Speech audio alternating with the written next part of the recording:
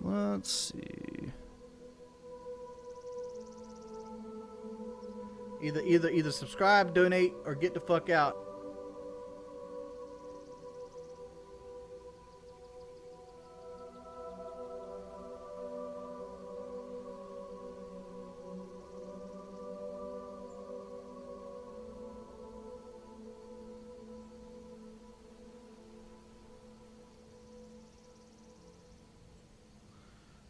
Spooky Cerberus with the tier 1 membership. Appreciate it, man.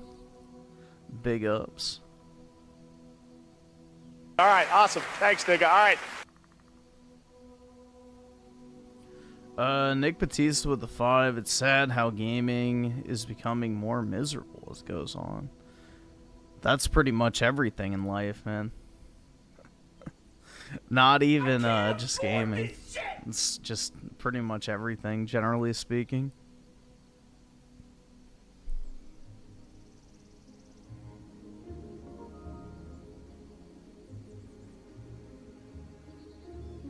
And Juan with the 2. Brad Cooper is pregnant now. BRB, play sad music. Yeah, it's gonna be a mixed race child too. Even worse.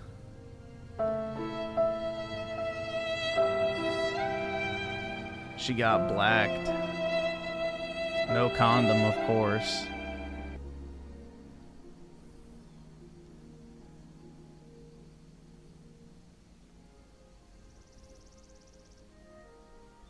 Can't wait for Griffin to marry a black woman. That's probably never gonna happen.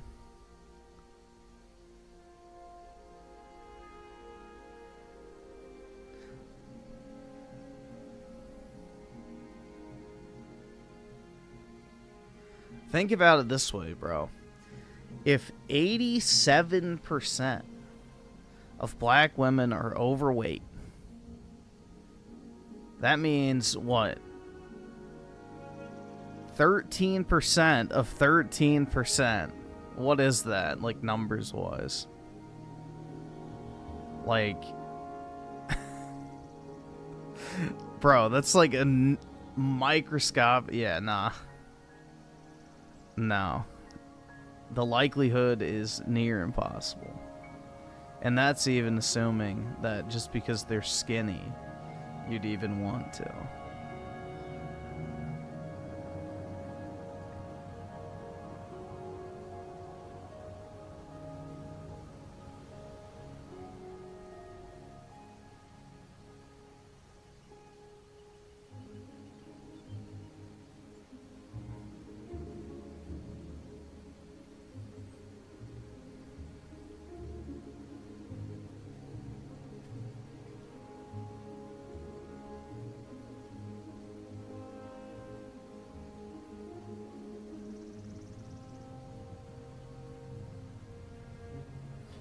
Realistically, you know, since they're not, I mean, the game looks like it runs at the typical Rockstar 24 frames per second, so it'll probably be fine on the Series S. Just like with every modern Rockstar game, it's visuals over everything else, you know. It'll be just pure, you know, focus on graphics, and that's everything. That's it. It's gonna be the same shitty gameplay, same repetitive fucking gameplay loop, and just, you know, way too much obsession over graphics. That's it.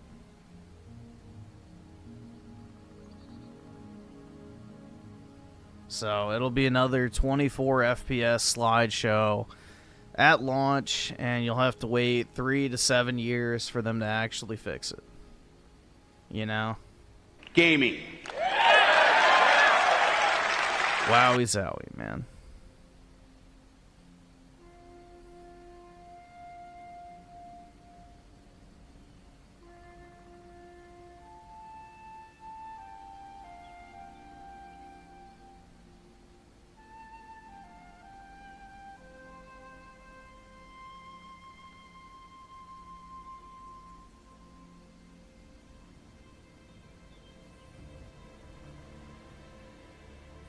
Yeah, I bought a 5090. Just hasn't arrived yet.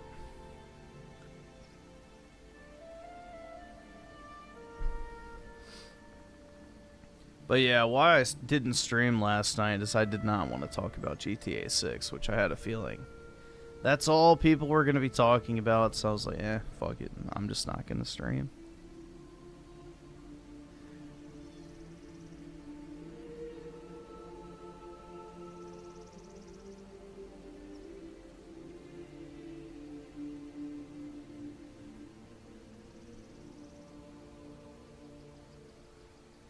I dropped Expedition 33. I dropped Expedition 33. I don't think I'm gonna finish it. I'm like, what? 15 hours in? I really don't have a desire to go back to it.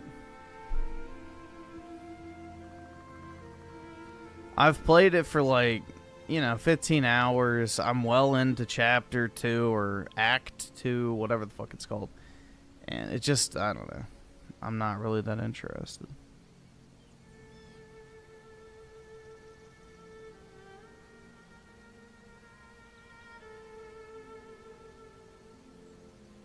No, if it was normal turn-based, I'd probably finish it.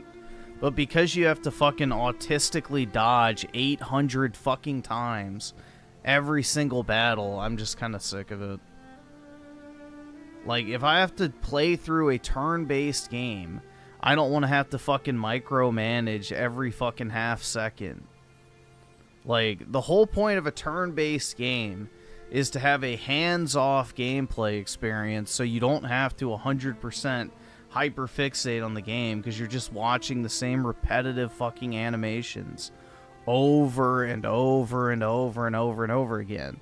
So with a normal turn-based game, you can just kind of zone out after you pick your attacks or whatever. But with Expedition 33, like, enemies can attack 9 times in a row, and you're having to fucking dodge like 30 different attacks within those 9 attacks, or you're having to parry or jump, dodge. Like, it's just way too fucking annoying. Like, honest, I really don't enjoy the combat. If it was normal turn-based, I would probably finish it. But I just don't fucking like having to actively sit there and manage the same animations over and fucking over again. Like, it's just not fun. I don't like it.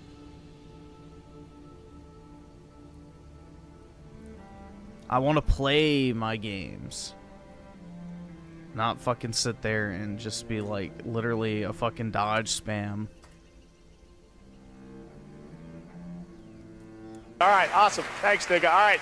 All right, awesome. Thanks, nigga. All right. I mean, that game is less about actually attacking. Like, pretty much every single boss, or not even boss, enemy in that game, the most viable way to deal damage is just to fucking perfect parry. Like, you don't even need to attack because the perfect parry does way more damage than any of your fucking attacks. Like, it just... I don't like it. Genuinely. It's not fun. So, I don't want to fucking sit there and hit parry 35 times in between selecting attacks. Not fun.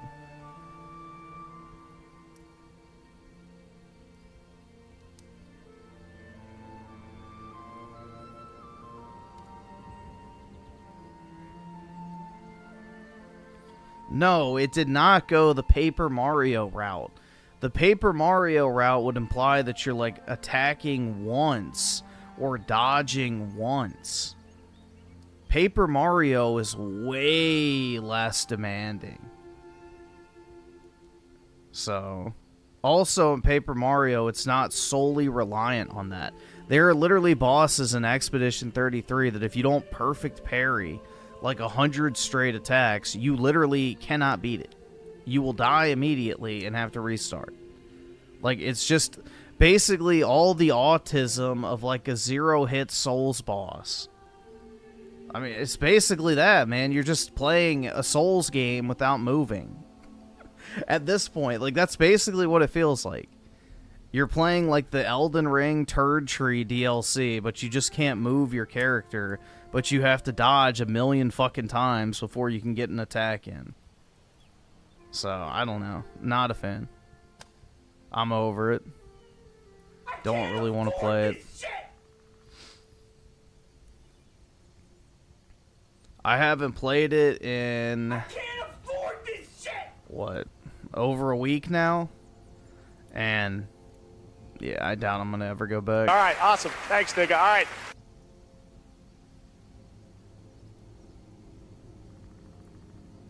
GTA All right, 5 awesome. is Thanks, the nigga. All right. least repetitive game you played. Bruh. Nigga, you ain't funny. That's not true. Maybe you're just boring as fuck and lame as hell. Cause only lame niggas say that shit. Oh my god. Yeah. My guy. GTA 5 is one of the most copy-paste, lazy fucking gameplay experiences to ever fucking exist. They're using the exact same gameplay since the fucking PlayStation 2. You drive around the city and that's it. And maybe shoot some people. Come on, bro. Stop. You can say GTA has a fun sandbox and all that type of shit, which I understand. But GTA 5 is one of the most copy-paste, repetitive fucking games on the market. You can enjoy the sandbox aspect. I acknowledge that that is actually well done by Rockstar. But the actual core gameplay loop for the campaign, trash, bro. Same copy-paste slop over and over and over again. That's been a thing since GTA 3, just way less fun in a lot of cases.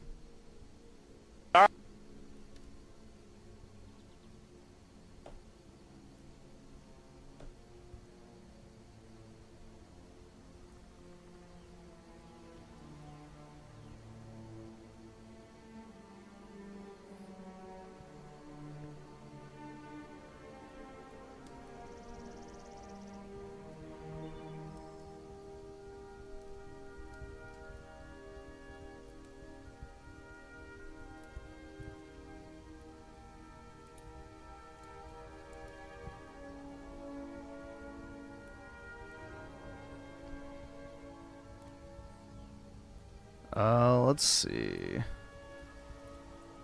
So Slick Rick with the 5, the Pajit, Electric, Boogaloo has commenced. No more scam call. Yeah, I heard India's internet's out right now, right? Gaming. Yeah, I heard that they're like... things are heating up between Pakistan and India, you know? It would be a real shame if it went on for a long time. And DJ Aftershock with the 5, who's ready for 7-Eleven versus 9/11. Ready for SAR Wars. The Phantom Plumbing, followed by Attack of the Toilets, Redeem of the Seek, and Colon Wars. Yeah, I like the 7-Eleven versus 9/11. That's a good comparison. Literally. Muzzies versus I don't even know what is like their main god, Shiva. I have no, the cow worshippers. But yeah. Yep, Pakistan and India both awesome. have nuclear Thanks, nigga. weapons. Yeah, I saw like some meme today where it's like when, you know, it was like thousands of years of shit gets vaporized and re-enters the atmosphere. It's like, oh god, yeah, true. When the Ganges gets hit with a nuke.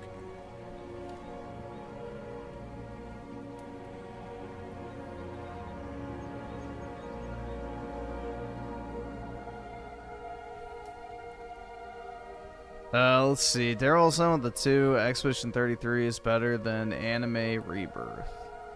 I'm not familiar with that, bro. But yeah, I guess it's better than anime. Nick with the 2.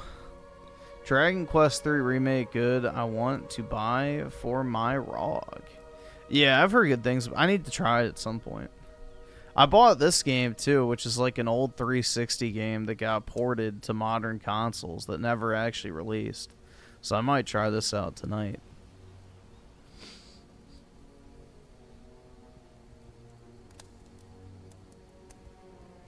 But it's basically like an old God of War clone that never came out, and I guess somebody bought the rights to it and released it. So. Bamham Yum with the 5. They pay, we play. That's right, dude. Gaming. Xbox Master Race, baby. Hell yeah. And Nero Redwood with the 5, hoping to finish Doom Eternal before next week. Oh, you should be good, bro. It's not that long. Can't wait for Dark Ages, hoping it's good. Apparently, it's a prequel game. Makes sense. Yeah, it is. It's a prequel to, I think, the entire Doom series. So, yeah. I mean, not that the story's really that important at all, because... Shut the fuck! Don't you fucking tell me to my face to shut the fuck up! It's like basically the rule of cool. It's just there to have you shoot shit. So, not really anything complicated, I'm sure. But it does look like they're trying to expand the story more this time around, which may be for better or for worse. And Johnny's with the 5, and Claire Obscure Expedition 33 is the turn-based system like the active time battle system in Chrono... No. So, basically, the best way I can describe it is think Persona, but instead of just sitting there and watching the animations play out, you have to actively dodge, parry, and jump over certain attacks. So, basically, it's literally all the boringness awesome. Thanks, of nigga. All right. the Persona combat system, but with autistic tiers of real-time management when it comes to blocking, dodging, and jumping over attacks. Like, genuinely, there will be times where you will have to parry, like, 20 to 30 attacks in one turn, and that's normal. So, just think that it's not like, it's kind of like Paper Mario, but way more involved. Way more involved. The best way I can describe it is it's almost a Souls-like mechanic, where you're just standing there dodging and blocking and parrying, whatever it might be, until the enemy, you know, ends his fucking attack cycle. It's almost like you're playing Sekiro, but just not moving. That's almost like the best way to describe it. It's almost like playing Sekiro, but you're not moving. You're just standing there, perfect parrying and dodging the entire time. And then that's when you get to maybe get your attack in.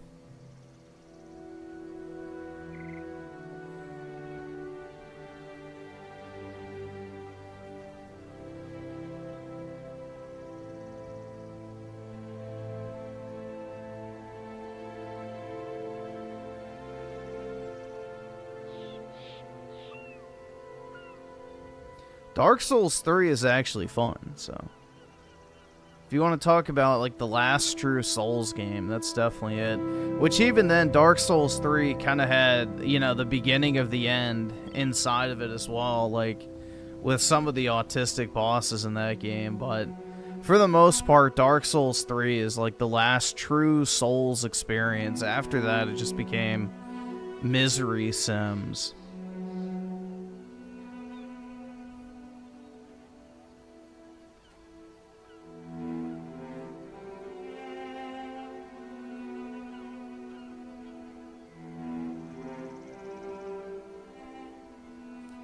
OJ Simpson Gaming with the 5, GTA really is copy and paste slop. Oh wait, slap a new number on it. The game, unless you like the story, the gameplay is garbage, so fight me. I don't care. Well, OJ, that wouldn't be a good idea because we saw what happened to the last person who tried to fight with you. But, yeah, I agree, man. It's like literally drive to this mission. Okay, talk to this NPC. Drive to this fucking waypoint. Get into a car, maybe kill a few people when you get there. Get into the car, drive to the next location. Oh no, the cops got you. Now you got to drive around in order to lose the cops. Well, now you just went a few miles out of your way, so time to drive back to that waypoint. Oh no, the car took too much damage, so now you have to restart the entire fucking mission. Get ready to drive again. Oh, you completed the mission. Now it's time to drive to another waypoint. Oh boy, man. But gosh dang it, I've had so much fun playing it. Wowie zowie, dude. Amazing. Such an innovative and exciting gameplay loop, dude. Not only will you encounter the same shitty gameplay that's been present since the fucking PlayStation 2, but also you get the same shitty driving as well. Because in a game that's all about shooting people and driving cars, let's have some of the worst third-person shooter gameplay and some of the worst driving mechanics in the entire video game industry. Gaming. But hey, at least the graphics look good, dude.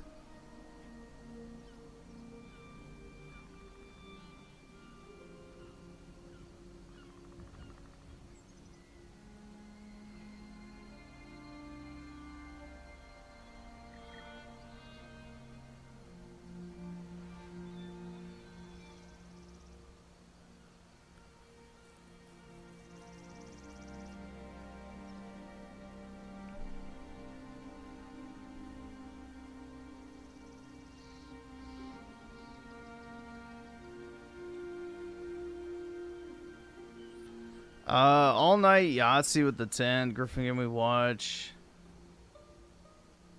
Serial Experiments Lane predicted every... I have no idea what that is. Let me see.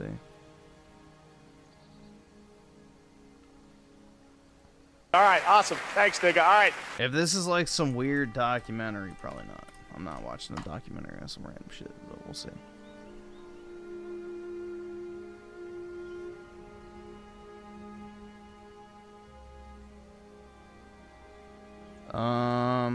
I guess it's some anime slop looking thing.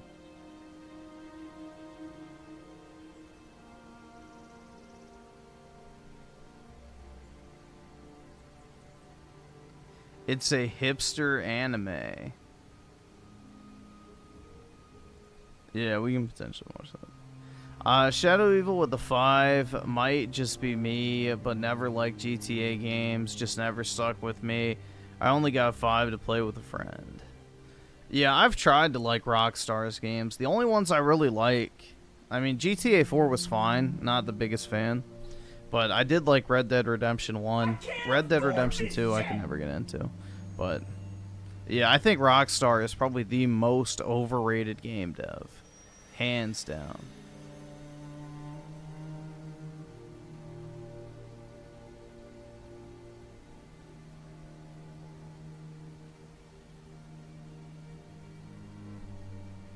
Rockstar is like the only game dev that somehow, you know, is glazed to infinity, but has genuinely some of the shittiest gameplay in its respective genres. Like, at least Naughty Dog, you can say the third-person combat's not terrible. GTA 5 shooting is genuinely shit. Like, you have to fucking spam whatever triangle to sprint. Like, bro, what fucking decade is it? What decade is it? Like, genuine question. Rockstar is one of the laziest fucking game devs on the planet. They're still relying on lock-on auto-aim in 2020, bro. Like, come on.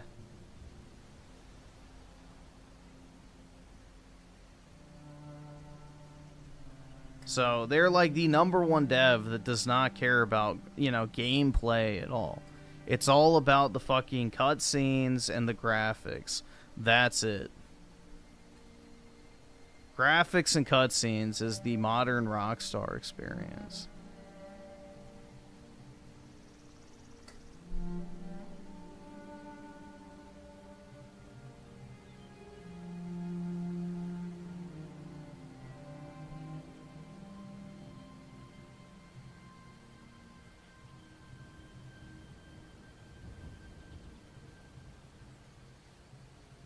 They added the option to hold sprint now, though, after a decade. Oh my god, bro. Rockstar truly innovating the genre.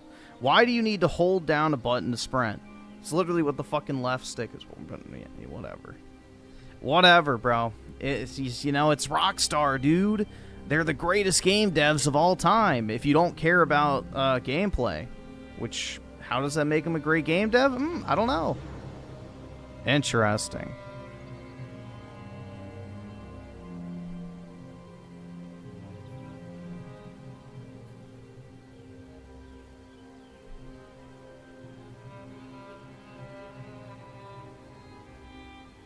Their games aren't movie games?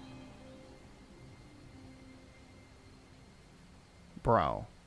You're telling me that the driving for 15 minutes from point A to point B is not filler? Come on. Come on.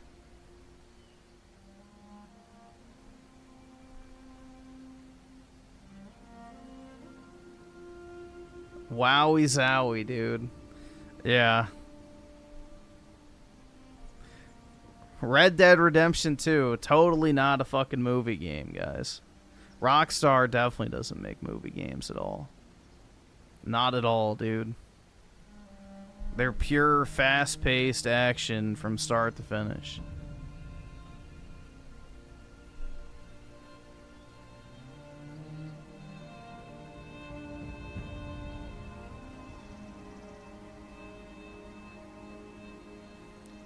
They're also the 2, I hope, 33 wins game of the year, so Griff can cry about it. I don't really care if it wins or not. Most likely they'll give it to that fucking, what's the, the Ghost of Sushi 2 game. I can't remember the last part of the name. Whatever the fuck that shit is, they'll give it to that because it's, you know, my female lead. And then 2023 Perfect Dark with the 5. Can't wait for people who have I support India and Ukraine flags. Find out that India buys their weapons from Russia. Yup. Well, also, you know, all the main proponents of those type of fucking accounts, like the Stand with Israel and Ukraine accounts, are all Indian bots. So there's also that aspect, too. A lot of so-called conservative commentators, I'm sure, are going to be pretty radio silent on Twitter since India's internet's out. But, yeah. Griffin, you love movie games? I know, man. The less I have to play them, the better, right? Can't wait for Death Stranding 2, dude. Daryl's on with the 2. How's your date with Melanie Mac last night? Good. We went to the swamp. I will not explain further.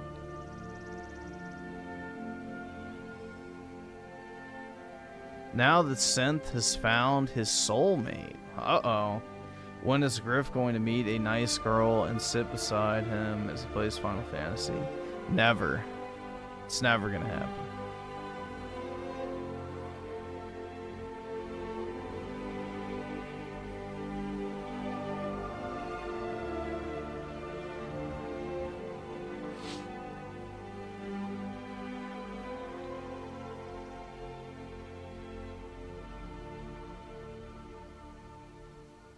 Life is Strange 2 was utter dog shit. Like, even by Life is Strange standards, it was dog shit. Like, the entire franchise is shit. But Life is Strange 2 was genuinely just boring as fuck. Like, it just fucking sucked. There's nothing even remotely interesting about it. Like, even the plot twist was fucking stupid. But the original Life is Strange, if you remove the first 3 chapters, is actually pretty decent, I will say. I think the story towards the end of the game was actually good. It's just the fucking slog of the first, 60% of the game that kind of ruined it. But Life is Strange 2 is genuine fucking just leftist propaganda bullshit with no fucking payoff at all. It genuinely sucked.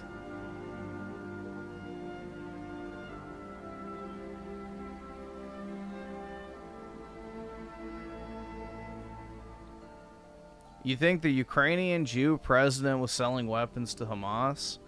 Do you think Jewish bankers in England were funding the Nazis?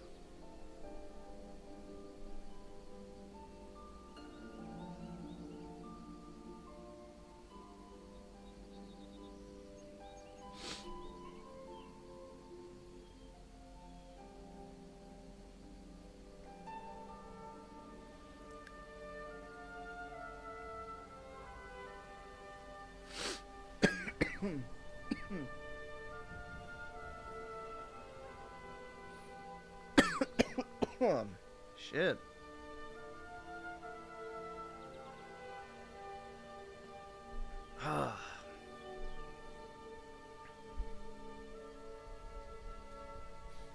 Yeah, I would play Expedition 33 on Game Pass. I wouldn't buy it. I regret buying it.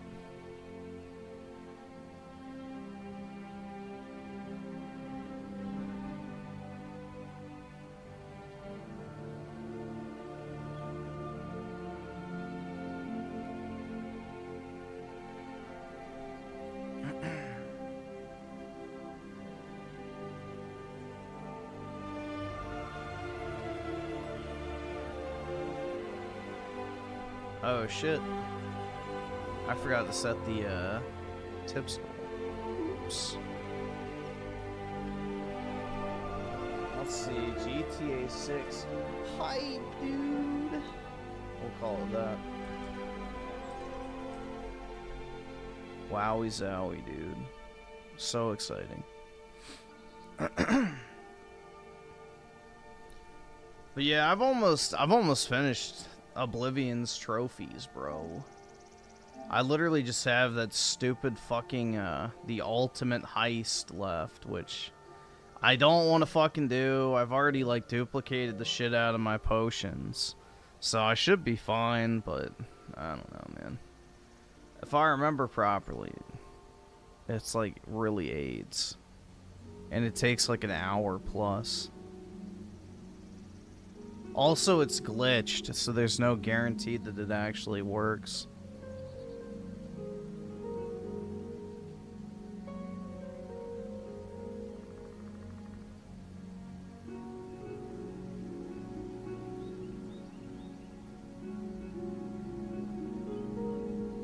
Nero Redwood with the 5. Doom Eternal is fun once I got a rhythm awesome. down during Thanks, nigga. combat. All right. I'm hoping Dark Ages doesn't have the annoying ammo restraint. It doesn't look like it will, but I have no clue, man. I hope so, too. The less ammo management, the better, in my opinion.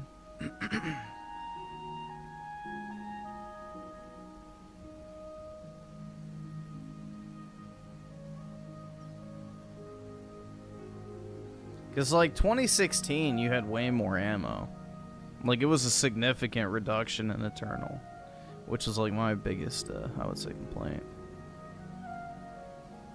Like, yeah, you had the chainsaw, but still, it just became kind of annoying.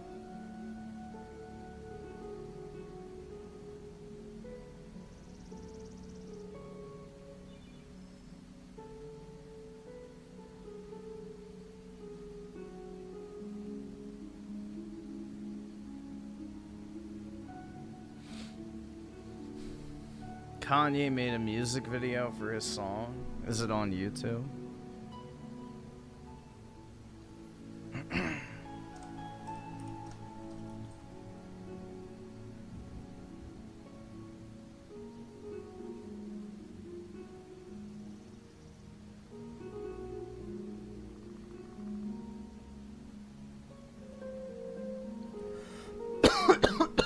I don't see anything.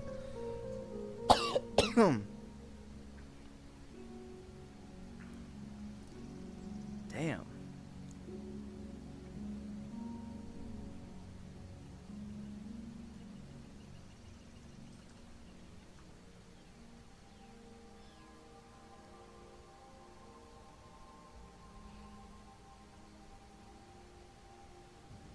Oh, I guess it got pulled down.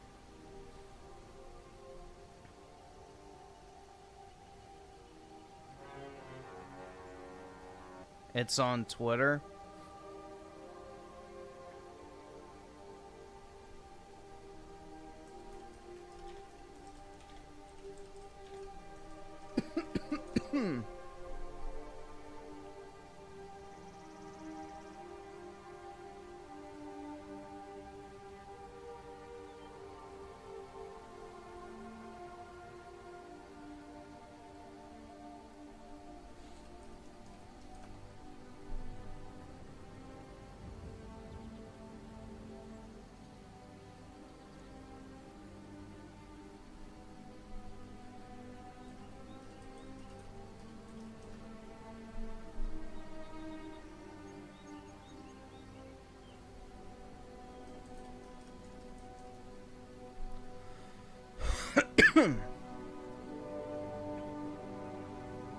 Let's see. It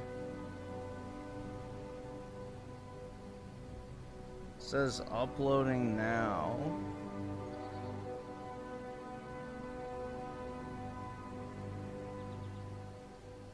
Is that it? Let's see.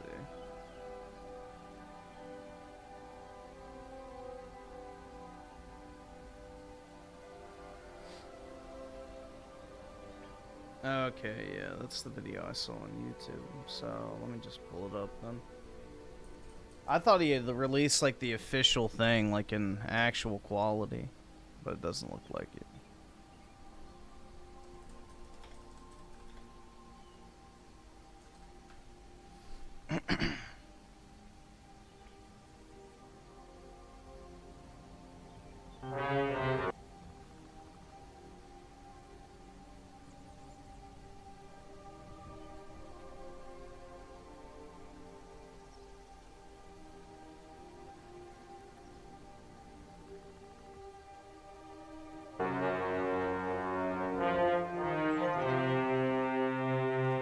Man, these people took my kids from me, then they froze my bank account. I got so much anger in me, got no way to take it out. Think I'm stuck in a matrix, when I fuck's my nitrous. Yes, I am a cuck, I like when people fuck on my bitch. The shit that I'm posting on Twitter, they telling me, hey, don't say that.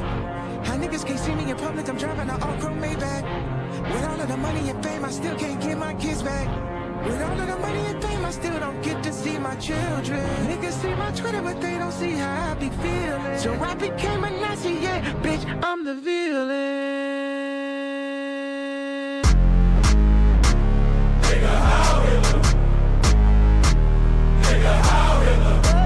They don't understand the things I say on Twitter. They don't understand the things I say on Twitter. All my niggas Nazis, nigga, how Hitler.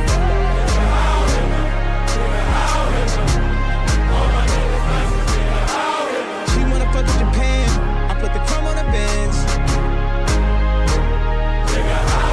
She reaching down in my pants, she got the world in her hands.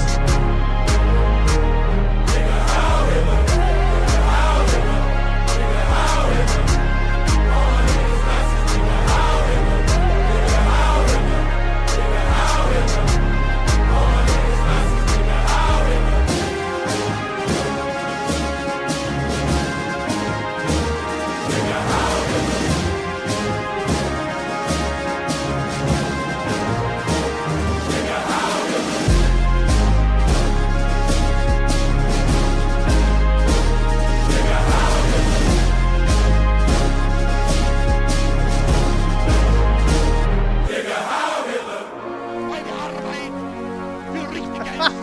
Ob du glaubst, dass ich fleißig gewesen bin, Bruh. dass ich gearbeitet habe, dass ich mich in diesen Jahren für dich eingesetzt habe, dass ich anständig meine Zeit verwendet habe im Dienste deines Volkes.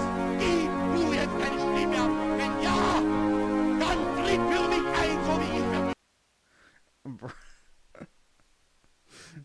Oh my god. Let's see what the reaction is. Go sing this in front of the Federal Reserve. Oy vey. 6 million likes. Yeah, exactly.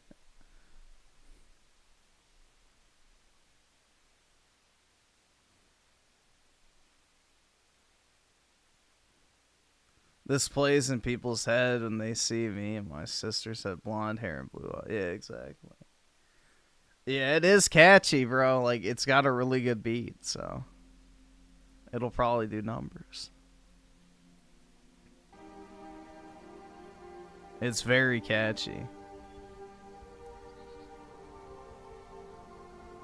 Yeah, that's because Piers Morgan is a good little Israel goy, so, you know, he wants to keep his ad revenue.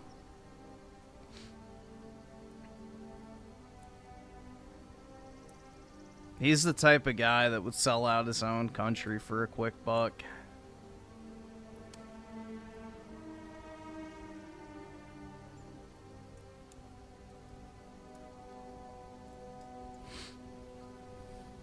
Yeah, hopefully the actual song comes out soon.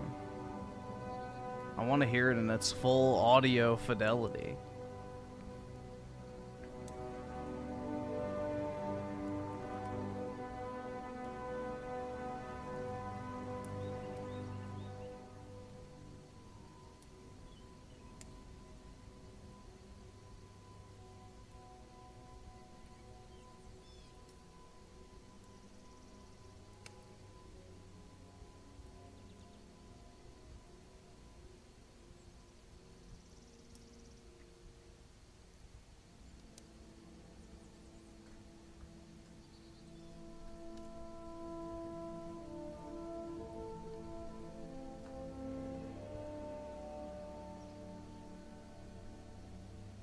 Thoughts on Pokemon investing long term? I have a lot of money in Pokemon investing, so I think it's good long term.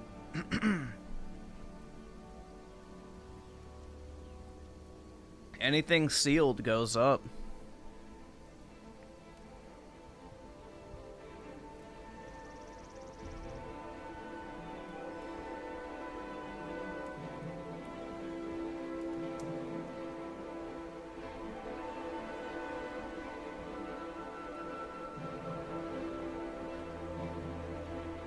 Well, no, Germany's gonna start having. I think Germany's gonna start having some troubles, because the thing is like, what, they tried to ban the conservative party over there, because they claim that it's the new Nazi party, and it's like the party that got the most votes in their last election.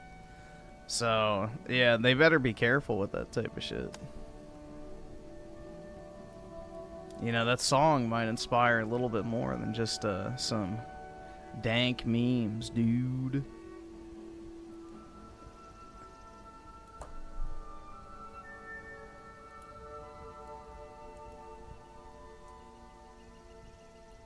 Cause like what, they tried to overthrow the Romanian election, which the guy won by like a pretty slim margin, I think. But now it was like a fucking blowout. So, yeah.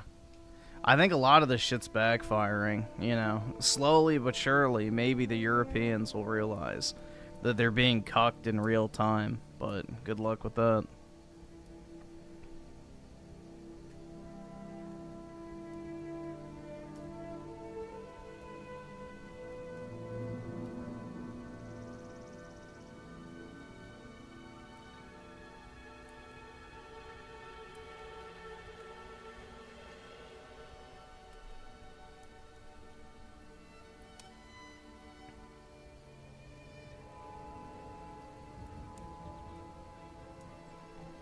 Let's see. Juan with the 23 months. What is this? Shame on all. Okay, yeah, we can check this out. I saw this earlier in my sub feed.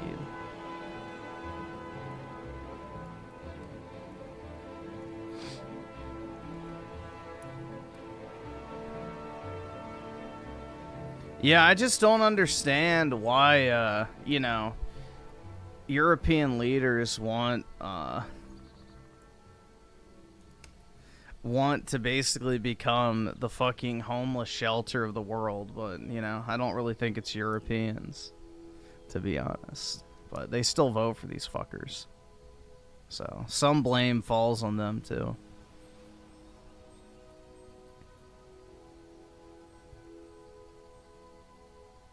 Looks like Senth exchanged Fuda for a fat chick. Uh-oh. Who's the lucky lady? If Kanye... He'd be arrested if he did that in Germany, bro. If you even mention, you know, Uncle H, you get arrested over there. It's crazy.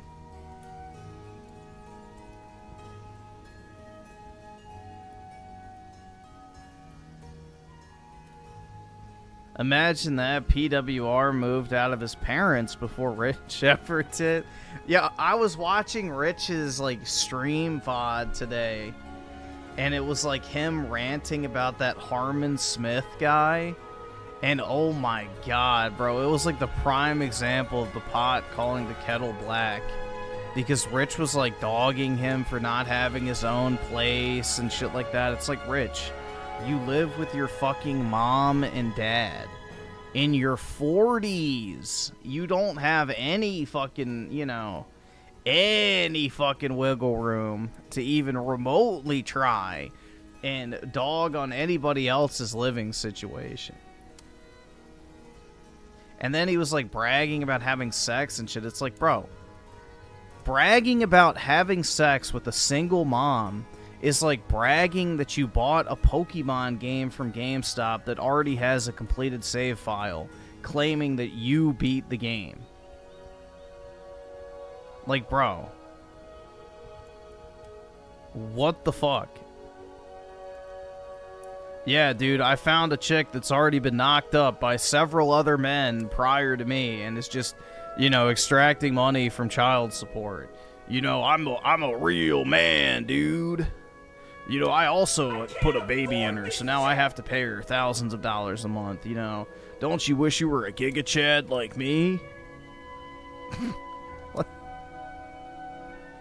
Oh my god, bro. Like, come on, dude.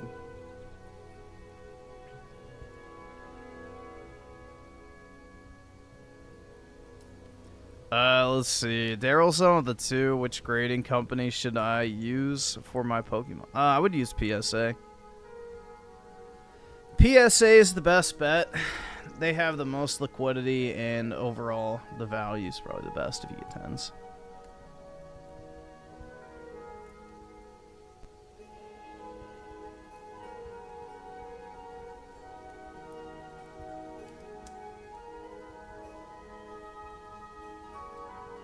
Wait, is he actually, like, alright. So let me get this straight. Is he just collabing with the VTuber chick, or are they, like, friends now? Yeah, I'd be careful about that.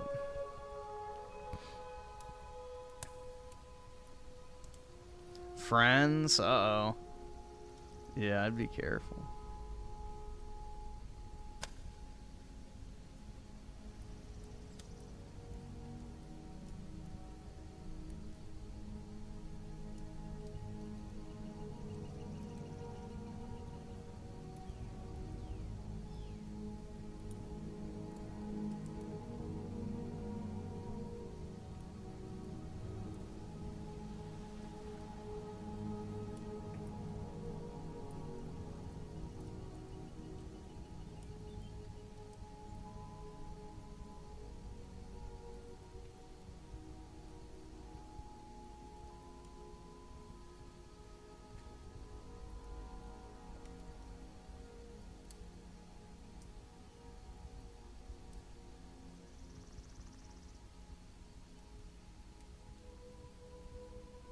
Is the VTuber chick hot? No, because she's a VTuber. I don't think anyone has ever successfully named... Like, I've asked before, but... Like, is there a single VTuber chick that's actually hot? I don't think so. The reason women become VTubers is because they're ugly. Otherwise, they'd just be titty streamers.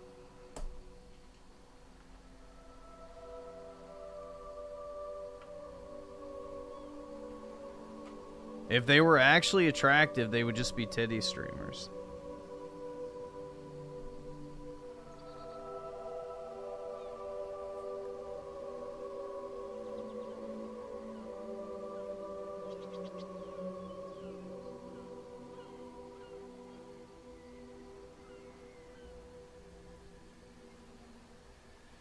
Tim Marco, the 279. Hopefully we get that base black guy as well.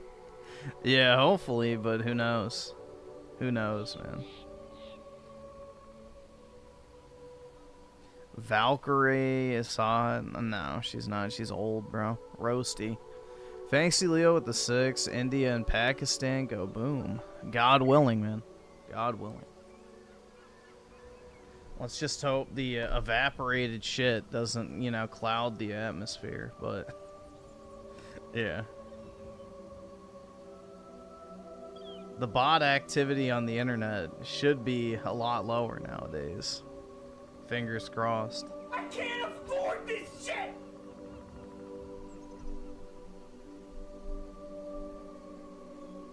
You're broke! You're fucking poor!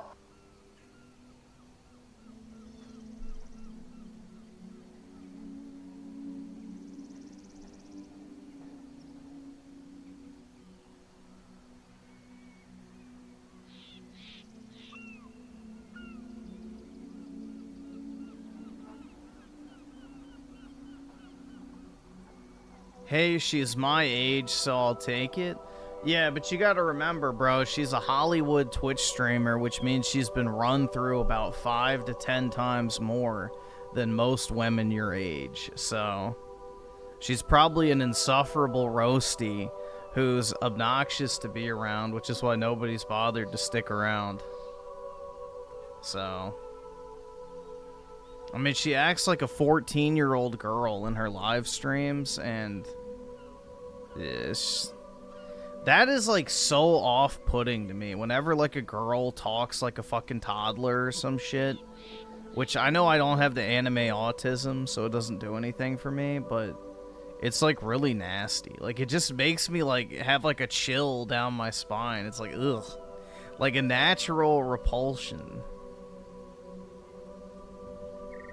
It's like literally the worst thing a woman can do.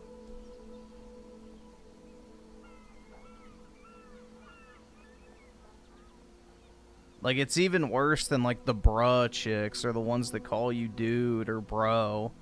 Like, that's already bad, but yeah, the fucking fake child voice is just disgusting.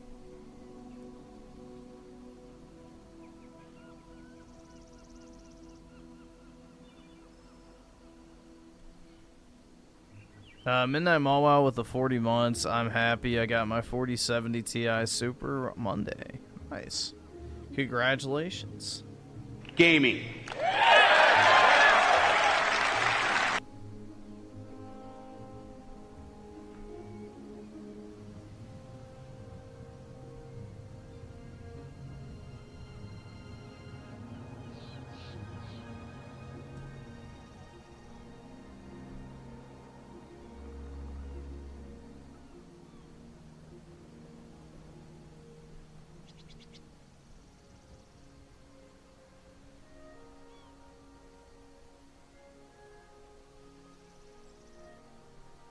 Yeah, I think, bro, if we could actually have guys stop making these whores famous and wealthy, we'd be in a much better world, bro.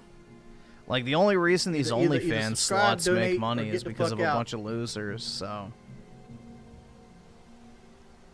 Pathetic men are what enable these fucking dumb whores in the first place.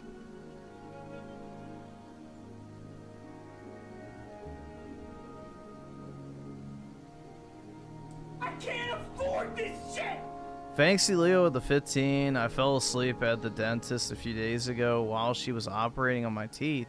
I have an appointment today as well. Yeah, I mean, it does. I will say it does feel good. Hopefully you weren't on the nitrous, but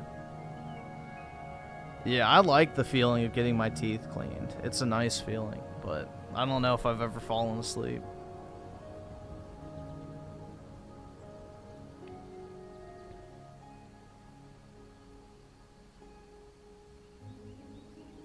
Dude, that's the thing. It's like, you should not give a single woman... Like, bro, there's not any reason on this planet that you should ever give a woman money unless you have a direct way to contact her. Like, unless you are already, like, calling her, texting her, whatever it might be. There is zero reason. Like, in any situation to give a chick money. Like, you have to make sure you have, like, some form of like, throwing money at a random chick on the internet that doesn't fucking know you exist is the biggest suckers game on planet Earth. They will keep fucking doing that shit for no fucking gain because the women are like, why am I going to give this guy attention? Because, you know, he's just going to keep throwing money at me thinking that I'll eventually give it to him. And then when he stops, maybe I'll give him a breadcrumb and then repeat the fucking cycle. It's like, bro, unless you have talked one-on-one to a girl, do not even consider giving her money or doing anything. Like, crazy. Absolutely crazy. Like, these Japanese guys, for example, that dump, like, fucking 20 grand on VTubers. It's like, bro, those bitches don't fucking care about you. They're contracted employees of a mega corporation, you dumb fuck. Congratulations, you just made some fat Japanese guy even wealthier. Like, it's crazy, bro. It's crazy. Or the OnlyFans simps that they think they're talking to, like, a real girl in the DMs, when in reality it's some fucking Indian or Pakistani that's running the DM account for her. Well, maybe not now, but in the past. So, yeah, it's, like, crazy, bro. Unless you've actually talked to a woman, you're going on a date or something like that, do not fucking spend money on bitches on the internet. They're literally just there to take your money. And a lot of times, it's not even them you're talking with, which is what's even crazier, bro. You're talking to fucking, you know, I don't know, Pramjeet in fucking New Delhi, who's LARPing as the chick you think you're talking to in your OnlyFans DMs.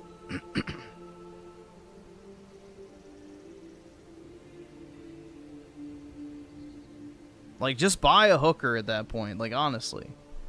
Just go buy a whore. You're already thinking you're talking to one. You might as well get something out of it.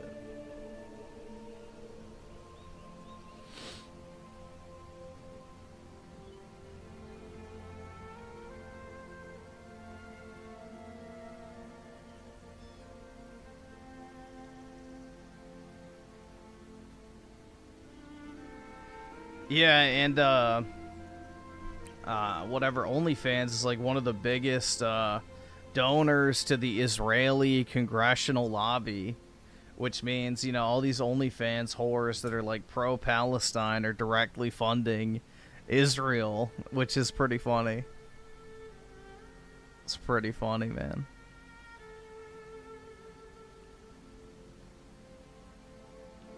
Thanks to Leo with the 6. I was tired as fuck after. Oh, okay. I guess that makes sense then. Yeah, I could see that. I could see that. Just leaning back in the chair, relaxed. Yeah. ACM 101 with the 5. Yeah, I have it. I have it. I was gonna try it out tonight at some point. And thanks to Leo with the 30. Yesterday, All right, I was awesome. servicing. Thanks, nigga. Shit, All right. just crashed. 7 inches? That's pretty big. Let's see. So yesterday, I was servicing a wealthy-looking fella. Uh-oh. At the wedding. Okay, that's better. I work in. He left me like $500. Turns out he is the owner of the place. He said to keep an eye out for a bonus on my paycheck. Alright, well, maybe I do have to ask, what type of service are we talking? But yeah, that's cool, man. That's nice. It's always a nice thing when, you know, you get acknowledged for good work. So, congrats, man.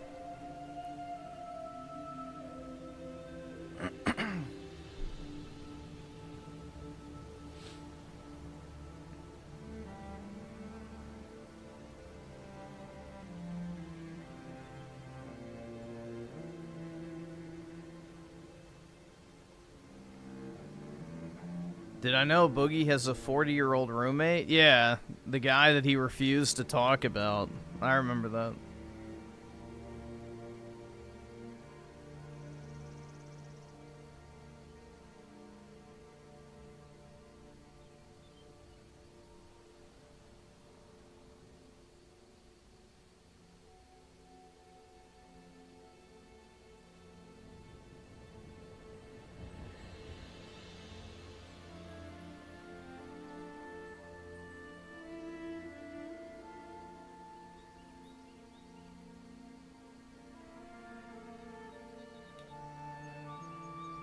Has India officially declared war yet? They've been at war with Pakistan since the fucking medieval times. I think, like, Pakistan and India have always hated each other. So, and thanks to Leo with the 15. That was my lore dump. Gotta go and start my day. Have a great one, Griff, and chat. AV, you can go suck dick. Well, I appreciate it, man. Have a good one. Big ups.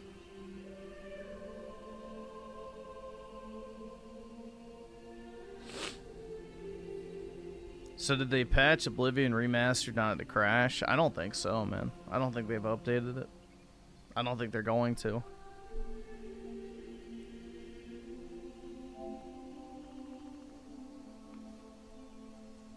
I think it's a one and done type scenario. It's been 84 years. I got a free trophy just for starting the game, dude. Oh my god.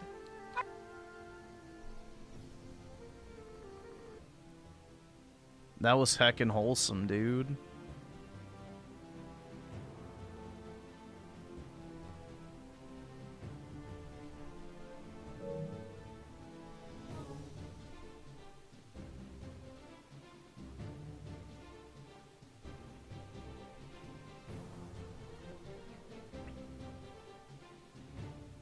Yeah, I'm dreading having to do the ultimate heist in Oblivion because it has a known glitch that basically completely prevents you from completing it.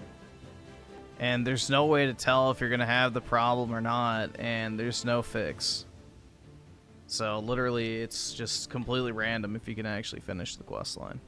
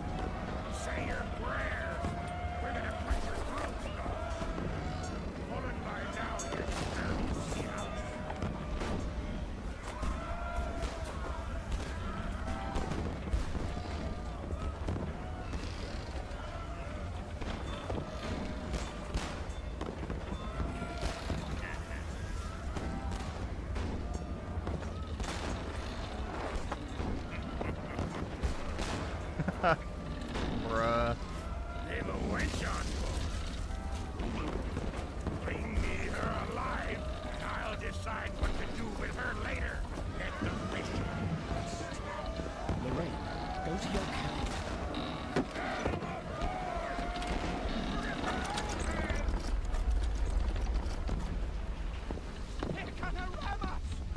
God save us!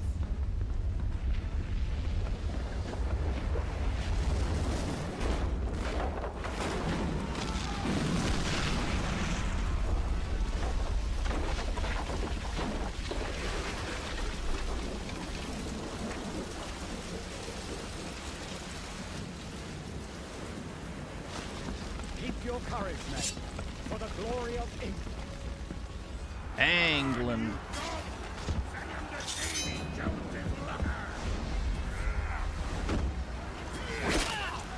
We're gonna get that big titty blonde, bro.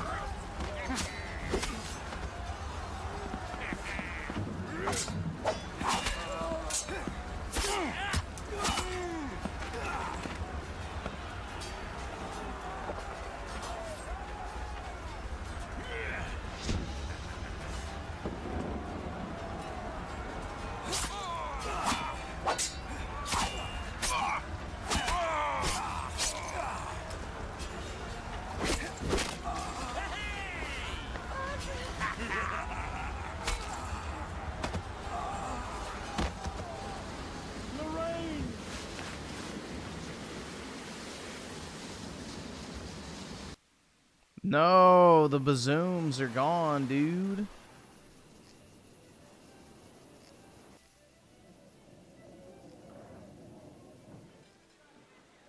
Hey, you there! Oh, rum! Shiver me timbers! So he's charging me with a hatchet. No chance to dodge it. Then he goes and trips over a hatch and boom! Crashes down. He gave me a nobleman's ring. Chopped off his beard. Don't you go spooking decent folks now.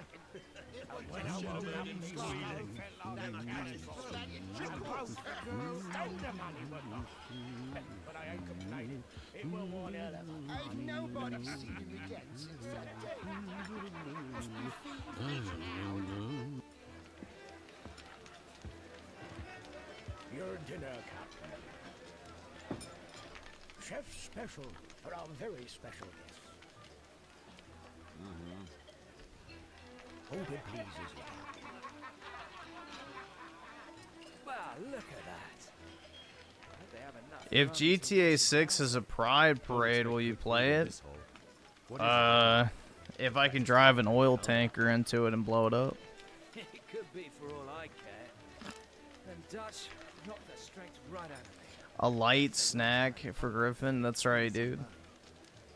Call that an appetizer. I might just have an idea. Captain, please. No talking business on the empty stomach. Plus, I ain't even spent half of what we made last time. You don't think I'd like a break too? We'll have much more gold than those Dutch raids. There's a war at hand between England and Spain.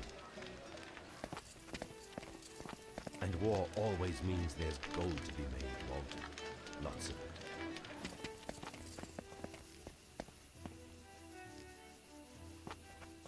Soon enough, all hell's gonna break loose. If we seize our chance, we'll return to England, rich as kings.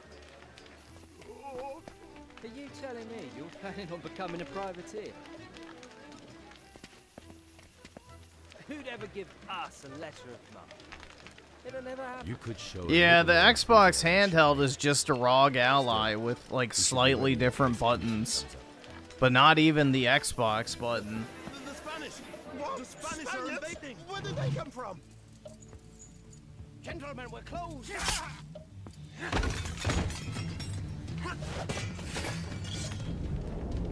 Walt, take a look outside. I'll deal with this scum.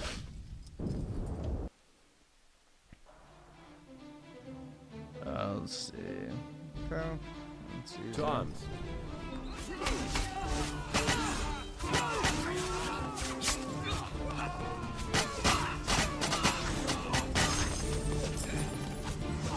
Yeah, it's just like God of War.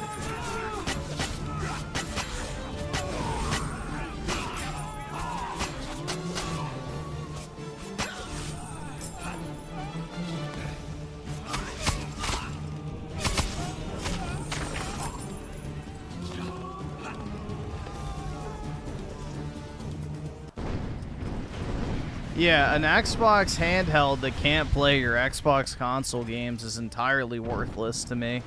The only reason I'd want an Xbox handheld is to play 360 games on the go. Otherwise, I have zero interest.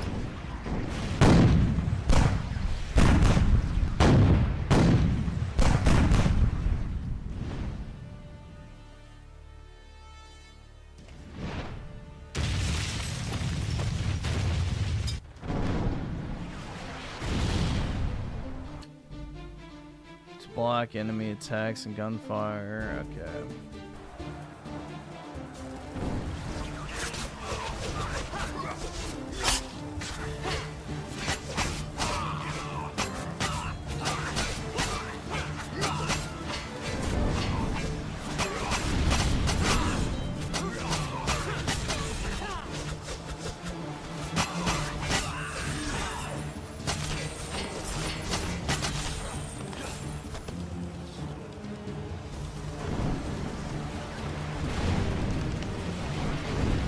This just screams 360, bro.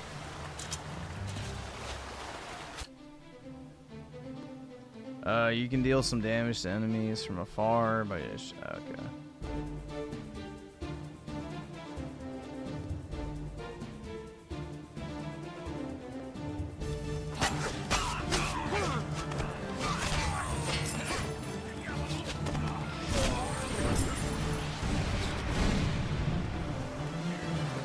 No, so basically what happened is this was developed in the Xbox 360 generation. It was abandoned and never actually released, so a company bought the rights to the game and is now releasing it in current year. So, this is technically a new game, but it was developed during the 360 generation. It just never released.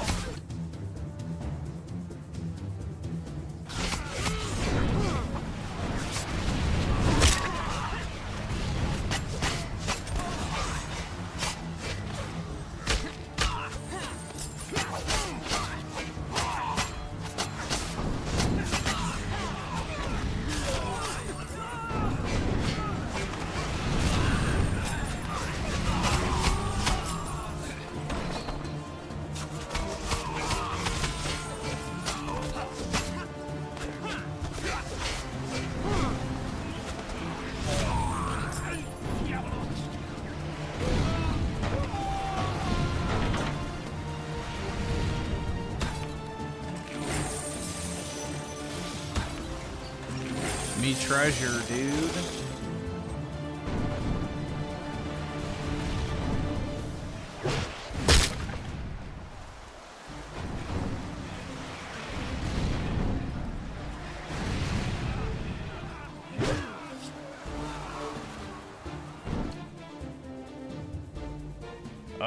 Let's see. Throw a grenade, press it.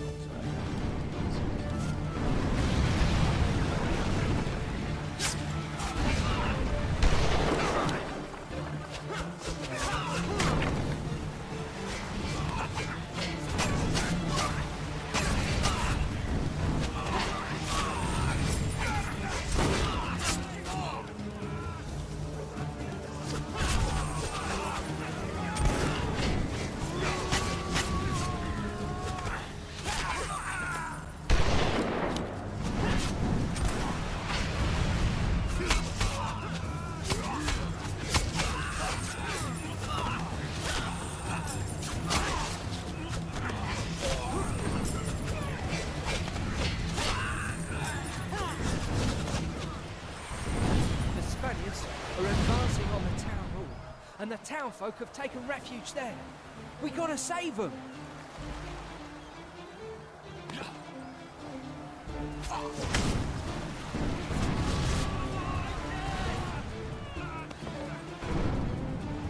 The Spanish are breaking down the door.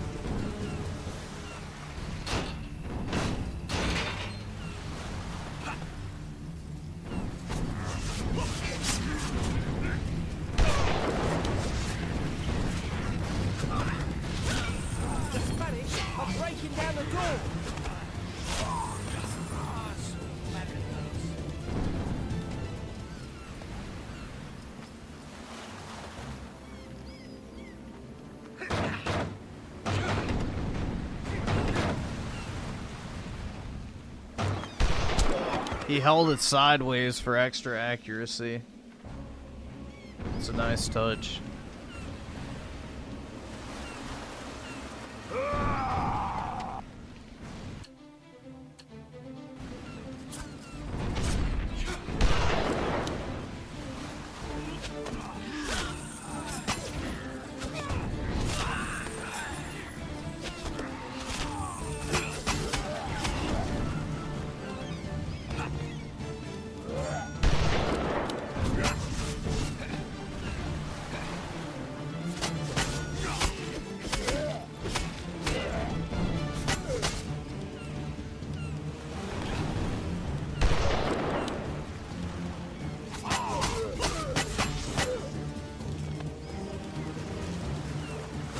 Wait, what? What do you do? What's the prompt? There we go. I hit something. I have no idea what button it was, but...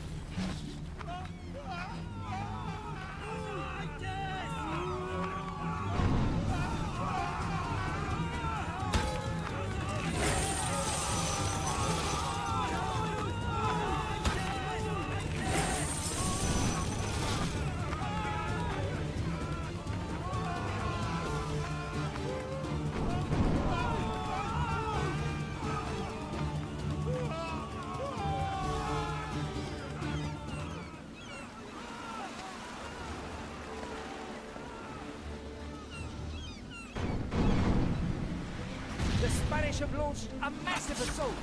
Get to the pier. Oh, shit.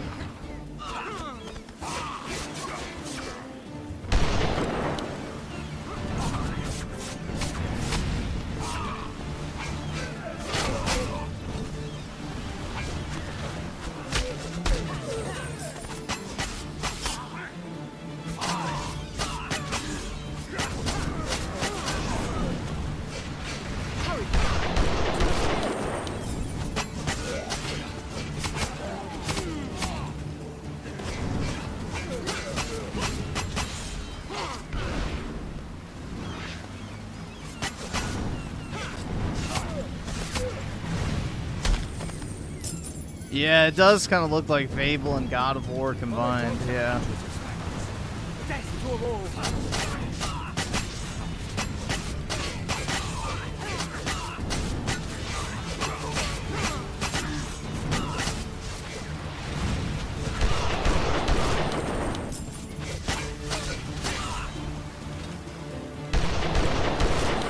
While we're wasting time here, the enemy's overrunning the town.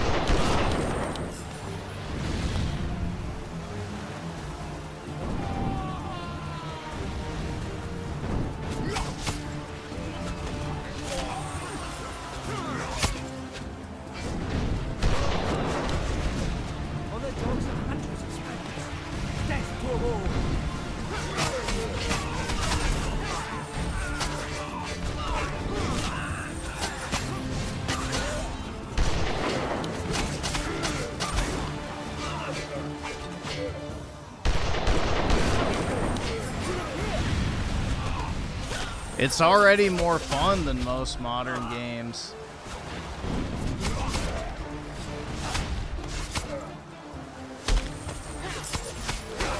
I miss these type of just like slop action titles personally.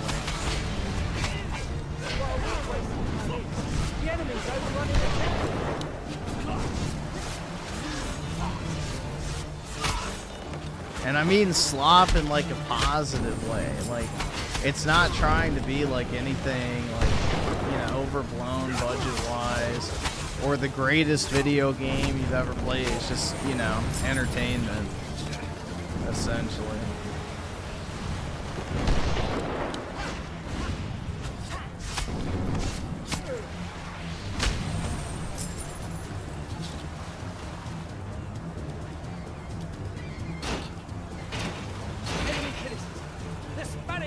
Oh shit.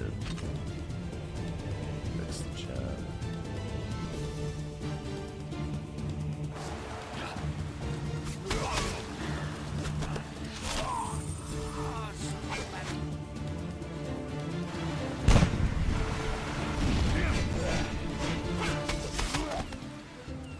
Getting closer.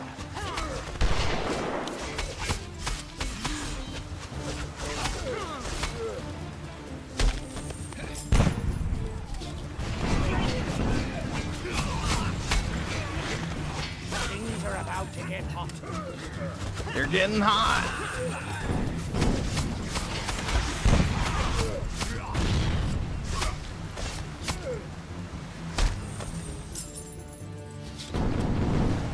We have to sink the vessel.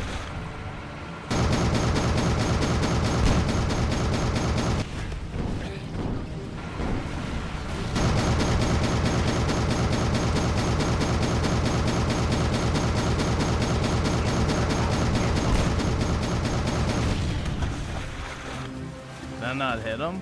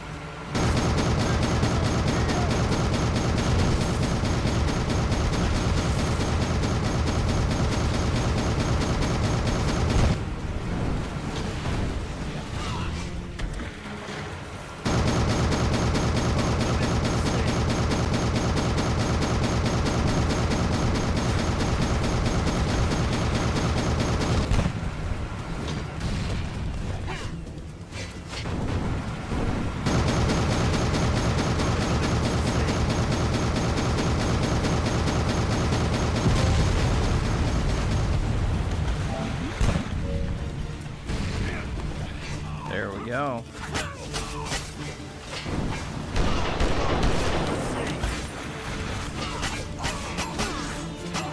I did something right.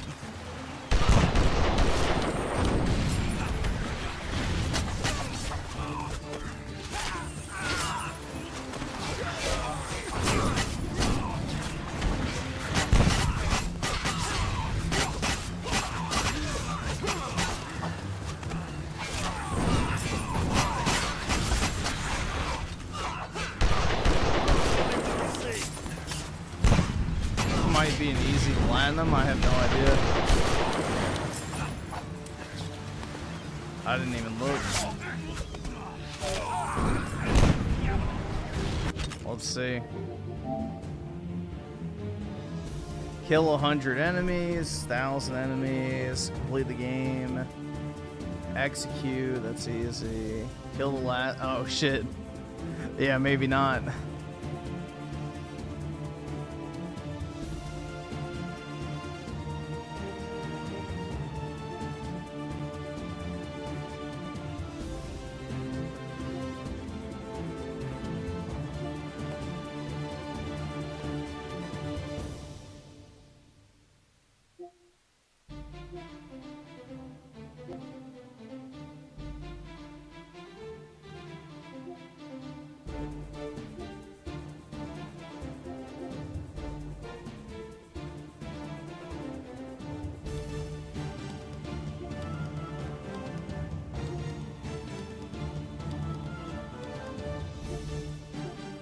Yeah, it doesn't seem like it's very easy.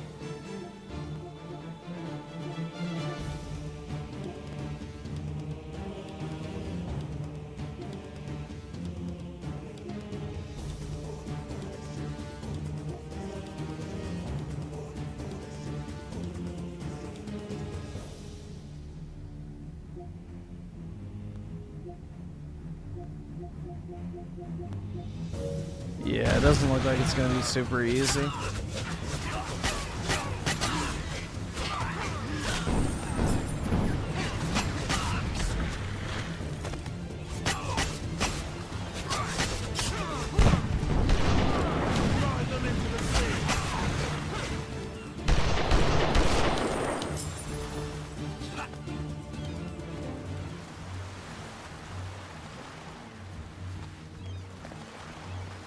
Yep, you don't play the game to have fun. You just, you know, play it to beat the trophies. While she's still in the harbor.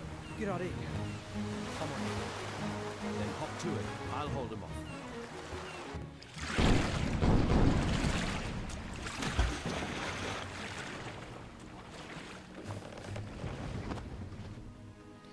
I don't really care about platinums, to be honest.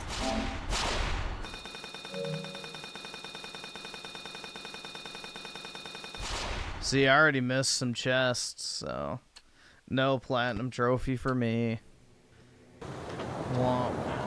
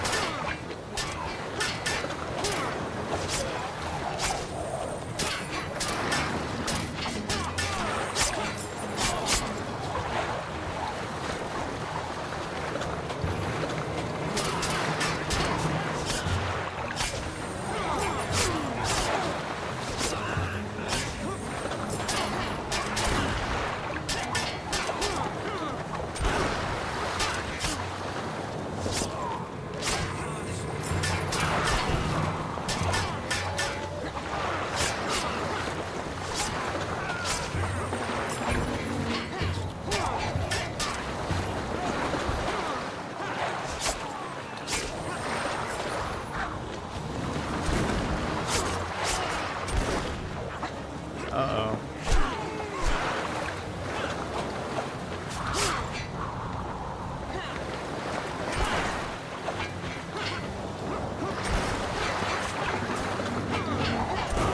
Quit running.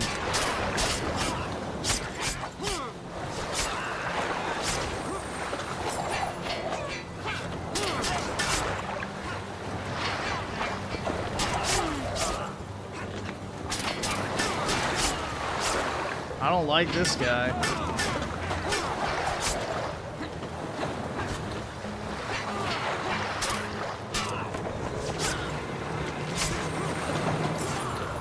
Oh shit. He's dead.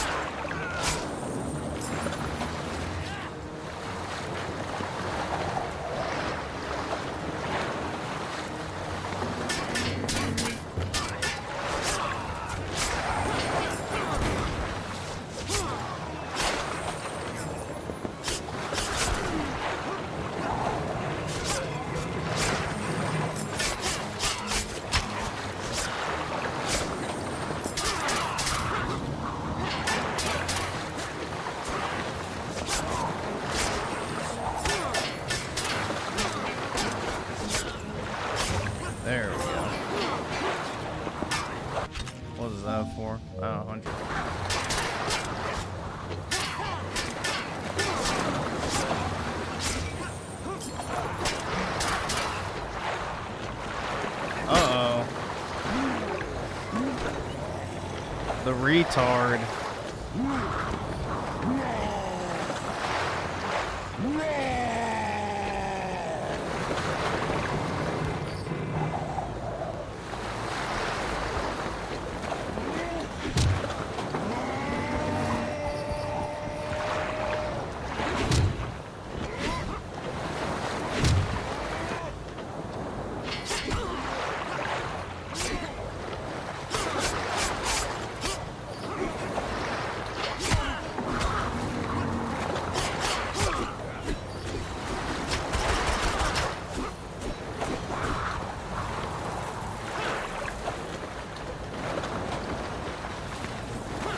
I guess you can't pick up those.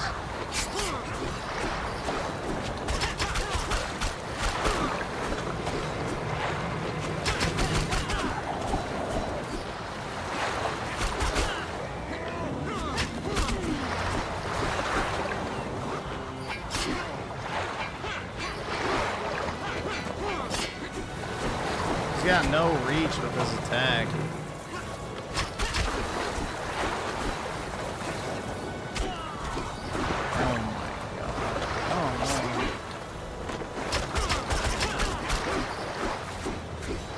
It's literally Dark Souls!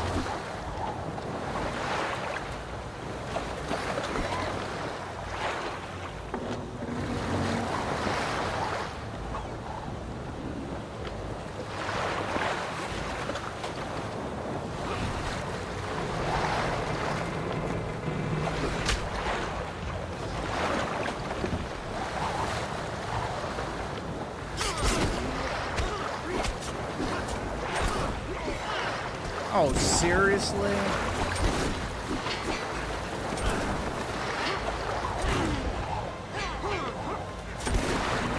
Bro!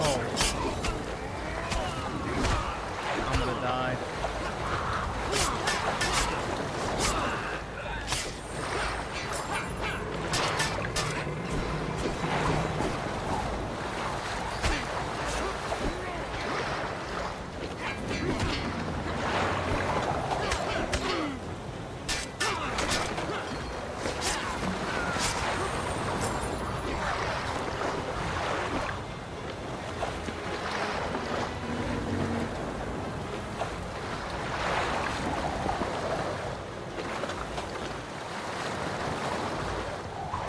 That fucking gun, dude, just drained my health.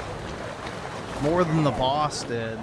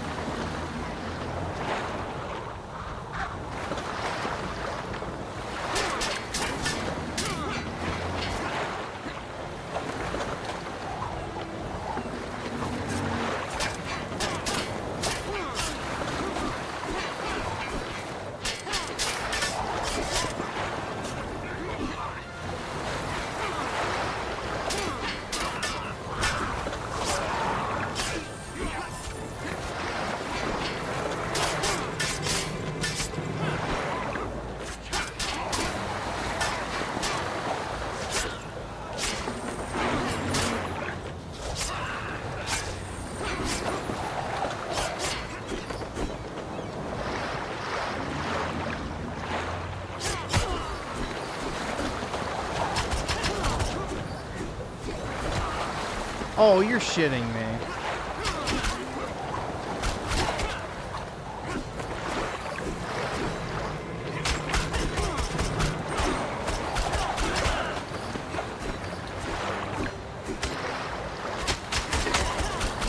Alright, you can't damage him any further.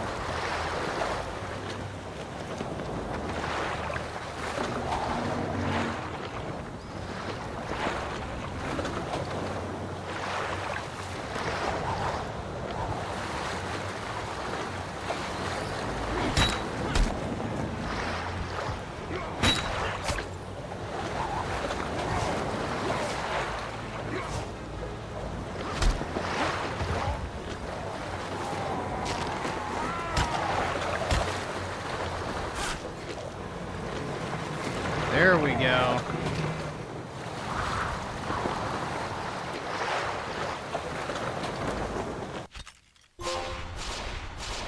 The bosun.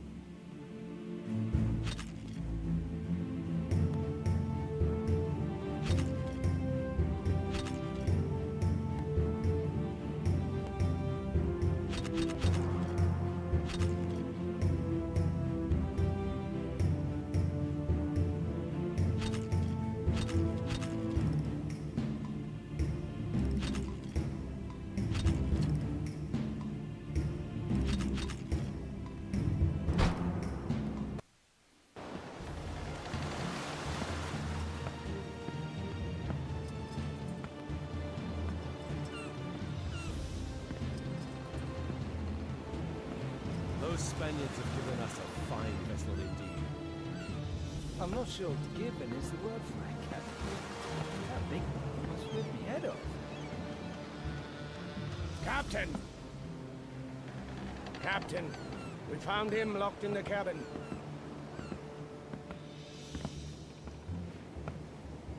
And who are you? Weldon Langford. I am military advisor to the British governor.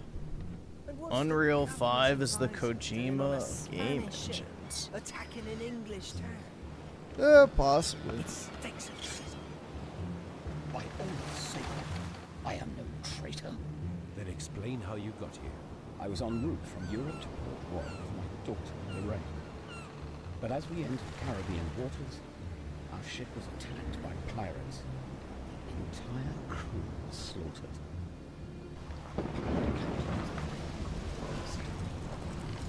He took me and left me to die on a sinking ship. Soon after, I was rescued by the Spanish.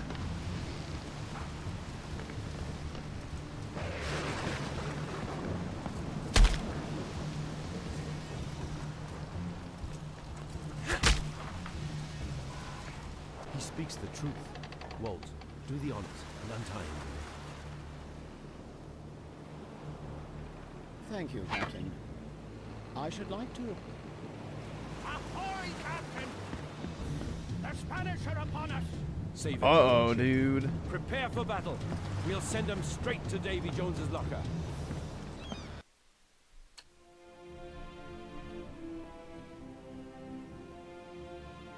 Enemy ship to starboard! Enemy ship to starboard!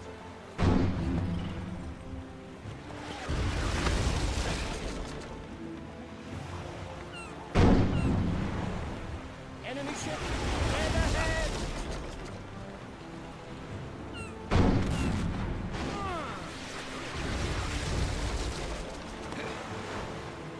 Oh, so you have to run around.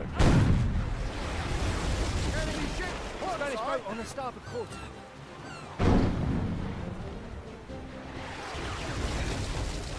Shit.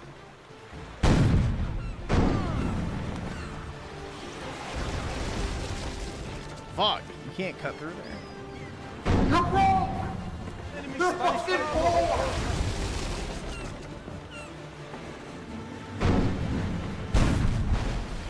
Nope, that missed. Shit.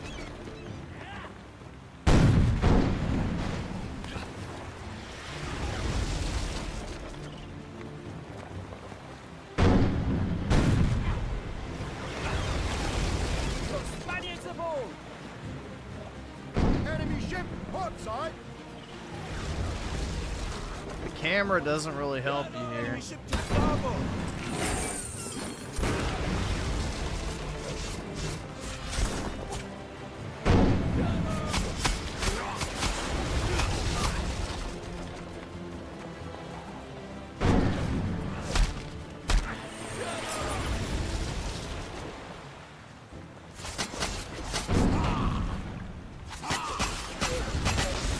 Rise them into the sea!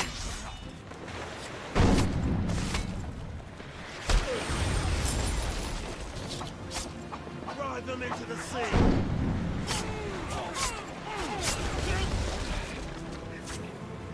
Enemy ship to starboard. Kill them all.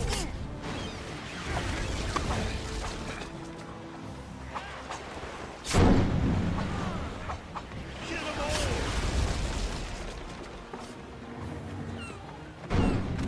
Enemy ship port side. That missed? Shit. Kill them all.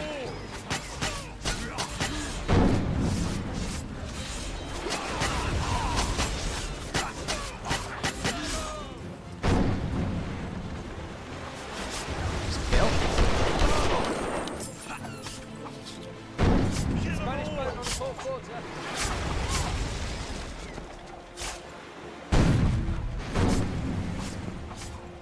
Kill them all.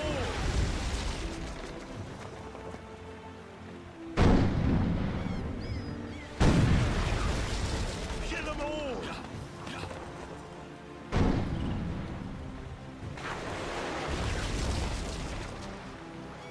Enemy ship port side.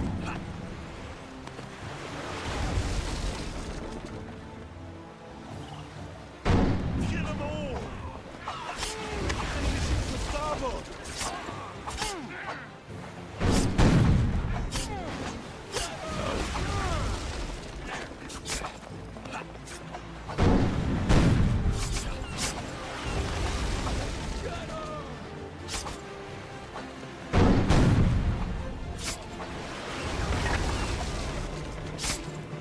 Kill them all.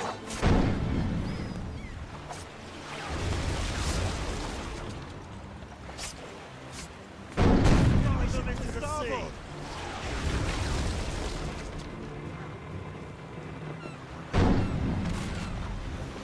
Kill them all. That missed? Damn, bro. Kill them all. Enemy ships port side. Oh my god, bro.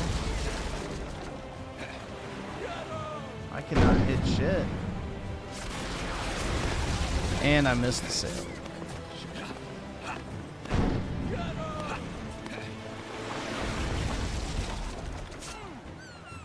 Spanish boat on full Enemy quarter. ship to starboard. I really wish you could rotate the camera.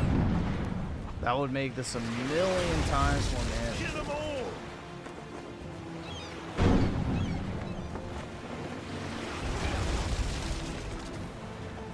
Drive them into the sea. Enemy ship. Alright, well I got the port side. sail at least. Drive them into the sea. Enemy ship to starboard. Kill them all.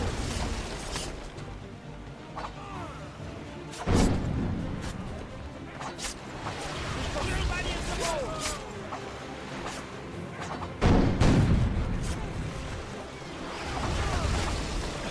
Kill them all.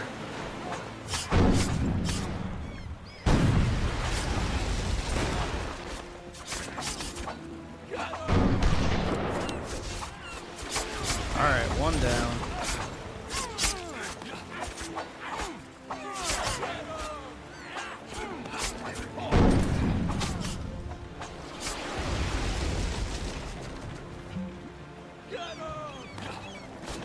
Oh my god. Quit fucking with me. Kill them all. Enemy ship port side. Enemy ship to starboard. Kill them all.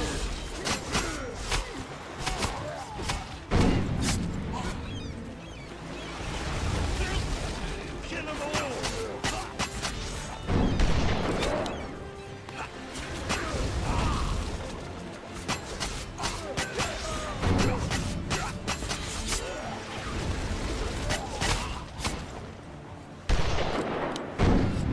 Kill them all.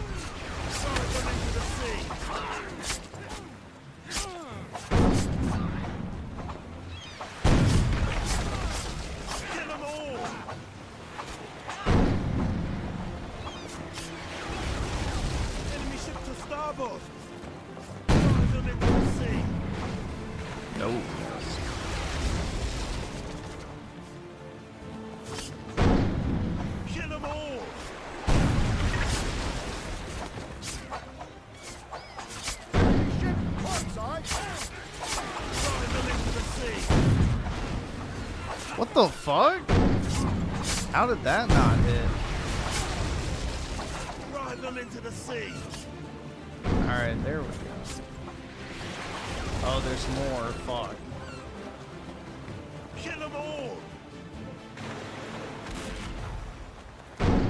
And I missed, of course. Kill them all.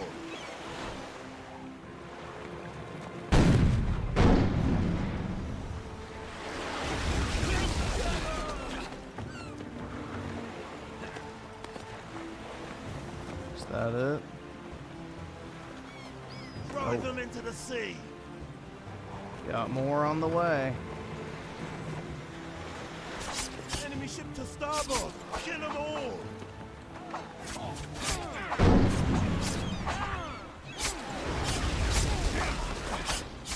Kill them all.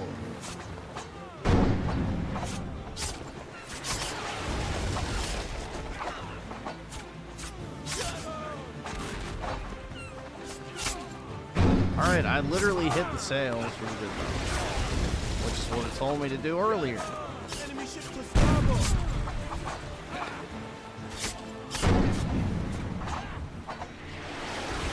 Kill them all.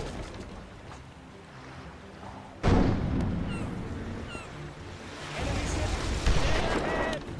Get 'em. Enemy ship to starboard. Drive them into the sea. Enemy ship port side. Kill them all.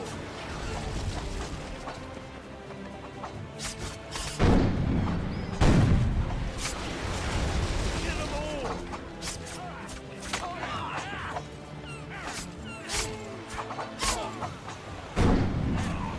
Kill them all.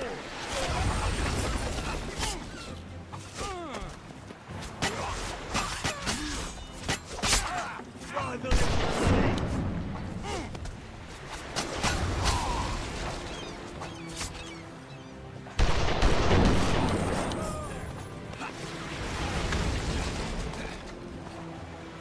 Enemy ship port side.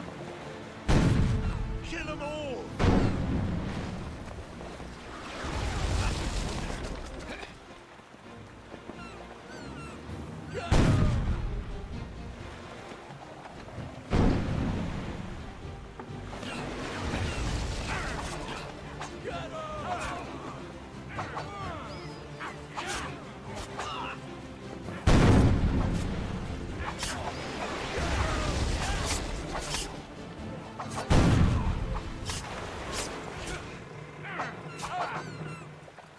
Kill them all.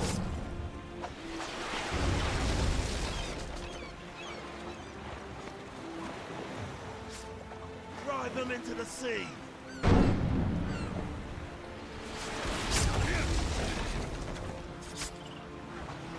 Drive them into the sea.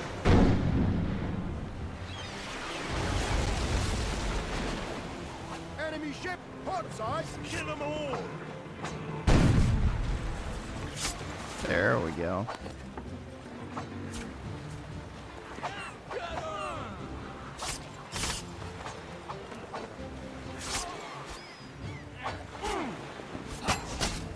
Drive them into the sea.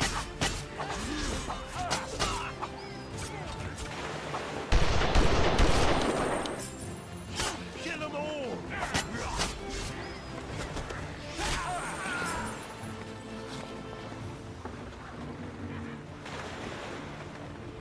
The day is ours.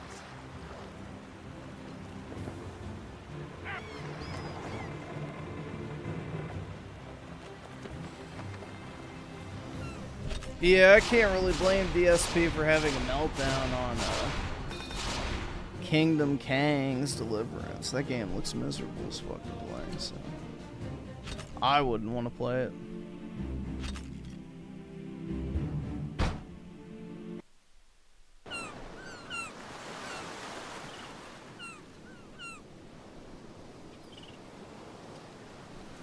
Chug Shucky Gaming with the 2. What's your opinion on GTA 5, Griff? I don't have one. I don't care about I it. heard crashing. Hopefully it gets canceled. Clashing swords. That's my opinion. Then I saw Yuke, I was most impressed by the courage you displayed defending Port Royal, which is why I have a proposal for you. I'm listening. I trust you haven't forgotten the terrible misfortune that has befallen me. I speak, of course, of my daughter's abduction by those blackguards. Their blasted leader is Captain Easton. He is a scourge of these islands, the devil incarnate. If anything were to happen to my dear Lorraine, storm.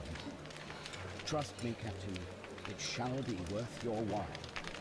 I promise 1,000 gold coins for her safe return. A handsome bounty, but this ain't no pleasure cruise. You're sending me and my crew into treacherous waters. I also have the ear of the governor. I will recommend you to him for a commission. I'm emo? I don't think so, man.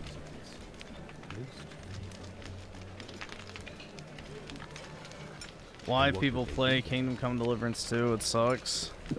They need a life simulator? I don't know. On our victory over Spain.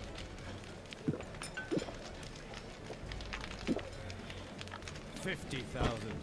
50. I ain't a man you want to haggle with, Lord Langford. Very well. I shall make the necessary... Give me my shekerinos, dude. I'm very pleased to hear it. Now, where do I find this Eastern? We have uncovered his hideout.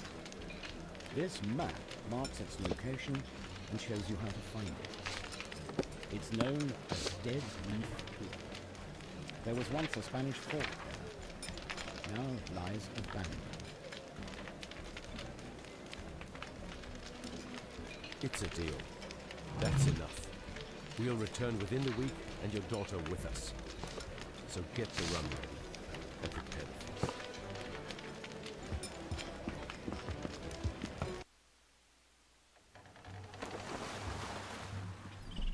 Almost there, Captain. Seems the advisor were right. What's the plan? I'll go ashore with some of the crew and look for Langford's daughter. You How stay many here times have I modded Skyrim? Keep an eye. Not once. But, Captain, you don't know what you're walking into.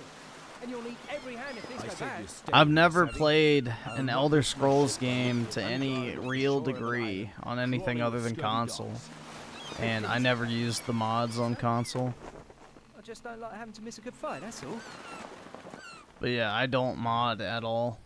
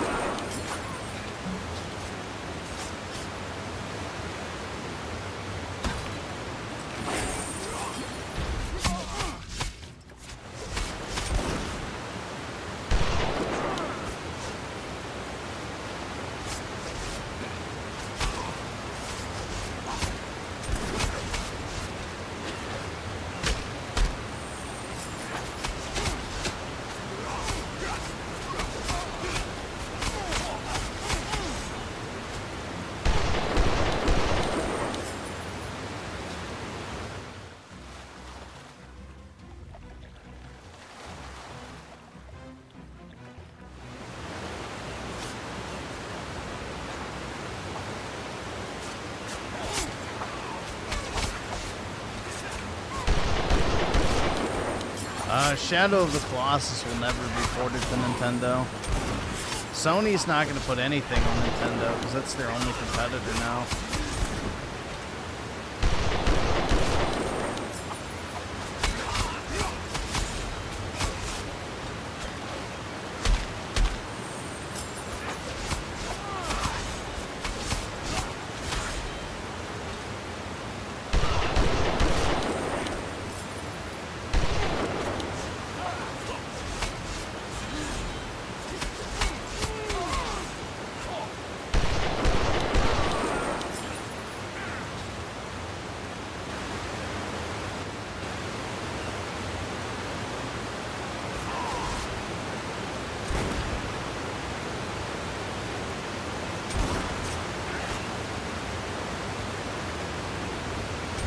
hell can I not throw this? Oh.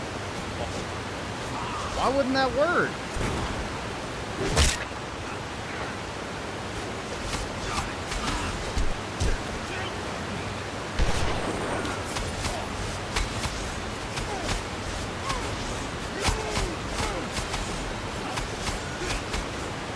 Yeah, this is kind of a hard game to play and read chat at the same time. This will probably be something I play in my own time.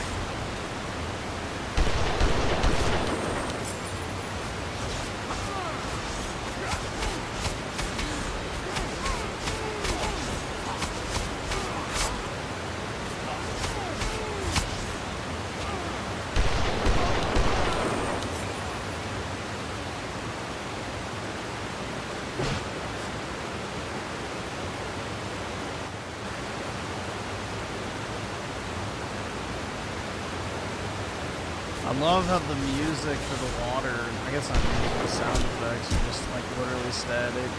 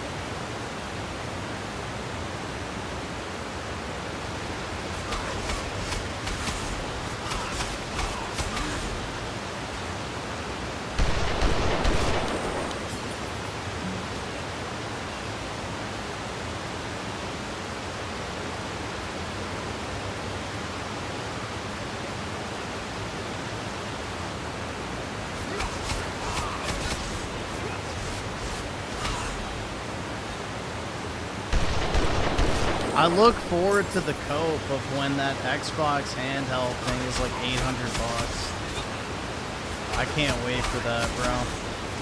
All these fucking so-called price-sensitive people, you know, worship the ground that Xbox walks on because, you know, they give them the like best deal in gaming, dude. It's like, how are they gonna react when they actually have to pay a large amount of money?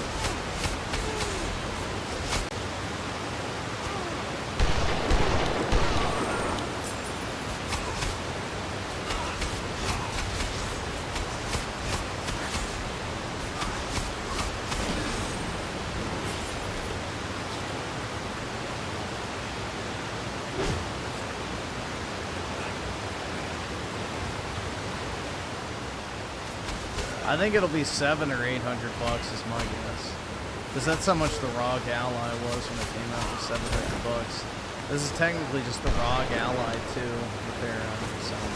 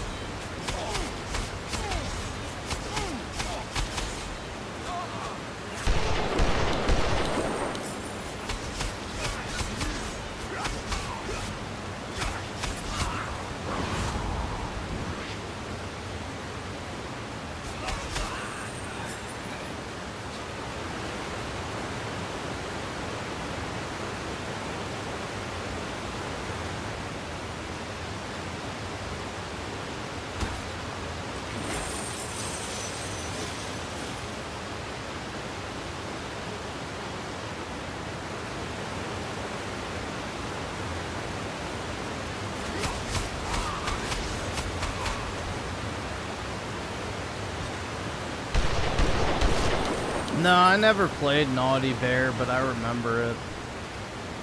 I never played it though.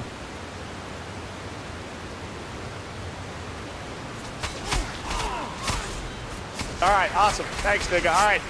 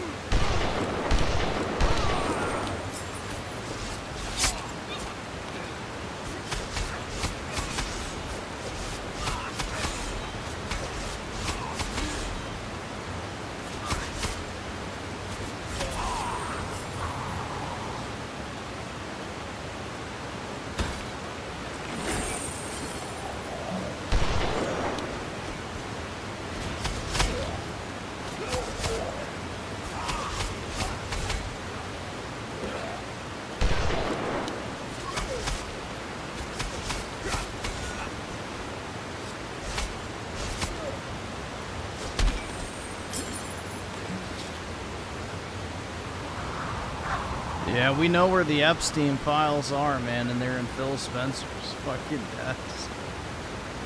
Shit's crazy. I don't get it, man.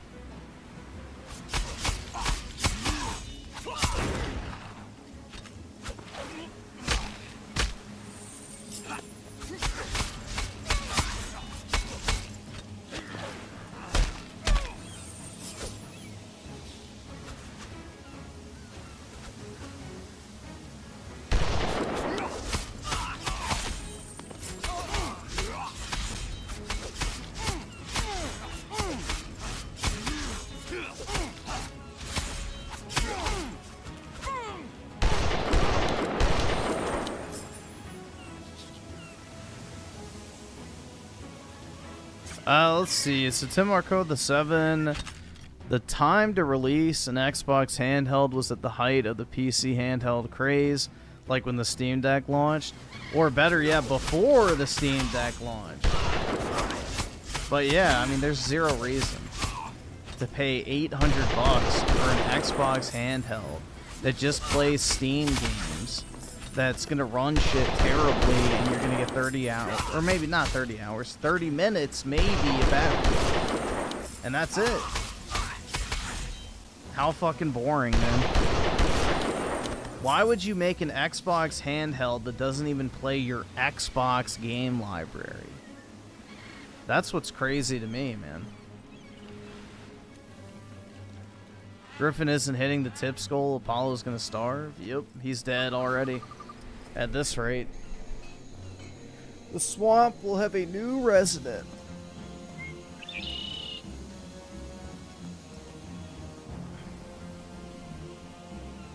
No, I'm not gonna buy GTA 6. I have zero interest in the game.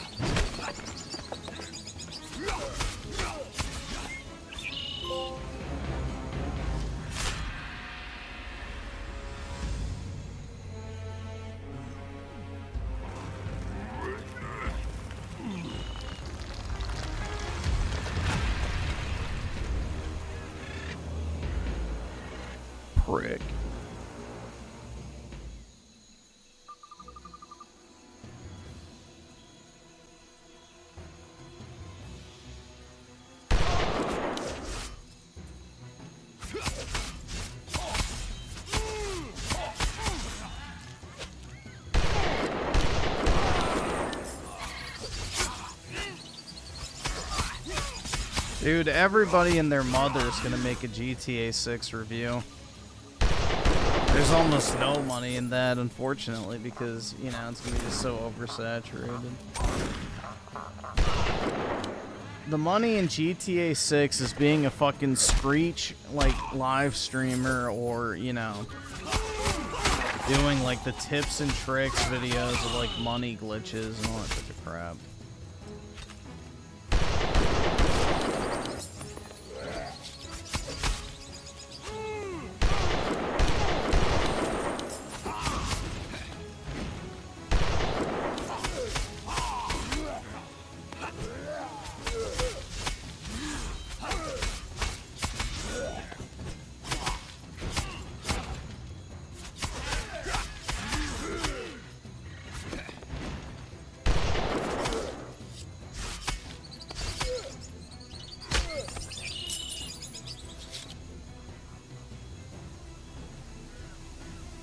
You just hate it because everyone else likes it. Yeah, that's why I'm a huge Rockstar fan. And I've attempted to play Red Dead Redemption 2 twice. And, you know, I've never been able to get into it. Exactly. I just hate it because it's popular.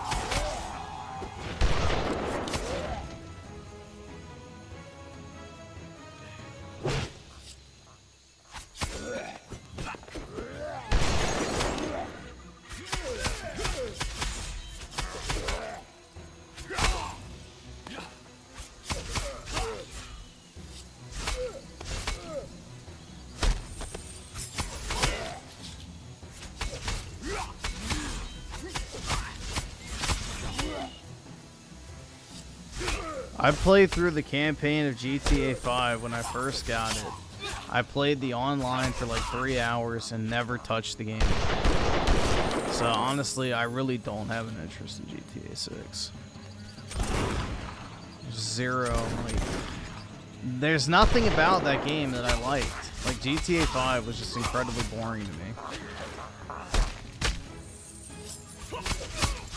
So I didn't really ever like it.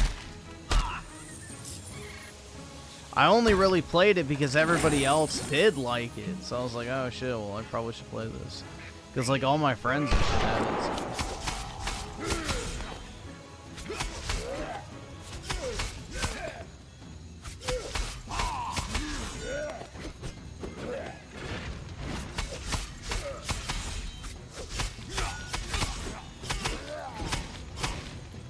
I just don't care about walking or driving around open worlds. Like, that doesn't do anything for me. Like, that's a cool gimmick from, like, the 360 generation for some games, but it's like, okay, well, an entire game where the whole point is just to walk around an open world is not exactly for me. So, not my thing.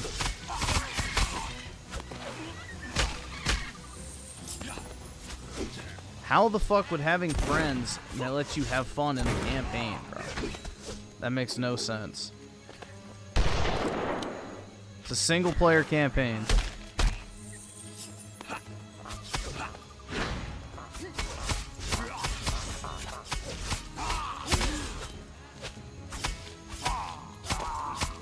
Yeah, I can drive in real life. Like, I don't need to drive in a video game. It's not fun to me. Like, if I'm gonna play a driving game, I want to do, like, you know, something special, like an arcade type game, not a, oh yeah, run from the cops type shit over and over and over again. Just, you know, drive down the road to your next objective.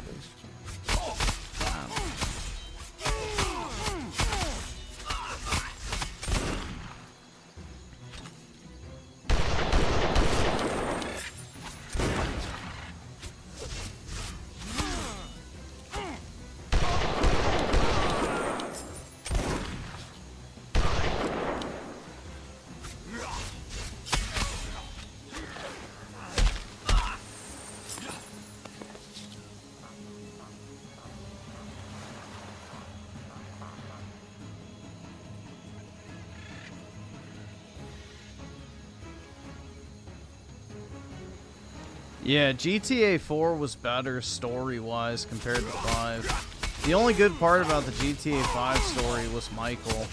That was it. Other than him, the other two characters, you know, whatever, fucking Lamar was boring as shit, and then Trevor is unbearably fucking cringe.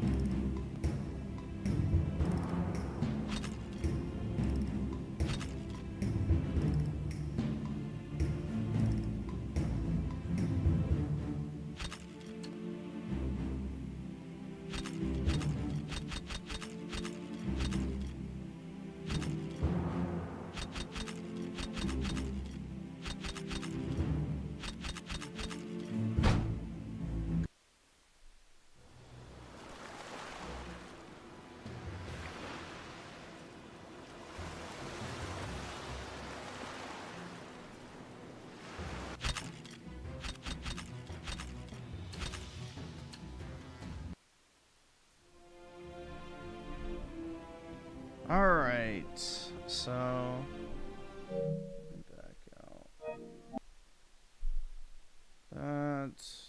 I'm gonna switch because I want to be able to actually read. This is the problem with playing games on stream, so I have to pay attention to some. I need something to just be brain dead in the background, especially when I'm tired, which I am tired today. What's wrong, dog? What are you doing? What are you doing? Hopefully he doesn't have to puke. Yeah, he probably does need food, dude. Probably.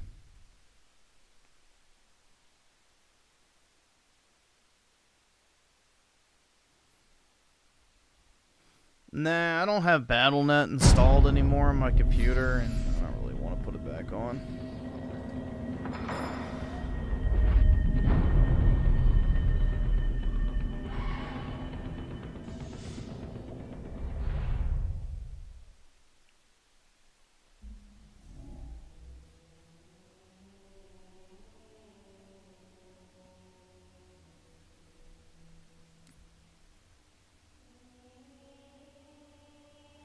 I feel like I'm crazy for quitting 3/4 through Expedition 33. Shit wasn't fun to me. Yeah, I dropped it too, man. I just like, I got so bored. Like, I don't know. I just genuinely don't enjoy it. I was forcing myself to play it because I kept hearing like, oh, the story gets so good, dude. It never gets good. It's just so, I don't know. It's one of the most astroturfed, glazed video games of all time. People are acting like it's the greatest shit ever, and in 2 months, they're not going to give a fuck. It'll be completely forgotten, just like the glazing for Metaphor, which had the exact same reception last year. Nobody fucking cared about it, you know, a few months after release.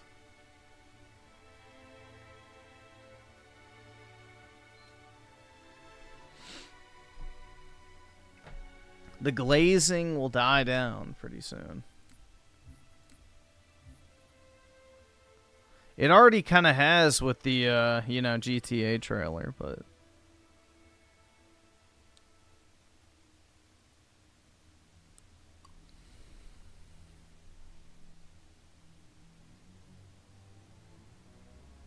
Sup, Griffin, I got banned by Synthetic Man for calling him a simp. Might hang out here some more from now. Much more chill here, too. Damn, bro. Is he actually simping for the VTuber chick, or are they just doing a collab? That's unfortunate if true. You can't trust VTubers. I mean, you can't really trust female content creators in general, but especially VTubers.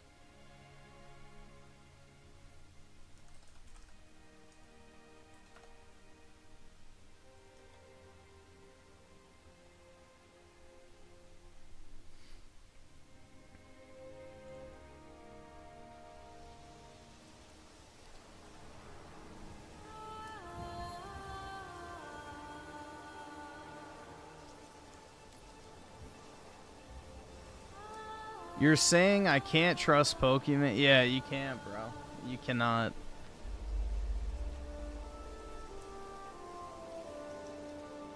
I'm not really sure where the Whoa Mama thing comes from. Apparently it's something Synthetic Man said at some point. I have no idea. I'm not sure.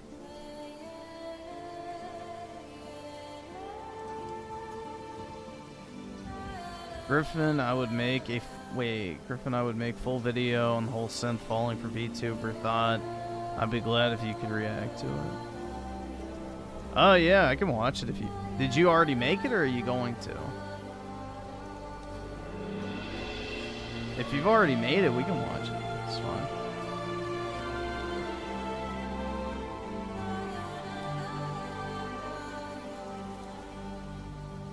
I'm not really too up to date on it. Oh, you're gonna make it next week? Alright, yeah, we can check it out. I watched some of his stream with like the reaction to the video of her talking about her, you know, wealthy Jewish boyfriend. Like, I watched up to that part, but then I stopped watching after a while, so I'm not really too up to date on all that. But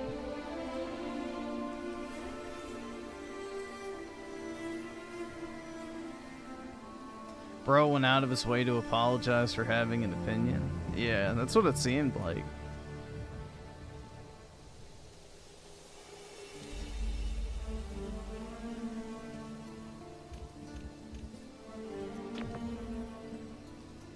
And it wasn't even like a bad opinion either. It was pretty factual.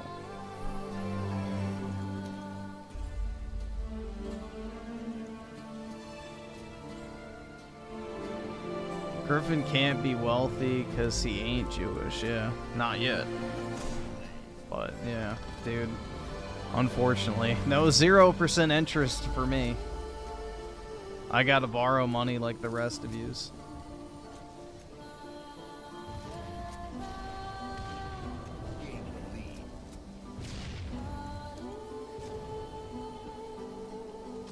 Yeah, I wonder what would happen if you just wore like a yarmulke or whatever the hell into the like bank when you go to get a loan. If it would actually affect your outcome or not. This is the Witcher soundtrack.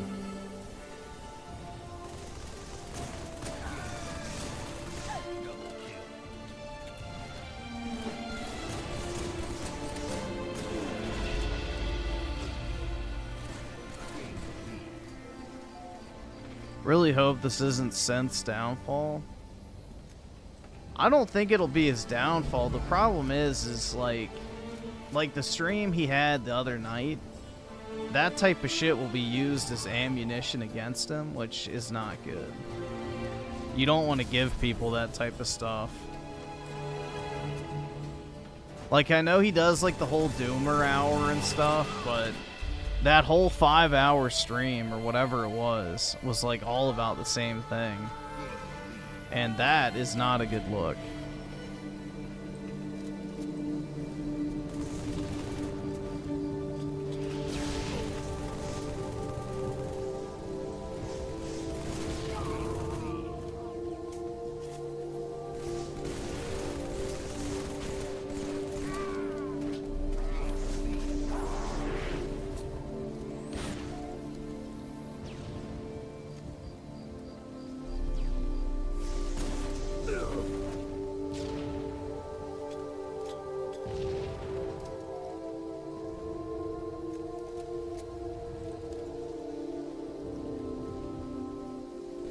No, not the tellers, bro. Obviously, that's not what I'm talking about. I'm talking about like if you go into a bank to get like a business loan or something.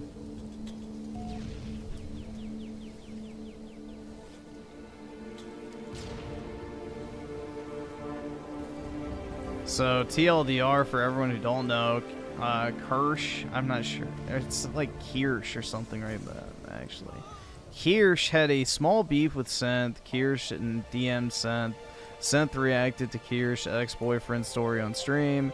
She DM'd him some more. And now Synth simp for her and made her mod. Interesting. Well, I guess he didn't scare her away, so...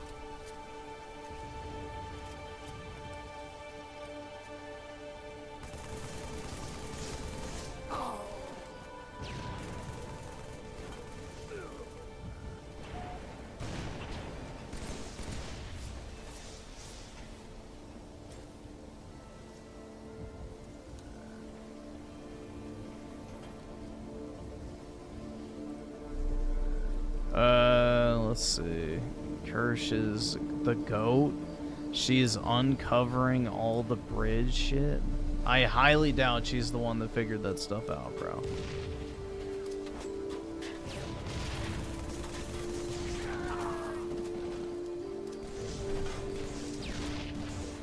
She had to get the information from someone else.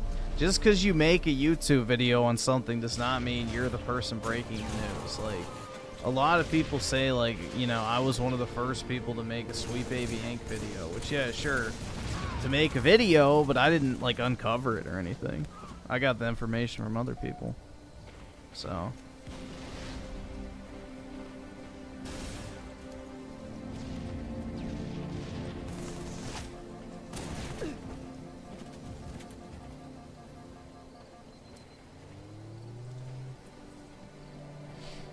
basically the Yong yeah of the okay.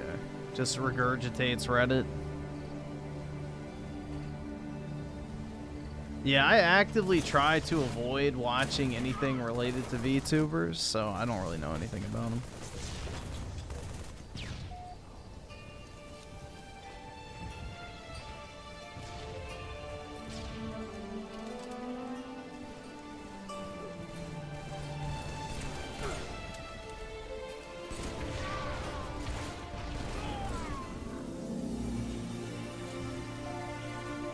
I have a black pill take on the reason Synthetic Man is being soft on Kirsch is because this is the only time a female has really talked to acknowledge them.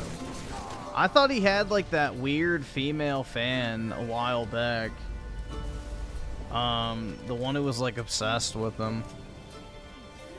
So I don't know if that's necessarily true, but maybe. I don't know.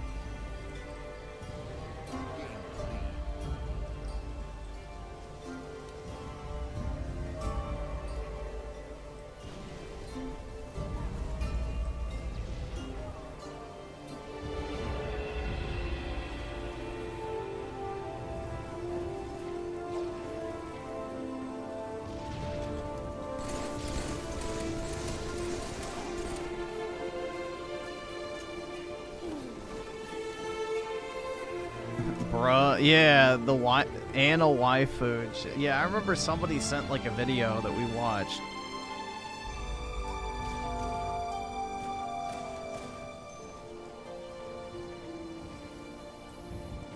She ended up getting blacked. Many such cases.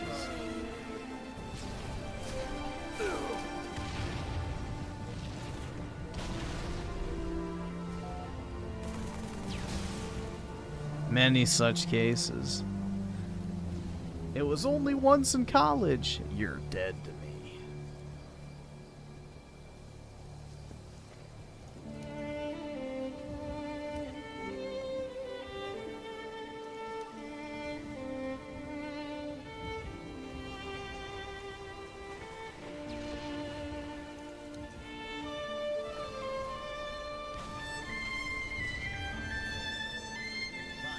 Yeah, well, I mean, to be fair, like, you know, I mean, I don't know. I don't really know if I want to get into that, but...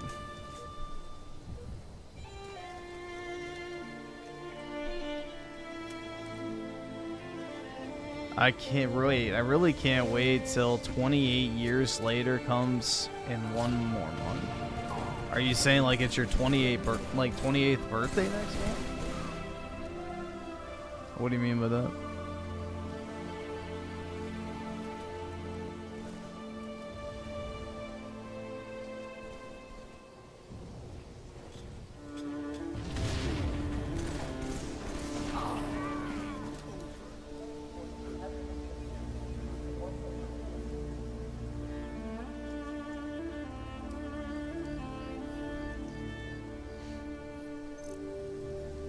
Yeah, I think the biggest thing is, man, is if you're having like drama or whatever that you don't want on the air. Like, I don't know. That's the thing that was so weird about his stream is like he kept saying like I shouldn't have watched that on stream. It's like, well, why did you? I don't know.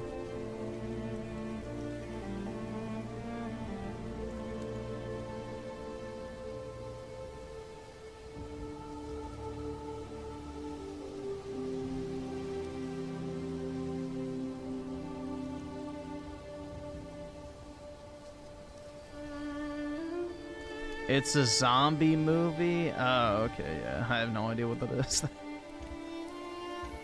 No clue.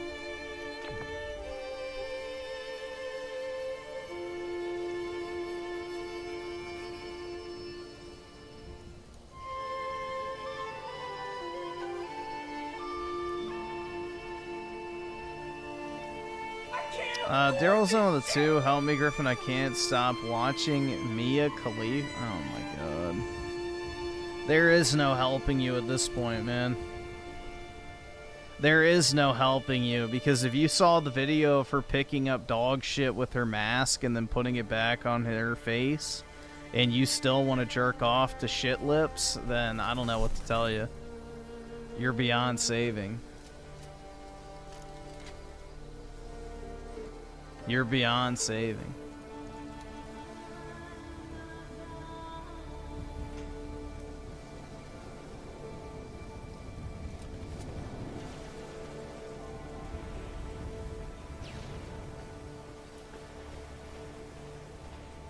Yeah, I don't get... Dude, honestly, the whole Doomer shit I think is kind of gay.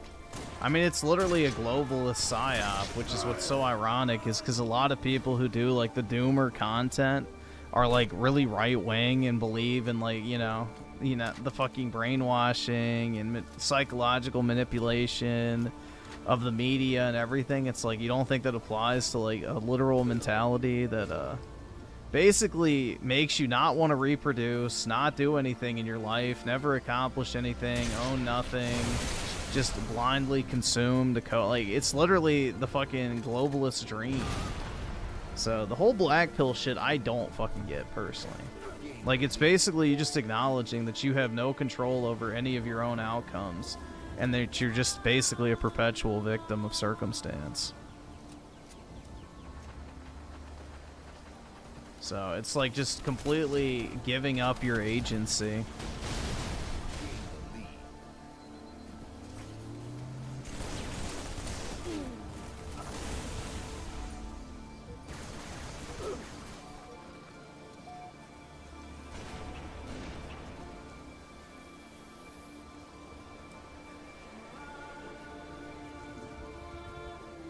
Yeah, bro, it's exactly what the people who hate you want. For you to give up and just exist. And line their pockets with your coat bucks.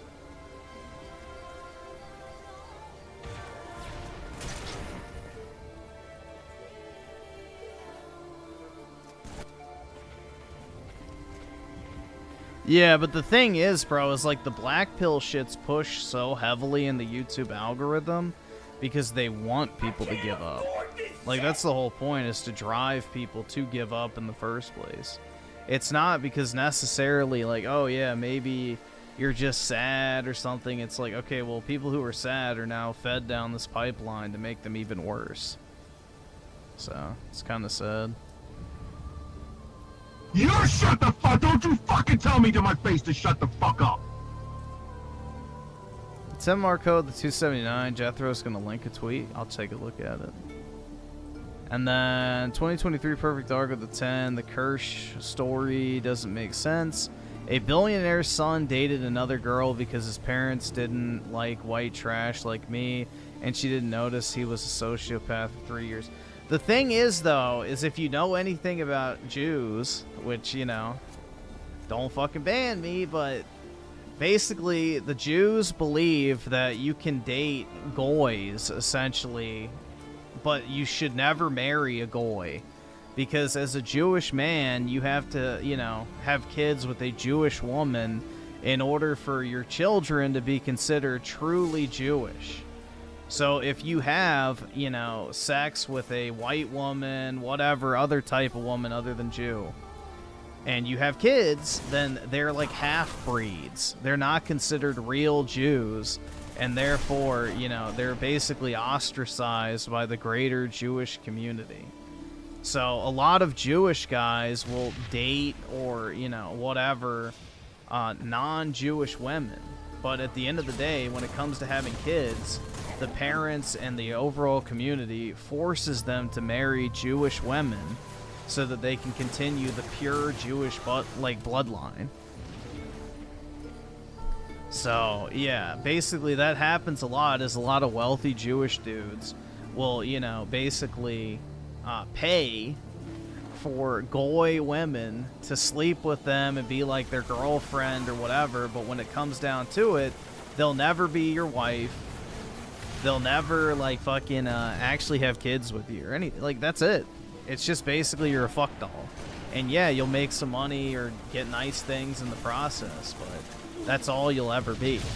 And people are, you know, very naive that, you know, they think it's going to be any different.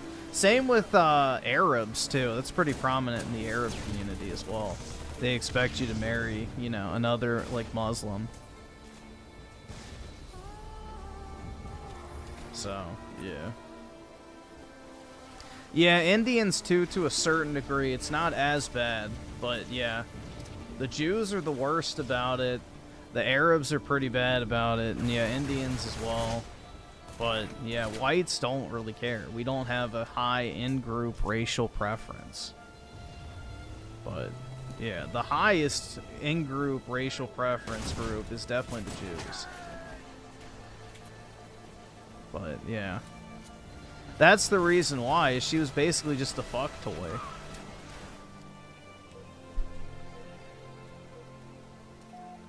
So she was never going to be his wife. She was never going to be anything serious. She was just, you know, the fuck buddy while he had his Jewish woman to have kids with.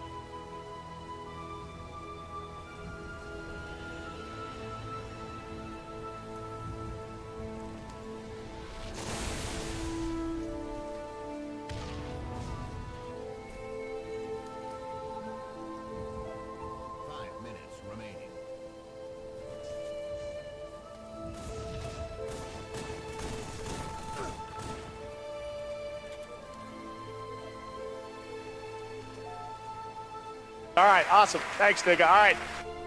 And 2023 Perfect Arc with a 5. The guy likely did something she didn't like, and she destroyed a 3-year relationship over something small. Synth said he felt bad because she was nice to him. Yeah, I mean, I could see that, like, going out of your way to, you know, talk shit about somebody when they haven't done anything to you. I understand, like, why that would bother you, but at the same time, it's like, you shouldn't be doing that type of shit on the internet if that's the case. Like, if there was somebody, you know, I was trying to be friendly with online, I wouldn't watch, like, a video and then shit all over them. So, yeah. And I sure as shit wouldn't have, like, you know, a whole session about me, I guess, whatever it was, feeling bad about it.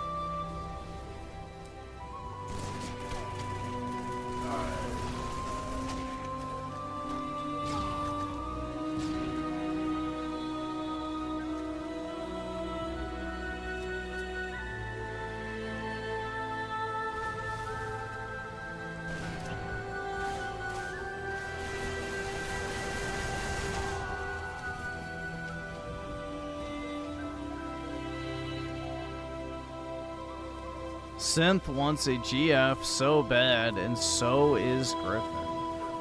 What?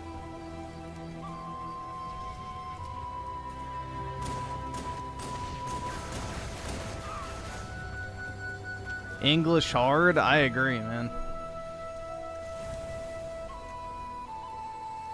Because that was not English.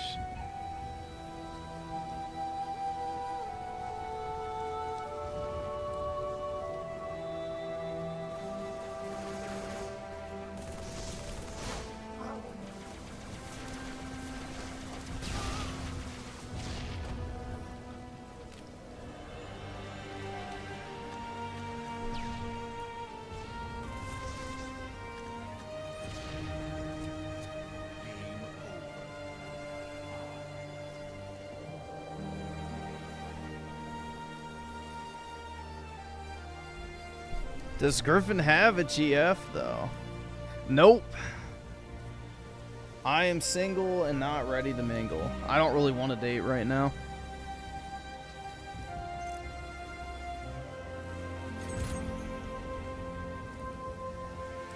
From what I heard, I think Griffin is doing quite well from what I heard. I mean, financially and stuff, yeah, I'm doing fine.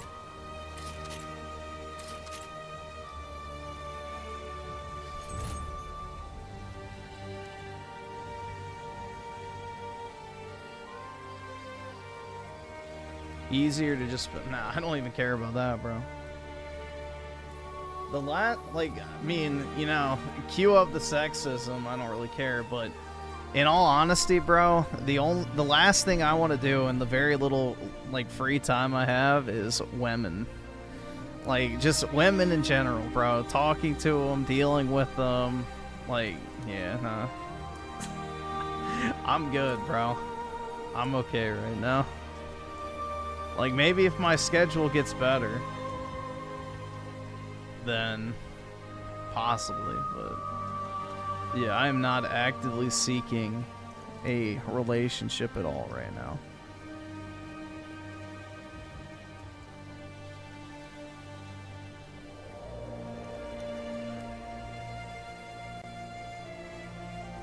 Saying Griffin had a girlfriend last year, very high maintenance and attention seek, yeah. Especially in my area, too, because it's like, I live in the DC area, so the filtering process would be absolutely insane. The filtering process I'd have to go through to find a good, like, potential person would be absolutely fucking crazy. So... yeah, the last thing I want to do is spend hours a day, you know, swiping and messaging on the dating app. Like, no thanks. So let's see. Question: after trailer 2, will you buy GTA 6 if it was priced $100? Let's go. This game should be $50 max. Oh yeah, dude, Stunning and Brave. I can't afford this. He's only saying that because he can't buy it. That's his cope, bro. That's his cope because it's not on PC. That's the cope.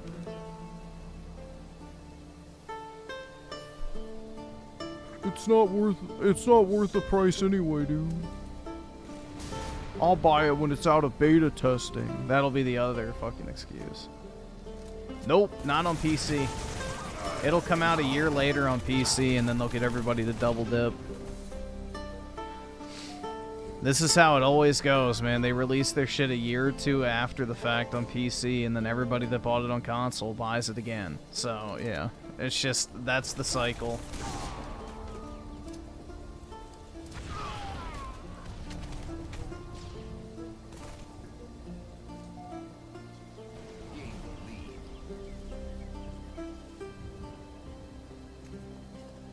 Didn't Red Dead Redemption 1 finally get a PC port? I think I remember hearing that. Maybe not.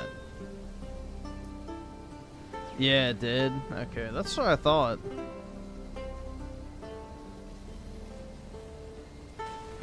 It took them how, like, over a decade.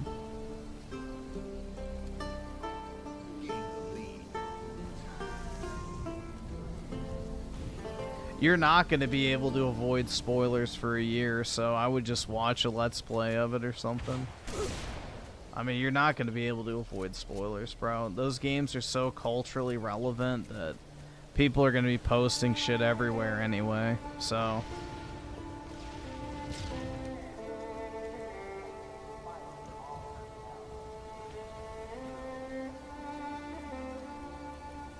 Yeah, watch DSP play it. There you go. Although by the time he finishes it, it might be out on PC. Fuck, bro. He takes so long to get through games nowadays. It's like... Has he never heard of, like, just playing a fucking game on stream? Not, like, doing a 3-hour beg session, a 30-minute break, playing for 2 hours, and then, you know, taking a 4-hour break, and then coming back on, doing his 30-minute beg session, playing for another hour, and then he gets off for the... It's like, bro, what the fuck are you doing? If a new game is out that's a big deal, stay up till midnight, stay up all night playing it, order some fucking food, get some coffee or, you know, energy drinks or something, and have a good time with your chat and just, like, marathon the game if you actually want to, you know, get viewership.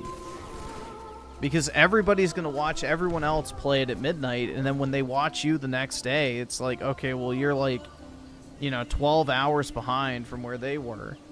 And nobody wants to rewatch the same shit when they could be watching, you know, people continue on from where they previously stopped watching. Like, he's just an idiot, bro. When it comes to Let's Plays and shit, you have to crank that out fast. Because you gotta strike while the iron's hot. Yeah, PWR is way more entertaining.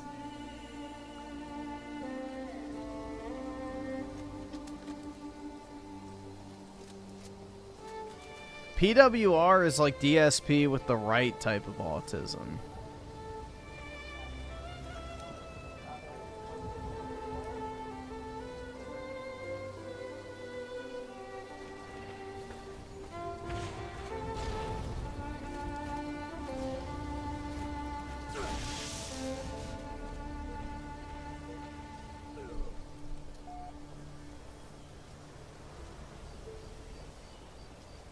PWR has enough money to move out of his mom's house. He should probably save his money, because I highly doubt he has enough to sustain it for a prolonged period, but I don't know.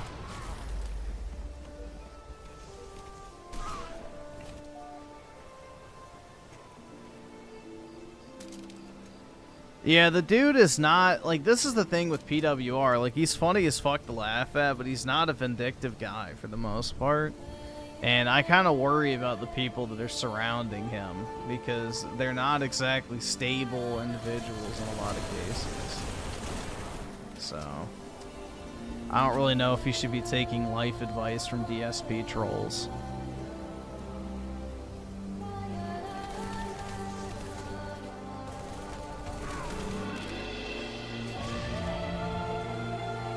One thing I don't understand is why you watch Dreamcast Guy all the time. Isn't he just a soy boy shill? Well, that's exactly why we watch him. Usually his stuff is like so bad, it's ironically enjoyable. Well, the problem... Alright, so the thing is with PWR is like, he has no income. He has no income. He has streaming, but that's not an income. That's like a side hustle at best. And that's if it sustains itself, because, you know, when you're propped up by another streamer's fan base and they're watching you because basically people made fun of, like, it's a very classic case of like the 15 minutes of fame. And him making long-term financial decisions based off short-term earnings is not a good thing. Especially when you don't have anything to back up on. Dreamcast Guy to Griffin is like Dragon Ball Breakers Ascent.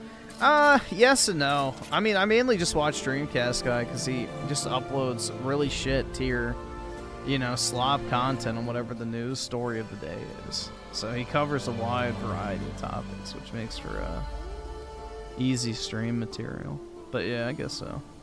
It's like a comfort food channel type thing.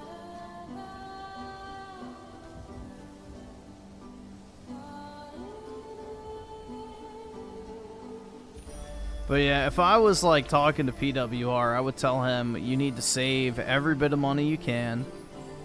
You know, spend like 20 to 30% of it, but bank the rest and just see how things go after like 6 months to a year. I can't afford this shit! Because that's like the concern I have, is like people will lose interest in him. Like, he's interesting right now, but how long will the Kino Casino audience stick around and keep like just showering him in money? Because the thing is, you know, they're still going to donate to Kino Casino, which they're going to keep moving on to different topics and new things constantly.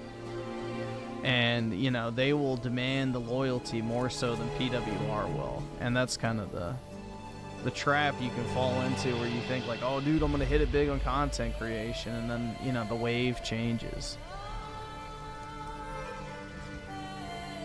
All right, awesome. Thanks, nigga. All right. So that would be my biggest concern with him, because he doesn't seem like a bad guy at all. No, it's not 2 million subs. Look up Pro Wrestling Reality. I think it'll pop up. Or what is his channel name now? He changed it. It's PWR like World or something. I forgot. I can check in a second.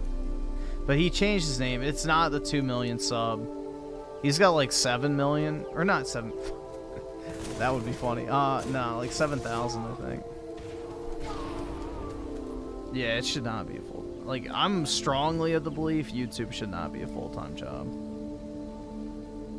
Like, unless you're making just dumb money, like 50K a month, it's generally not worth the risk. Let's see, PWR.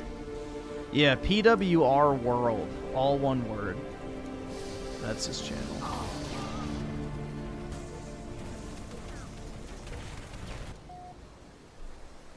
No, not even Rad Brad levels. I mean, you can make 50K with way less viewers than Rad Brad has. Like, just for example, like my best month on YouTube, and this is before I was streaming, so it probably would have been better if I was streaming at the same time. I made 17 grand. So almost 20,000. And I have a much smaller channel than Rad Brad. Like, let me just put this into perspective for you guys. If you make, you know, videos that are like 30 plus minutes long and you get 10 million views a month, you're probably going to make close to 100K. So you're going to make a lot of money.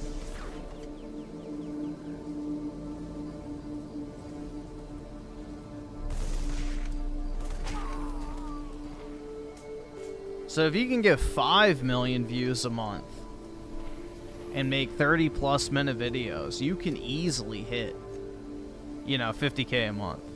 You don't need that much, like, subscribers and everything to hit that. It's not, like, unattainable. The thing is the long-term earning potential is what you have to worry about, because every year you're not employed is every year you're missing out on a potential pay increase and all the money you would have earned. So, like, you know, your average YouTube lifespan's like, what, 5 to 10 years now for a channel, if it's topical, which means, let's say you're making 150K a year, let's say. That means your entire career earnings, best case scenario, is 1.5 million. But because you're taxed at a higher rate as a content creator and you have to pay for all your insurance and everything like that, you're losing about 35 to 40% depending on where you live. It might even be higher if you're in, like, California. So already about half of it's gone. So let's say you're left with like 800,000. That's your money that you have to live off of. So you still have to pay your rent, you still have to pay your bills, you still have to pay, you know, for your food, your car, your electricity, all that type of shit. So it's not as much money as people think. And then once you're done, you're done. You then have to go work like an entry-level job somewhere making like $30,000 to $40,000, most likely, because you've been out of the workforce for 10 years. And that's if you had a, you know, favorable parting with YouTube. If, you know, you didn't get into any big dramas or say anything you shouldn't have, or pissed off the wrong people, whatever it might be. So it's really not worth it long term. Like, for example, you know, out of college, I was making 100K, let's just say, right around there. But my career could go on for 40 years. But I'm also going to get a pay increase every single year of like 5 to 10, maybe 15, 20%. So if you do the math on that, the long-term earning potential is astronomically higher if you just have a normal job. So if you pair content creation with a normal job, you're hedging your bet, you're making a lot of money in the short term, and in the long term, you have actual career security. And you get to save all that money because, like, you know, since I do content creation and I work full-time, I don't have to pay for insurance. Like, all of that money is saved directly from my content creation. So it just depends, man. I don't know. Like, I'm very wary about the whole full-time content creation thing. I think it's great if you can do it, but unless you're managing your money properly and have a long-term plan, it can become a trap. Because then all of a sudden you're a 30-something-year-old man with no work experience who can't make any more money. So what do? You either turn into a lolcow or you have to go work some, you know, wagey, minimum wage job where you're maybe managing a Pizza Hut or something. So I'm just very cautious about that entire thing. I've never wanted to do YouTube full-time for that reason.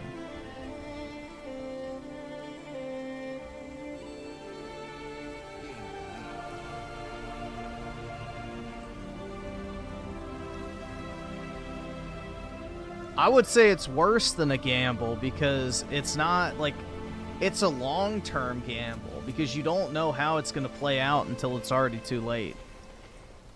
That's the issue. I would say it's worse than gambling because gambling, you know pretty quickly whether you're fucked or not. With this, you don't really know. You could think you're, you know, just absolutely winning in life and then everything goes wrong at once. You know, one algorithm change, you know, you get banned, you say the wrong thing, and you lose sponsorships. Like, it's way too volatile, I think, to be counted on. So unless you're just making such dumb money that you're just banking a ton of money each month, and you've got a huge nest egg to fall back on, you've got investments, you paid off your house, you know, you have something to fall back on, I would be very wary of making this job. Now, granted, you know, people do make it a job and they make a shit ton of money, but for every one person who's made it on YouTube, There's probably 1 million who haven't. So statistically speaking, as far as earnings potential goes, if you get into a good career with a good degree and have like a plan in life, you will probably make way more money in the grand scheme of things than your average content creator. 100%.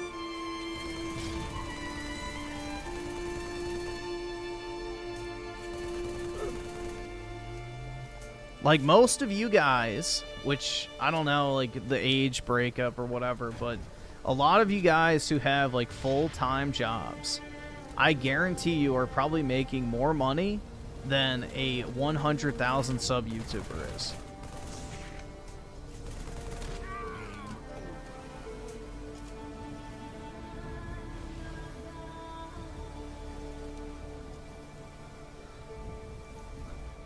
But if you register your YouTube channel as an LLC, you can have a bunch of tax write-offs and business deduct. Yes, but then when you pay yourself, you have to pay income tax.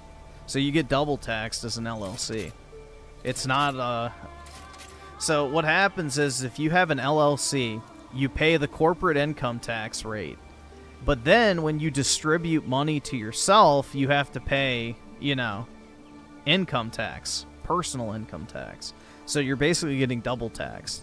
So yes, you can do that to shield some of your earnings, but you're getting double taxed, so you have to be making a lot for that to be worthwhile.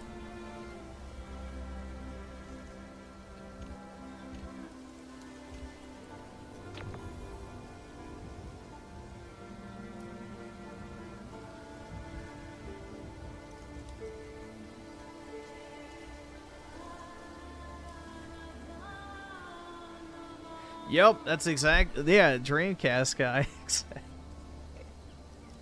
Exactly. I mean, he's making like maybe $100 a video. He uploads once a day, so let's say that's $3,000 a month pre-tax. That's not good. Like, I'm telling you guys, like, a lot of YouTubers are not making as much money as you think. They really aren't. It is over-glorified. If you get a good job that pays well and has good benefits, you're making way more money, I guarantee you, than 99% of these guys. Like sub, I would say, like 200,000 to 300,000.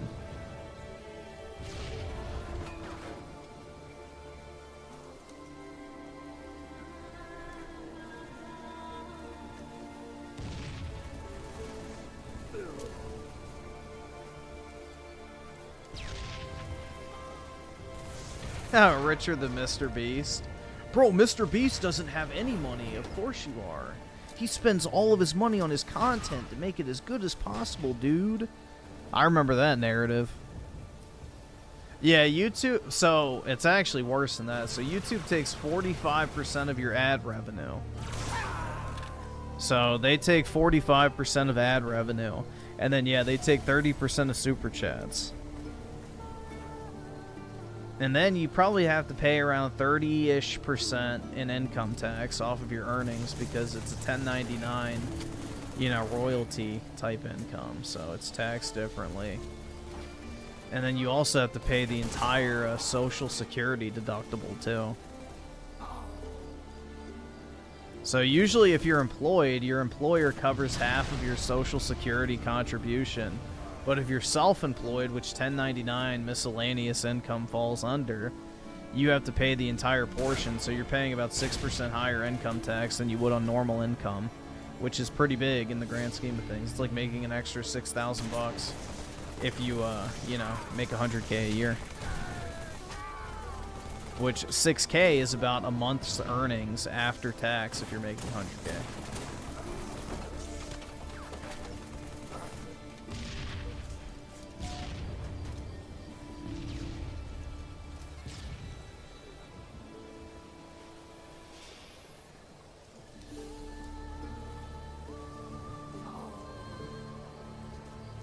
Well, yeah, that's the thing, bro, is I don't really care about YouTube taking a cut of the super chats, because, again, it's their platform.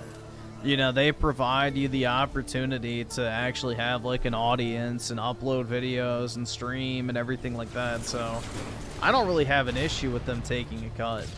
I'm just like putting it into perspective. Like if somebody gets $1,000 worth of super chats, you know, $300 is gone right then and there. So then you have to pay 30% in tax. So another $220, or no, $210 is gone. So now you're down to, you know what, $490. So $1,000 is basically $490 in super chats that you get to keep.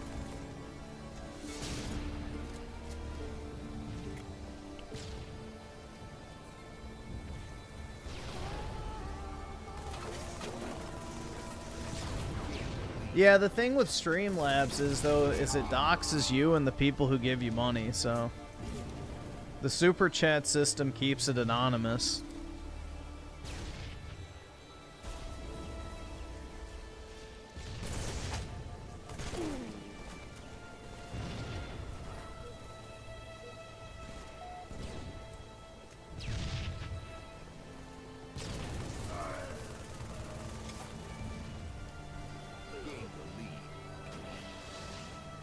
TSP's fuck. Yeah, I mean, look at him, bro. He's a bankrupt at age 40.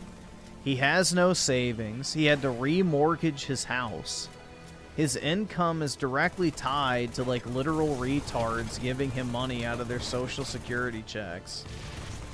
And, you know, he has no actual chance of ever working a normal job, aside from maybe something remote. So that could be your fate. But then again, he also blew over $1 million on stupid shit, so. Yeah, DSP could actually probably have success if he just, you know, embraced being a little more edgy and based again. And started, yeah, getting angry.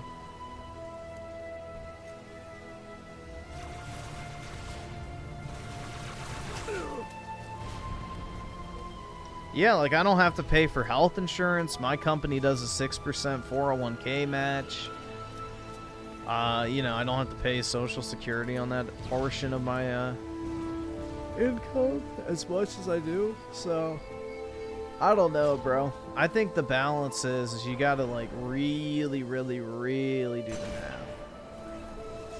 Like, yeah, obviously, if you're working at Taco Bell and you have no chance of finding a job anywhere else, then, yeah, maybe content creation's better than that. But I still feel like you should be actively trying to find a way to make money, aside from it.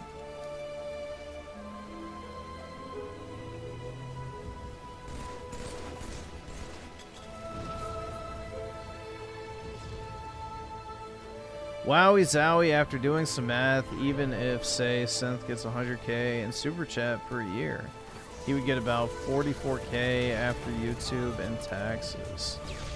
Well, he lives in Virginia, so I'm trying to think how much I had to pay in tax. I think it was 28% was my effective tax rate. Now, his might be a little bit lower since he doesn't have alternative in. So we'll say like 25%. 25-ish, probably. So, yeah. 70k and then...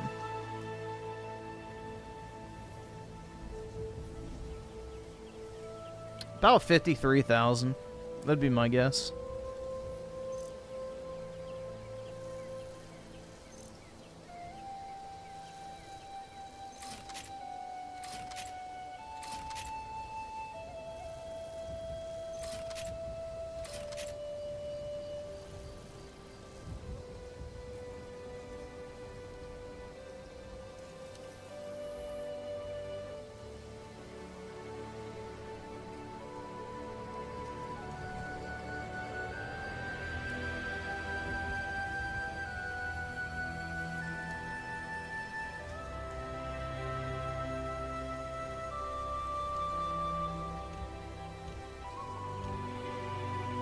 Griffin, my cousin's going to start a private medical clinic in Nova area next next year. Any financial? I don't know anything about medical clinics, man.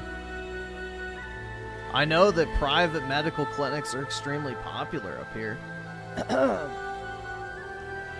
So it's a good business to be in, like the concierge medical services. Like pretty much every good doctor and everything has gone to that. So your cousin will probably do very well. It's a very large business up here. You know, people like to pay to have, you know, private health treatment so that they can guarantee they can see a doctor whenever they want. So yeah, generally speaking, the wealthier the area, then the more successful that type of shit is. But yeah, concierge, doctors, and clinics and everything like that are super popular where I live. Like all of my doctors and a few of my dentists have gone to that too. So I've had to like constantly change dentists because they keep going concierge. So it's definitely a profitable thing up here, and you get to skip insurance too. So nice. My cousin said he's gonna hire me. We're gonna make lots of money. Nice, man. That's always nice when you got a family that's willing to, you know, loop you in on the you know, business and shit. Very nice.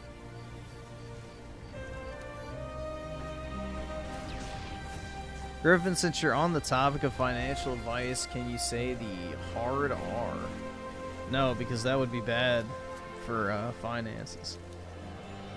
That's not good financial advice.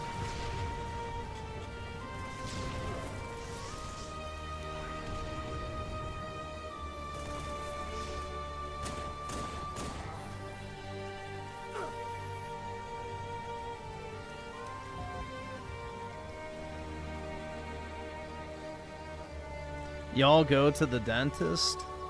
Yup.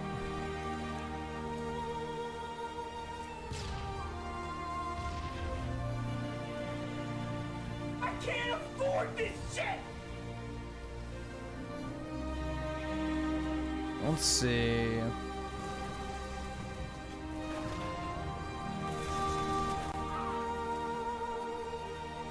So Daryl's on with the 2. Griffin, it's time for men. I don't know if I like where this is going. And Arson with the 2 real quick. Rate Lucia from GTA 6. My bro won't. If memory serves me correct, I'd say like an 8. I don't know. I'd have to look again, but she seemed pretty attractive from the trailer I saw originally. I know everybody's like simping for her ass and stuff, but yeah, I'd say she's like an 8. Based off what I saw. I don't know. She's a pretty conventionally attractive video game character, which is cool. They didn't make some obese queen. She still has a jaw. Well, a lot of Hispanic women do. A lot of Hispanic women have a pretty strong jaw.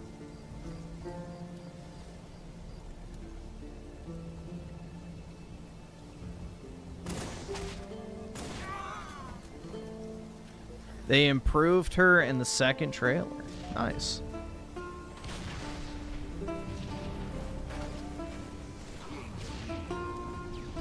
Yeah, I don't really mind women who have like a stronger jawline. It just depends on how it, you know, I guess complements the rest of their face. I don't really think that's a, you know, disqualifying. But if they're doing it to like objectively make her ugly, then yeah, that's a different story. But a strong jaw is not inherently bad.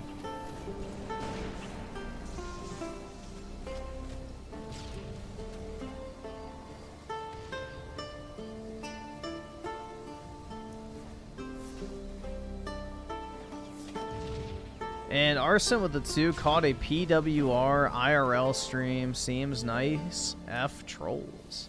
Oh, is he IRL streaming now? That's funny, man. He's doing all the shit the DSP said he would never do. Like, isn't that crazy? The guy who just started live streaming. Well, I guess he didn't just start. I guess I should say he just started getting popular. is already doing all the stuff that Phil says is like literally impossible. Very interesting, man. He's doing call-ins, IRL streaming, he's buying new equipment, giving away games, all sorts of stuff. Things that were literally impossible for DSP to do. Interesting. But I think he will like siphon off a lot of DSPs, like long-term viewers. I think he will, because he's basically DSP, just way more entertaining. And also way more interactive. You don't have to give him a dime and he'll give you the time of day, which is nice.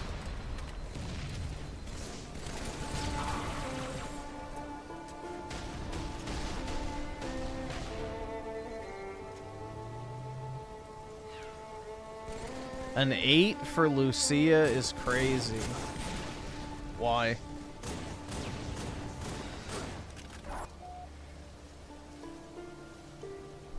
What's wrong with an 8?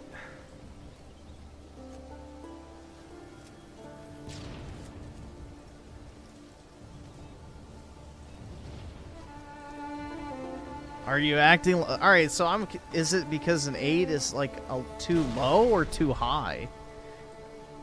Because I don't think an 8's a bad rating at all. An 8's solid. Too high?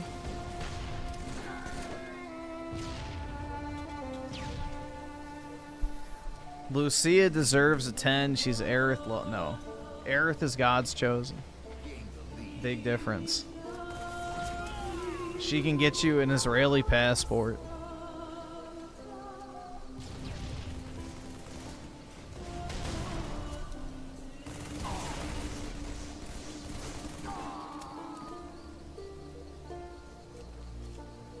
She looks like some fat Latina. I don't think she looks fat. I wouldn't say she's fat, bro. Come on now. She doesn't have the what are they called? The torta build.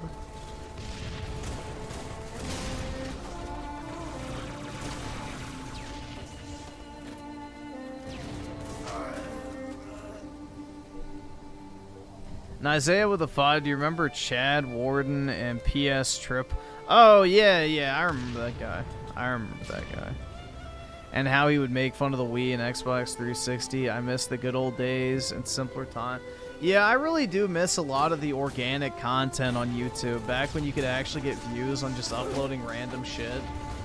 Nowadays you can't because of the fucking stupid algorithm, you know, literally filtering everything that's not like a trending topic.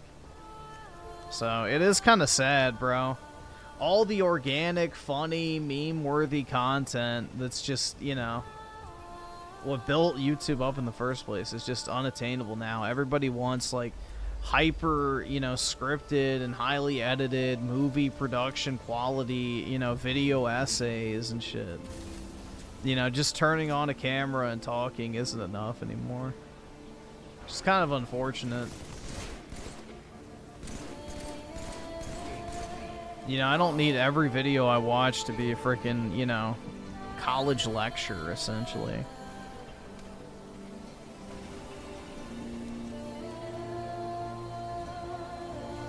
She looks like a single mother who has a black mixed child. Is there any other type?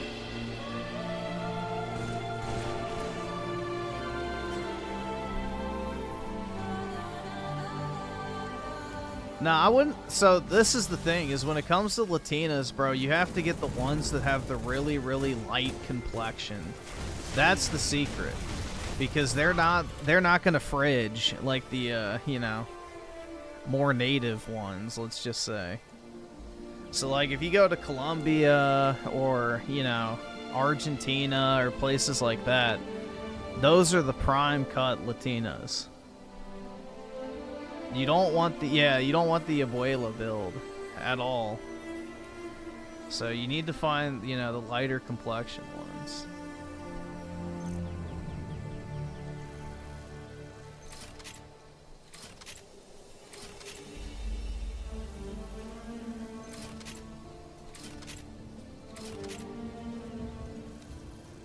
And HG with the 2 is accounting good. Yeah, that's very good.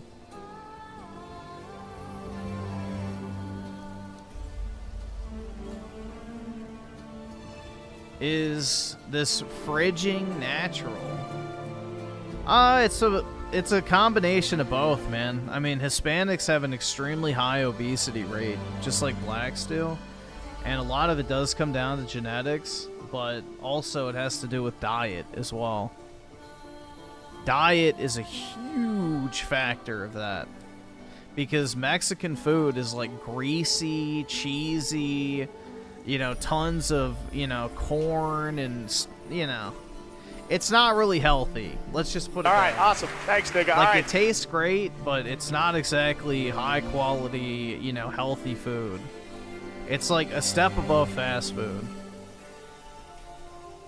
It's a step above fast food because it's actually, you know, somewhat well prepared, but a lot of the shit that goes into it is like certified slop.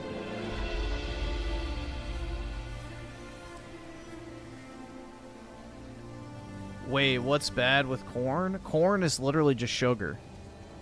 There's a reason why it's called high fructose corn syrup.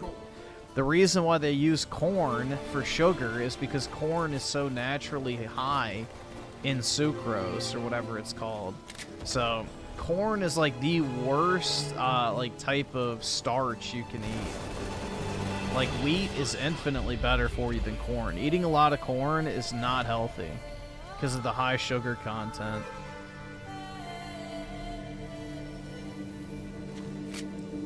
But on top of that, like, you know, all your like chips and everything like that are literally just, you know, cornmeal dipped in oil. So there's a lot of oils and fats and, you know, cheese and all that type of stuff that, you know, packs on the pounds quick.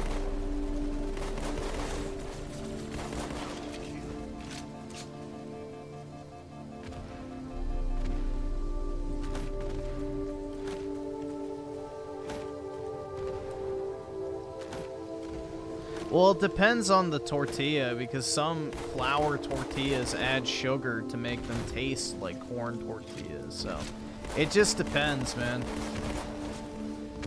Sometimes they add sugar to them in order to make them taste like corn tortillas, so.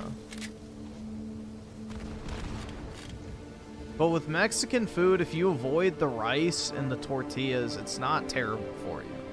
But you have to skip that. Skip the tortillas, the chips, and the rice.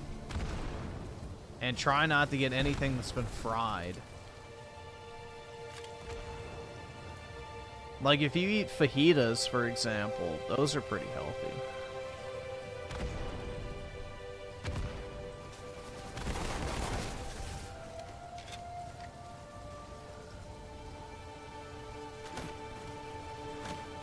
And Isaiah with the 5, how big of a super chat will get you to watch the trailer to it? I don't think you can. I don't think you can. I mean, as much as I would love to get a big ass super chat, I don't think you can. I'm pretty sure they strike down the videos of people reacting to it, right? They have for every other game they've released. I don't know if it's different this time, but I believe if you stream it or re-upload it, they strike you down. Because they want people watching it on the official trailer so they can brag about the view count.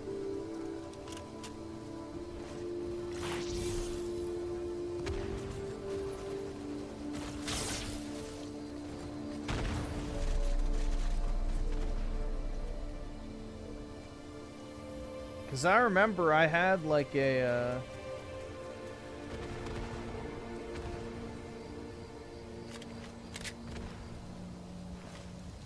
I remember they had, like, not GTA, the Red Dead Redemption 2 trailer, and I used, like, a very short snippet from it, and they flagged that. So, yeah, I mean, they're very, very strict with IP protection, which I don't really get. It's a trailer. Like, it's marketing material. Shouldn't you want people spreading your marketing material? But, no, of course not. It's Rockstar. So, yeah, they're anal about it.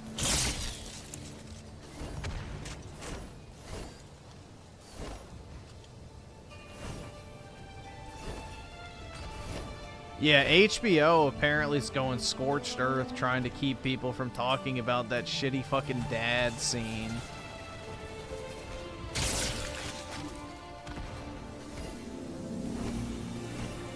Or the image of Ellie with her fucking protruding lip.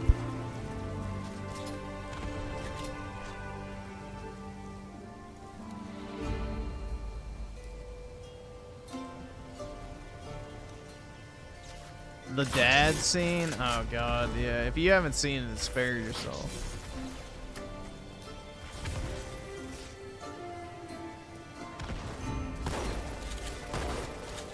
Wait.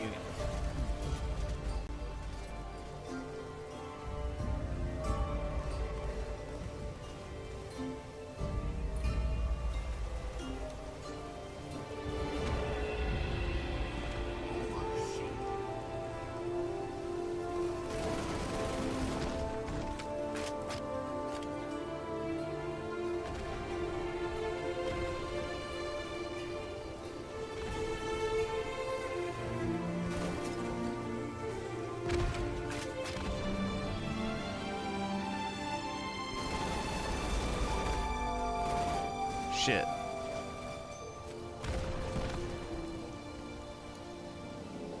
Well, I don't think it's a Jewish child anymore, right? Didn't they retcon it and make her Latina now? They made her Hispanic.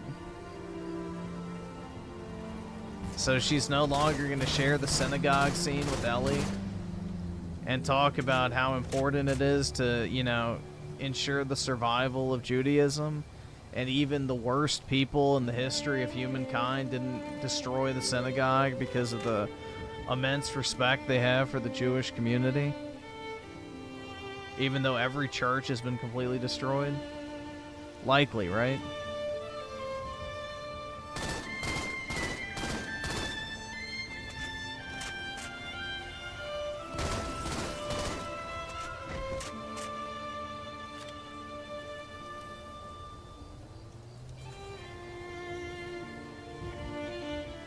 At least make your propaganda subtle, Neil.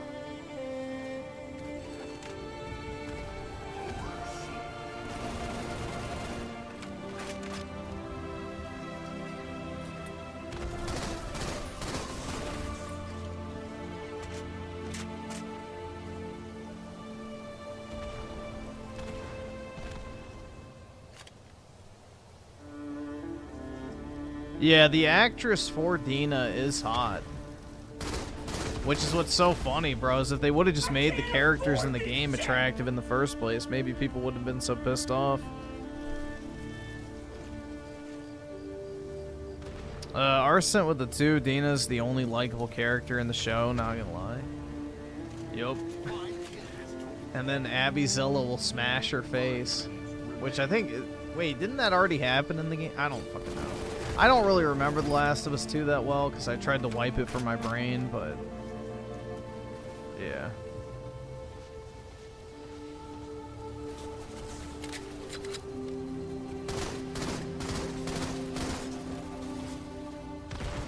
Yeah, I heard the viewership took a massive decline.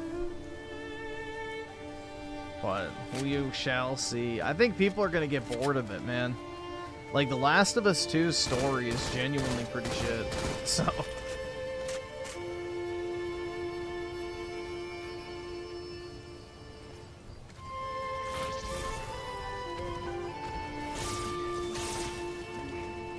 Throw in the fact that you have that unbearably ugly goblin chick that you have to look at the whole time.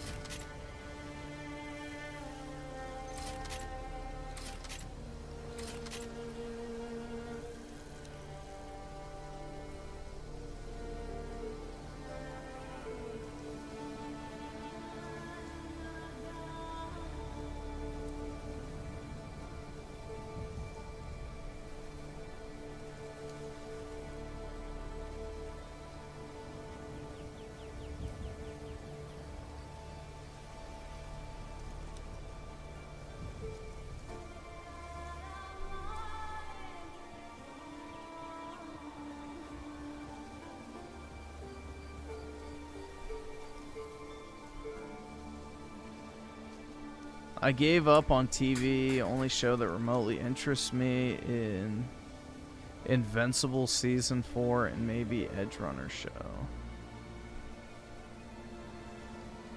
Oh, the Cyberpunk anime. Okay. Yeah, I'm thinking about that for a second. Bella Ramsey looks like a character from Skyrim. It's not too far off.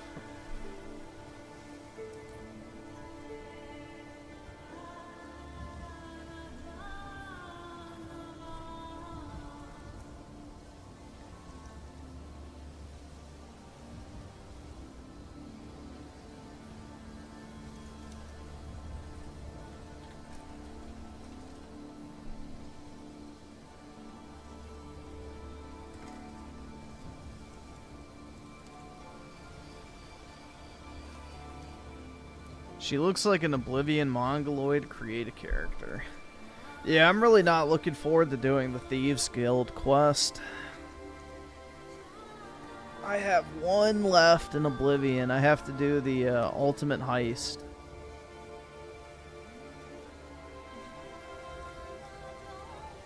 Which I already, like, duplicated my strong potions of invisibility, so it shouldn't be that big a deal. I just hate stealth.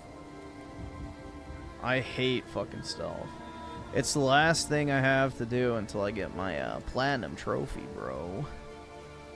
The Fighters Guild is just tedious. It's not, like, the Fighters Guild isn't challenging. It's just tedious. Same with the Mages Guild. Like, that one's easy, too. It just takes a long time.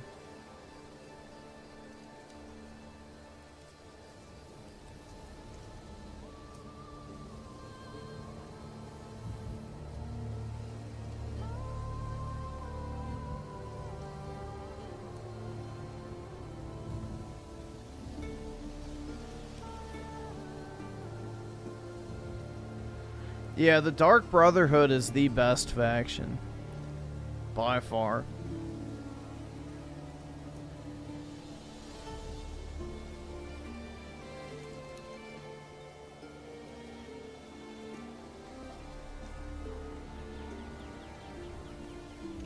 I really wish I could just, like, run through the ultimate heist quest and just kill everything and then take the Elder Scroll and then just stash it somewhere and then, you know, go to jail, pick it up, and then turn in the quest. But, you know, that would be too easy, right?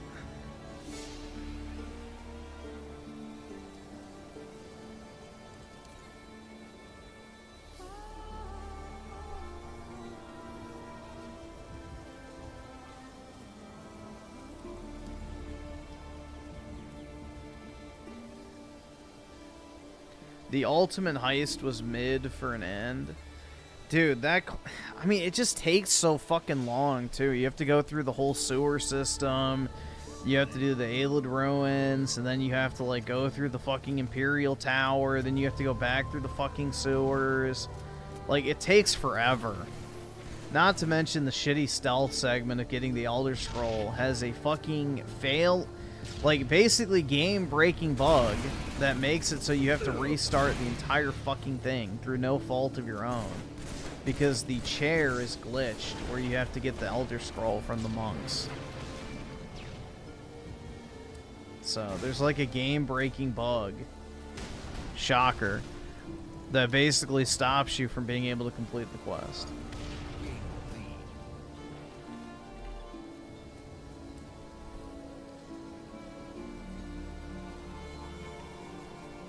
Yeah, it's glitched in both.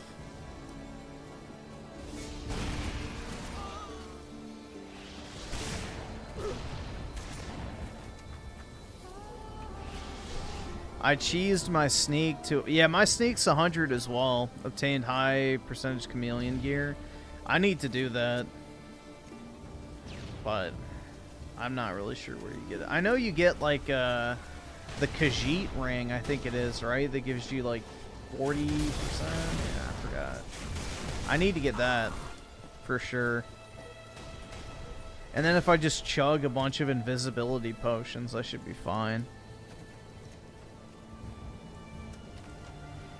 Because once I get the Elder Scroll, then I can just run the fuck through it. Like, I just have to get to that point, and then I no longer have to stealth. I'll just run through it, go stash the Elder Scroll somewhere, and then, you know, go to jail, whatever, and then grab it and go turn it in.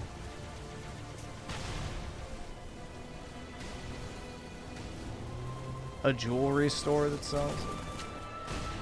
Yeah, I need to get my mercantile up, which is not fun, but I'm probably missing it.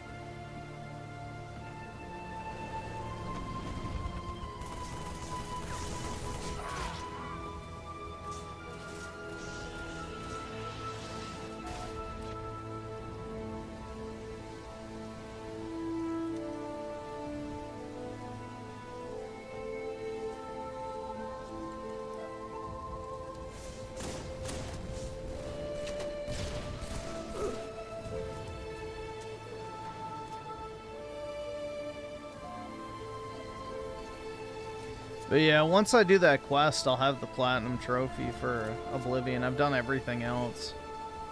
So.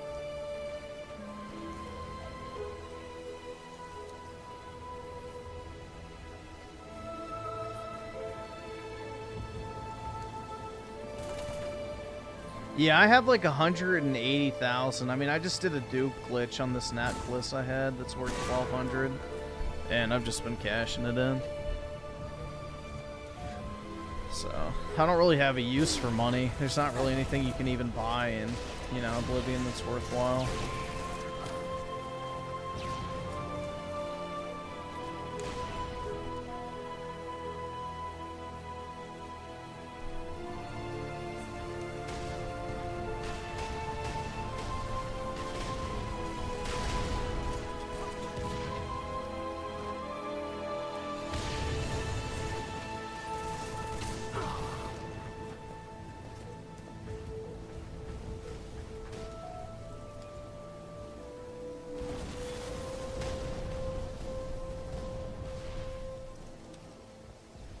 I hated fighting the undead just to get to the Elder Scroll and that Thieves Guild quest. Oh, you mean in like the sewers and stuff? Yeah, I just wish you could kill the guards, bro. That would make it so much easier. I'd just fucking kill everybody. But you just have to save scum, which is kind of irritating, but I just don't want to do it. That's the thing. It's like, I genuinely don't fucking enjoy that whole process. I don't like stealth.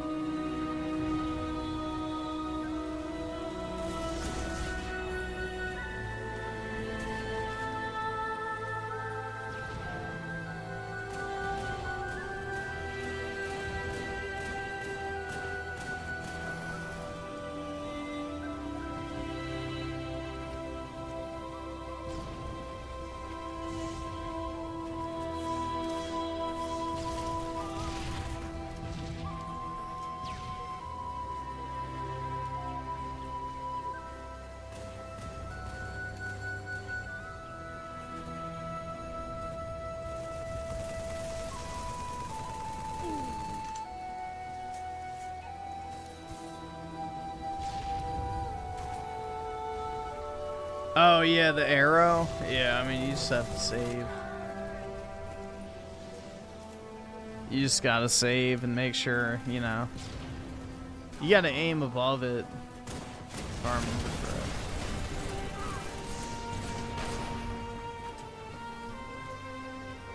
All right, awesome. Thanks, nigga. All right.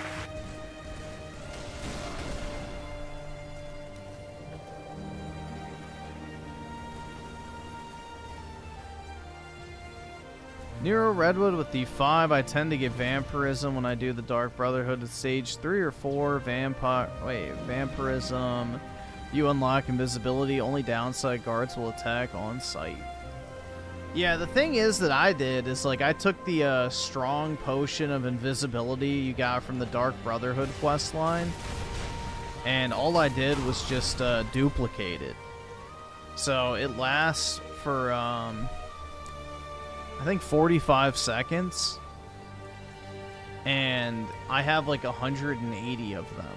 So in theory, let me adjust my glasses. That's like 2 hours worth of invisibility. So I should be fine with that. That should be more than enough. But yeah, I'll probably get like some chameleon gear too, just so I can breeze through it. I really don't want to have to fucking try and stealth, bro. But yeah, my sneak is already 100, so that part's good.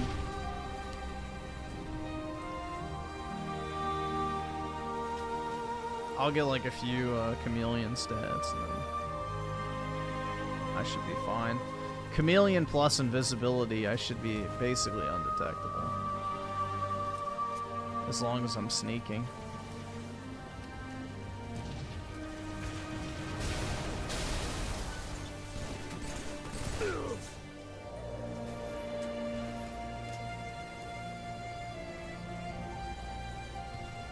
There's an exploit for sneak. So what you do is, like, there's one fort in the game.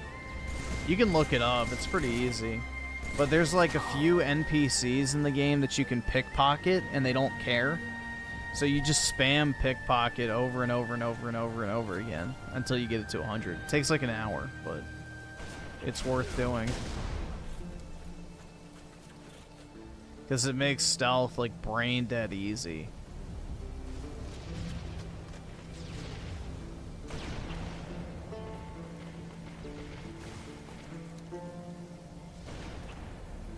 Yeah, I'll probably do the DLC stuff after I platinum it, but I just want to get that done. I want me platinum trophy.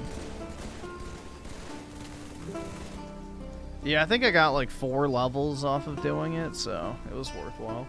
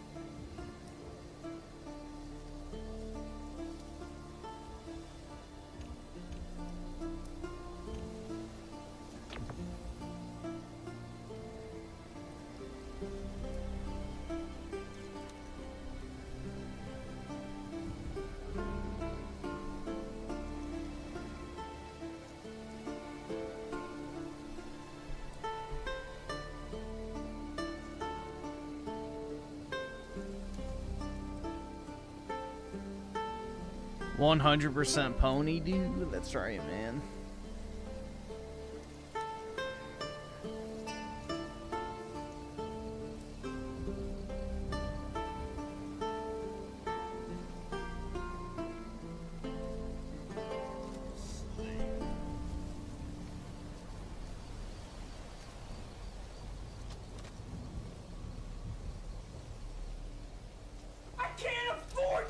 I'm key with the 2. If you woke up a woman, you letting the homies hit.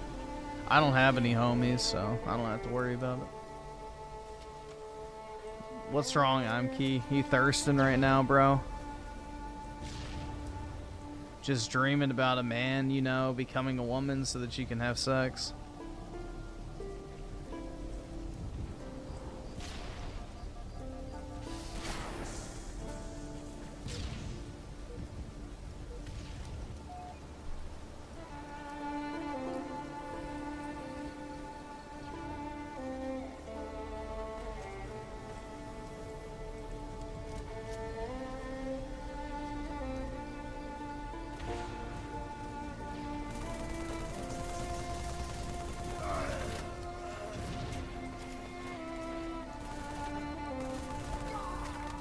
Ah, shit.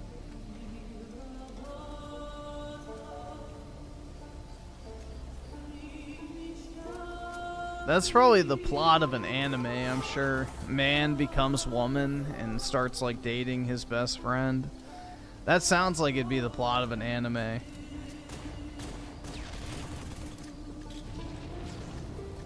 Written by some totally not closeted fucking, you know, shut-in, I'm sure.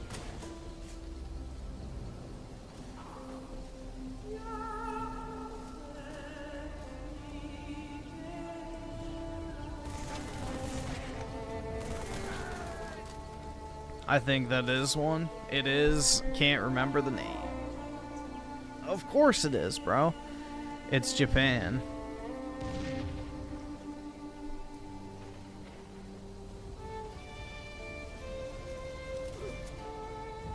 Yeah, that's what I'm saying. It sounds like a closeted fantasy. Like, yeah, I want my best friend to fuck me like I'm a girl. Like, what the fuck? Shit.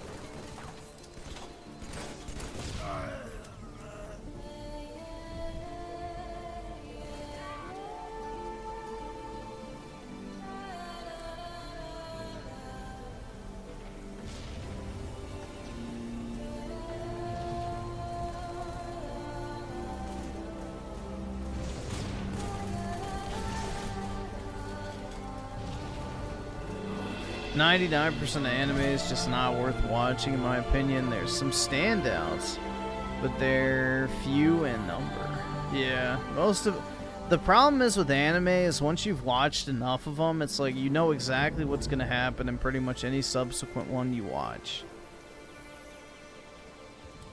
Like, it just becomes super repetitive. They just do the same tropey shit over and over and over.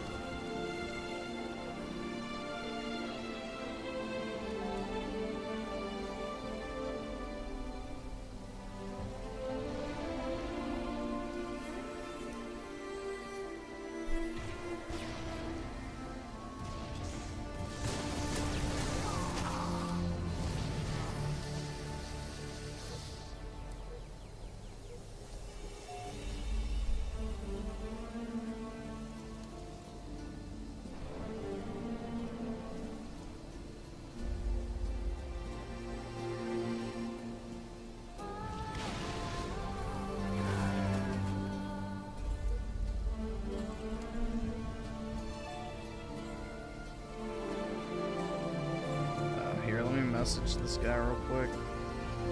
It took him like 3 days to get back. Jeez. Let's see.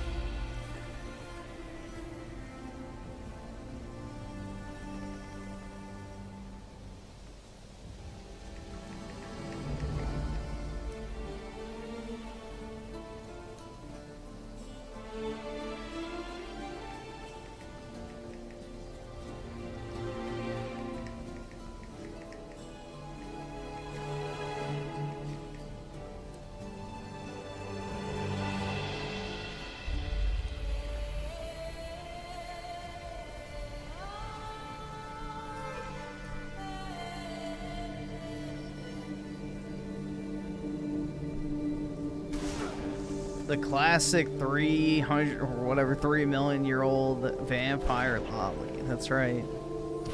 It's just a coincidence that she stopped aging when she hit the age of 9. Pure coincidence, man.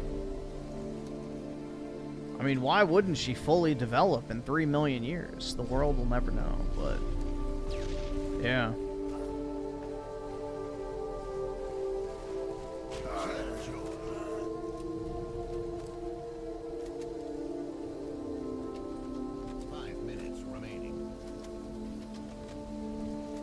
Aisha from, yeah. Muhammad pilled.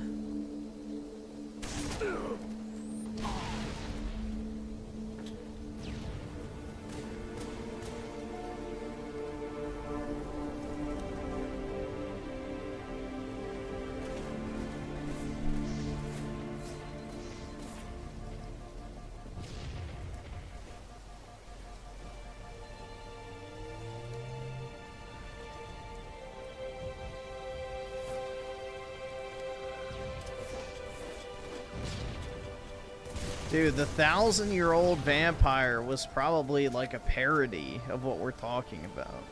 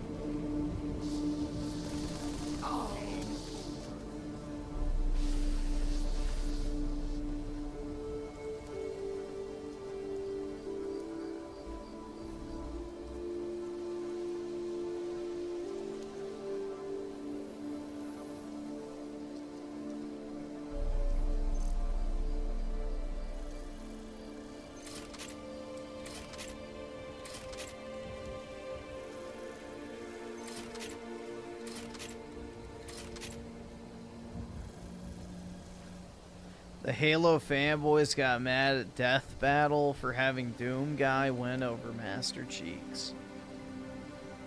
Well, dude, Master Chief is just a like regular human being in a suit. Doom Guy is like a divine being, right?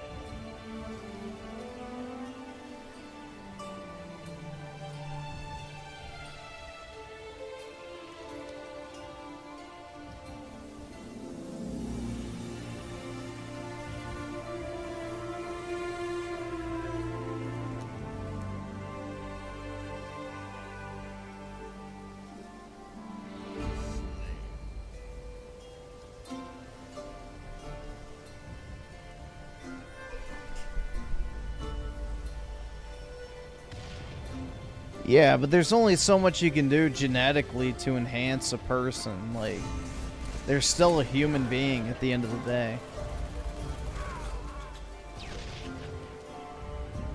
Like, a singular bullet can kill Master Chief.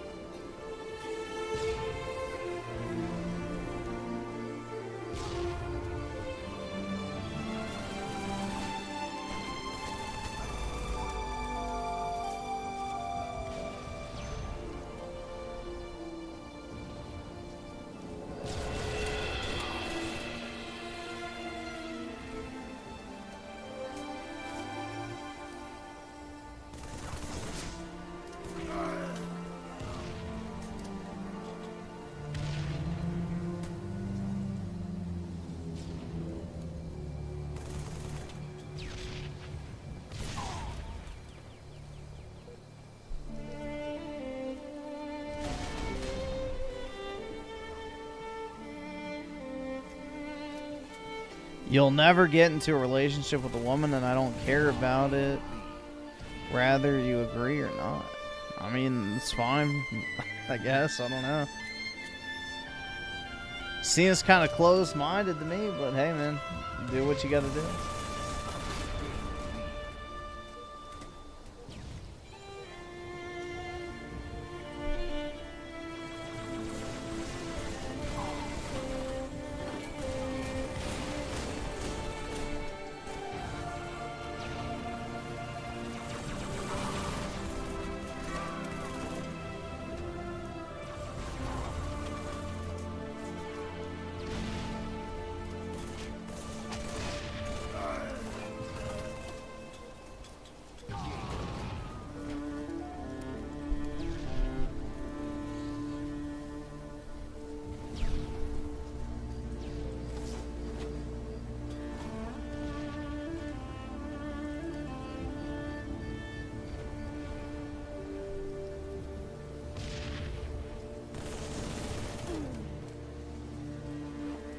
Sephiroth is not that strong. How do people interpret his final battle form to put him as strong in large scale? Sephiroth is definitely strong. He is basically reunited all the Genova cells at the end. So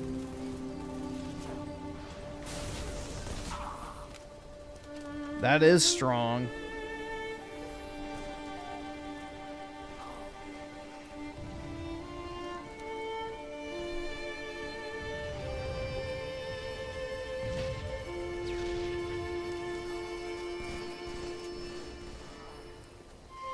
You gotta remember that, you know, Genova has, like, conquered, you know, countless planets, essentially. Bouncing from world to world, so... that's pretty powerful.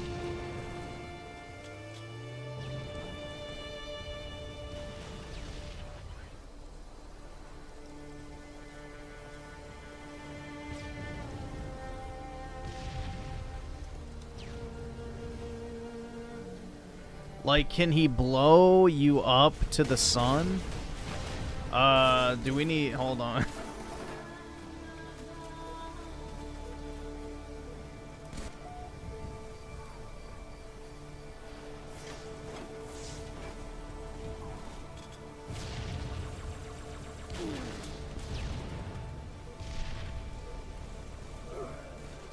Alright, I'll pull it up after this.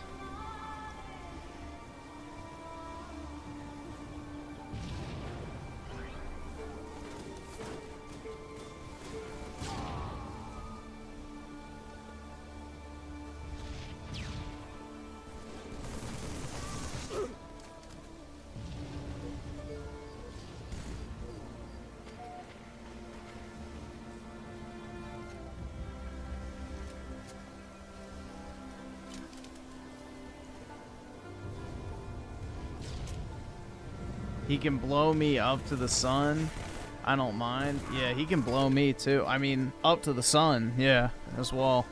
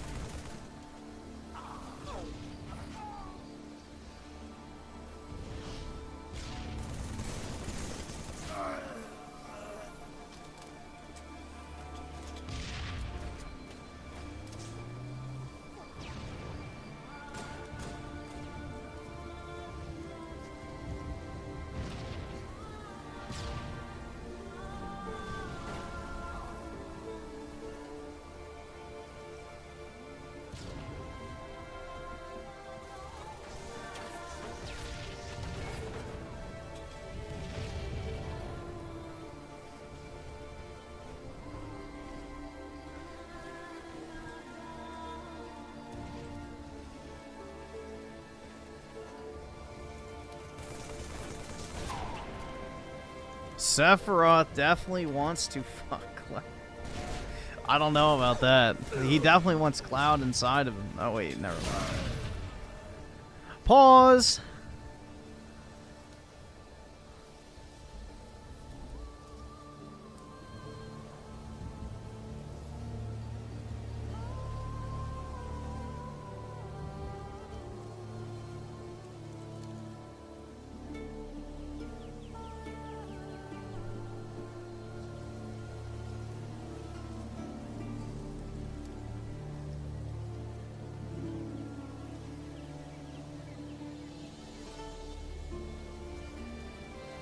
Alright, let me back out. Shit.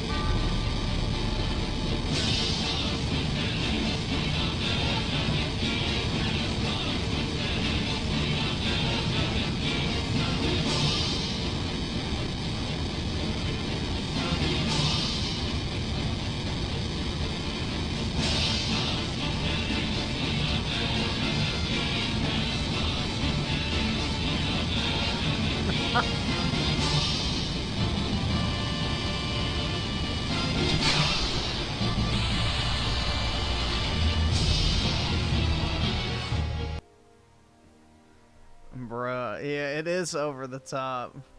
It's gonna be crazy to see what it looks like in the remake, but yeah, there you go.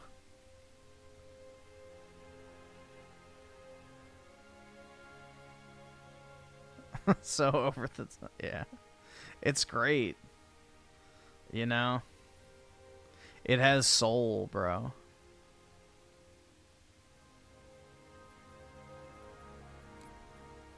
No, don't say it's a pocket dimension, dude, or else you're acknowledging the fact that Final Fantasy VII has always had a multiverse to it, and all the remake haters will, you know, not be able to cope with that fact. Don't you dare.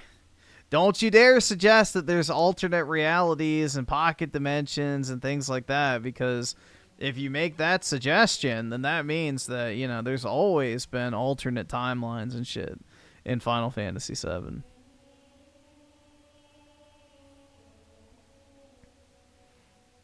So be careful with what you say, man. Be careful.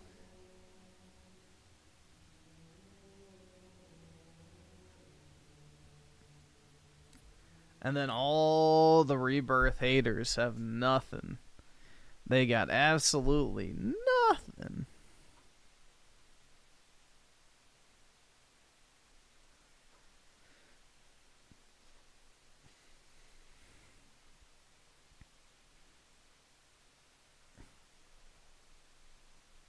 I'm one of the Rebirth haters. Feels like shooting myself in the foot. There you go. So it's like Final Fantasy VII is multiverse slop. Always has been.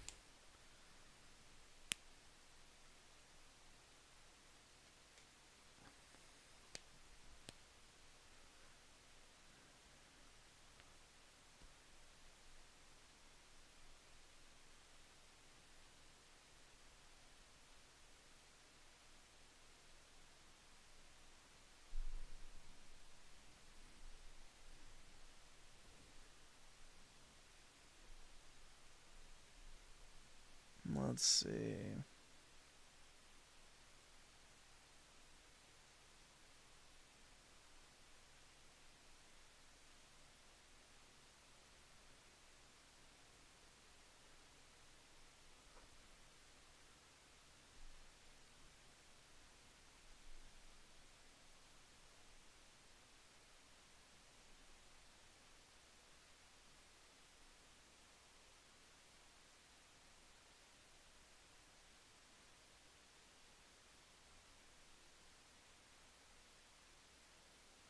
MCU destroyed the multiverse narrative. MCU has done more damage to media than anything else. In general. Like, everything's a fucking shitty Marvel slop, you know. Rehash. Games, movies, TV shows. It's lowered the fucking, you know, mental capacity of the audience so fucking much that they just expect Marvel slop on everything. Alright, so whose video was first? Not this one. Okay. Whatever this fucking anime one is. I don't know if we're gonna watch this full thing, but we'll see what it is. You've seen her before. Because also it might give me a copyright claim, because it's anime. So... Haven't you? Staring at you from the cover of a YouTube playlist or blinking from behind an anime gif scrolling by on Twitter. This character that whispers to us like some vague cultural artifact from a time long past. Lane is someone that everybody has seen, but so few people know or understand. Long before we traded our attention spans for dopamine hits and algorithms learned to read our minds, she saw it all coming. The internet we're in today isn't just like the one she lived in, it is the one she lived in. Lane isn't just some old aesthetic, she was a prophecy. I've never seen this anime bitch before. Lane found me at a strange time in my life. I was in my third year of university, staying up until 2 in the morning trying to finish my computer science assignments. I was always exhausted, bags under my eyes, and cold mugs of coffee on my desk. One night, unable to sleep, I decided to throw on some retro anime to try and relax. If you've ever been in a similar headspace to the one I was in at that time, you'll understand why this show resonated with me so strongly. From the very first episode, I was hooked. Not by the story, not really. It barely holds your hand, barely explains itself. Wait, hold on. What did it say? You'll understand why this show resonated with me so strongly. From the very first episode, I was hooked. Okay, I thought it said Goy for a second. I was like, oh, really? Not by the story, not really. It barely holds your hand, barely explains itself, but by the vibe. The show is constantly drowning you in silence or trapping the viewer in liminal space.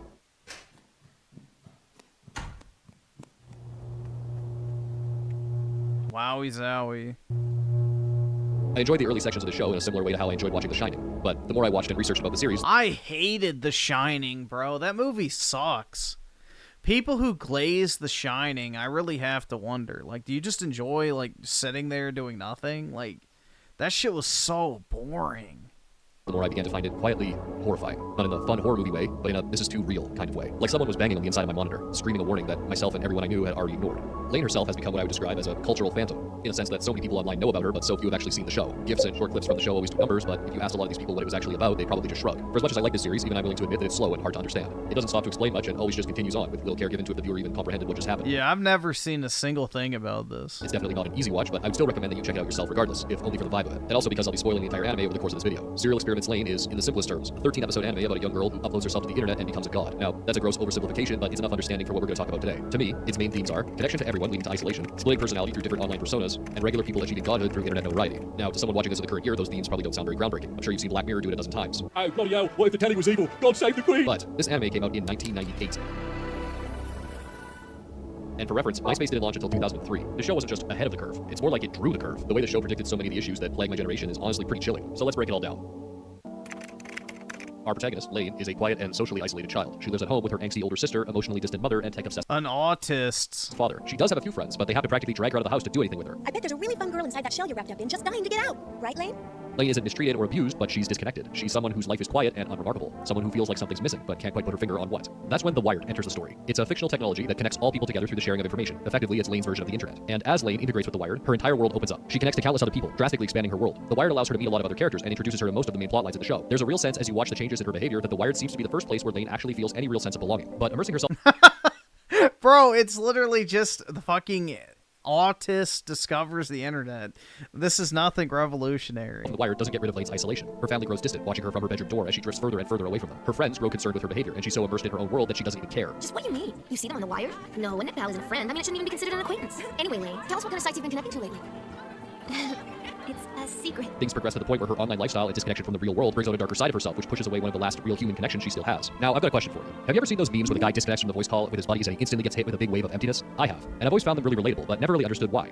I mean, you always get that feeling of sadness when you turn off your PC at 3 a.m. after a late night of gaming with your friends. The thing is that I've never felt like this after I don't. just hanging out with people at their place, like ordering a pizza and watching a movie. After some reflection, I now believe it's because as fun as gaming online with the boys is, it's not a substitute for real conversation. While it may feel like you're spending time with friends, the harsh reality is that you are sitting alone in a dark room staring at a glowing TV or computer screen. The second your call ends, you're instantly reminded of that. That's why it feels like connection until it doesn't anymore. I'm not saying online friends and gathering spaces are worthless or should be avoided. I'm just saying I don't think they're a proper replacement for real people in real life. And just to reiterate, this is a story that was told at a time where the term chronically online was still decades away from being thrown around regularly. Lane's story shows just how dangerous it can be to start treating your digital presence like a replacement for reality. Because when we do, we risk losing the real people around us, just like she did. As the series continues onwards and Lane becomes more and more entwined with The Wired, we start to see her personality change a bit. There's the shy, quiet Lane we start the series with who exists in real life, but then we meet the version of Lane who lives in The Wired. She's confident, bold, and inquisitive. It's clear that embodying an online persona allows Lane to become someone that she isn't able to in real life. And for a bit, this seems like a good thing, but it doesn't last. The empowerment she feels early on in the anime quickly takes a darker turn, because the more Lane slips into her digital self, the harder it becomes for her to tell which version is actually her. Her identity starts to splinter. She becomes unpredictable, inconsistent. Different people begin to see different Lanes, and sometimes she doesn't even recognize herself. It's not just duality anymore, it becomes a full-on fragmentation of her personality. There's this old clip from the show online that's become quite popular. It's from a scene late in the series where Lane speaks directly to the viewer and questions which version of herself is the real one. I guess that I'm confused again. Am I here or am I there? I don't know. Over there, I'm everywhere. I know that. But here is connected to over there. Is that right? But then where is the real me after all is said and done? The thing that disturbed me here... Oh my god, bro, it's so freaking intelligent. Wow.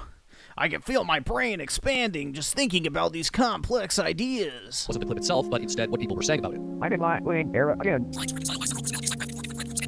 Going through my lane phase. Let me become a digital martyr real quick. I'm having an identity crisis and this is my biggest comfort right now. She's just like me for real. Of course, yes, kill yourself by plugging in a fucking, I don't know, Ethernet cable to your asshole.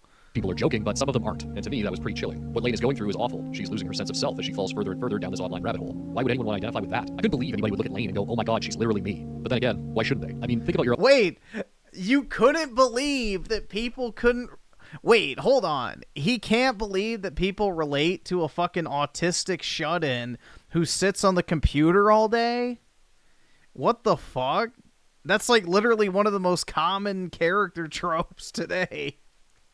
Like, even back in the day, that was a fucking, you know, trope.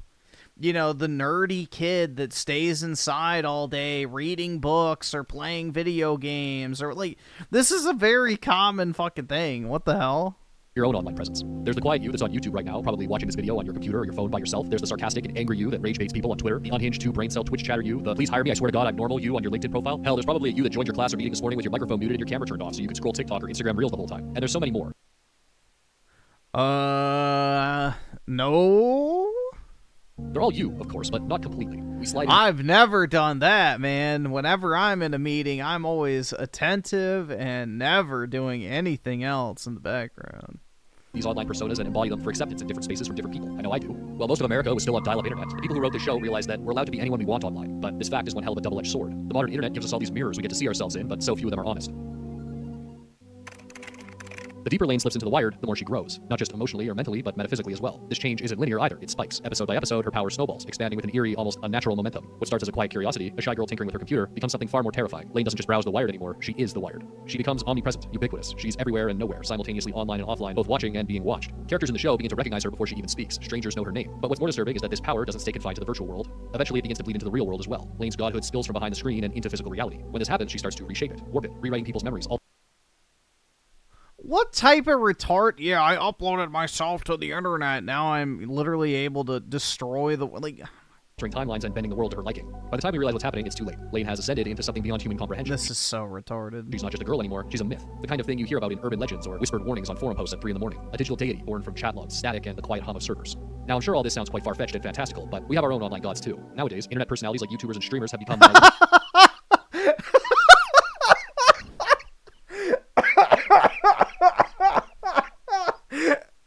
Mr. Beast, our own online gods. Mr. Beast, bro. Oh my, bro. Jesus, dude. Oh. That's actually weak.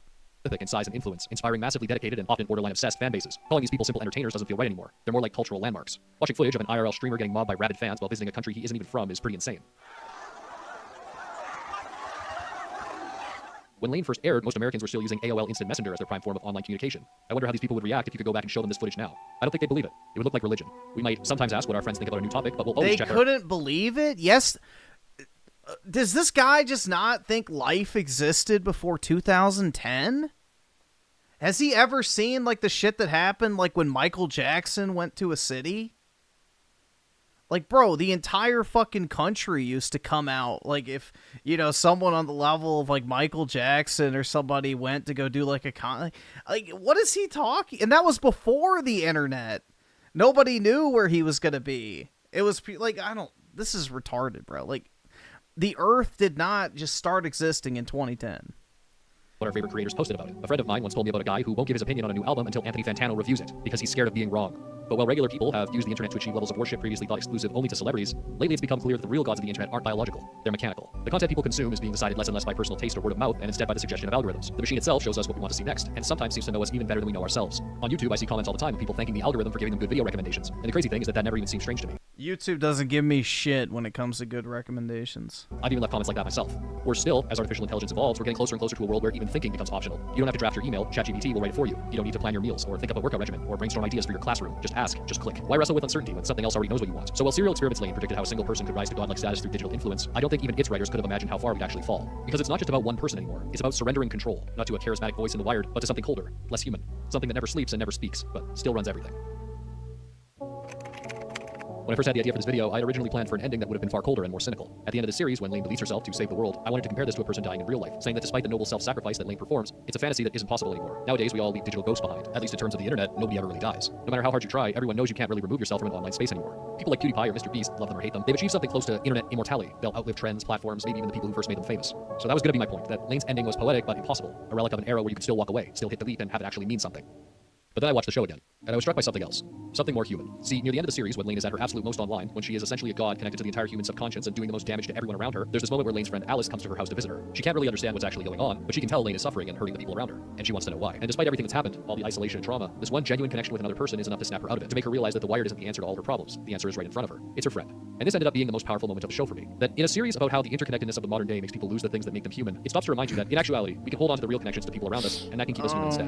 If you're lucky enough to have at least one person like this in your life, I think you should cherish and hold on to them. Because in a world that's quickly this is the perfect example of people, like, looking into anime way too fucking much. Like, come on, bro.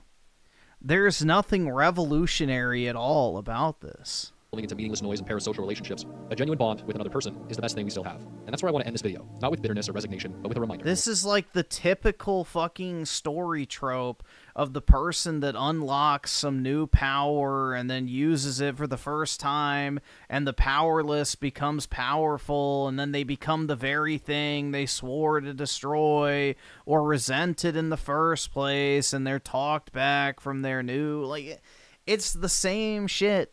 This is nothing new. That despite what it may feel like, just remember, you're not lost. You're just reaching. And if you ever It's find just someone literally, oh yeah, the internet's a new thing here in Japan. Let's make a story about that. While using the exact same shit that's already been done. back, you should do what you can to hold on to them. Hey, what's up? Thanks so much for watching all the way to the end. Wowie zowie, man. Anime. Literally changed my life.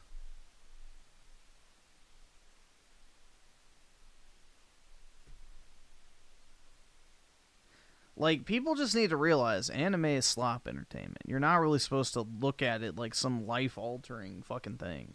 It's just, like, mindless entertainment.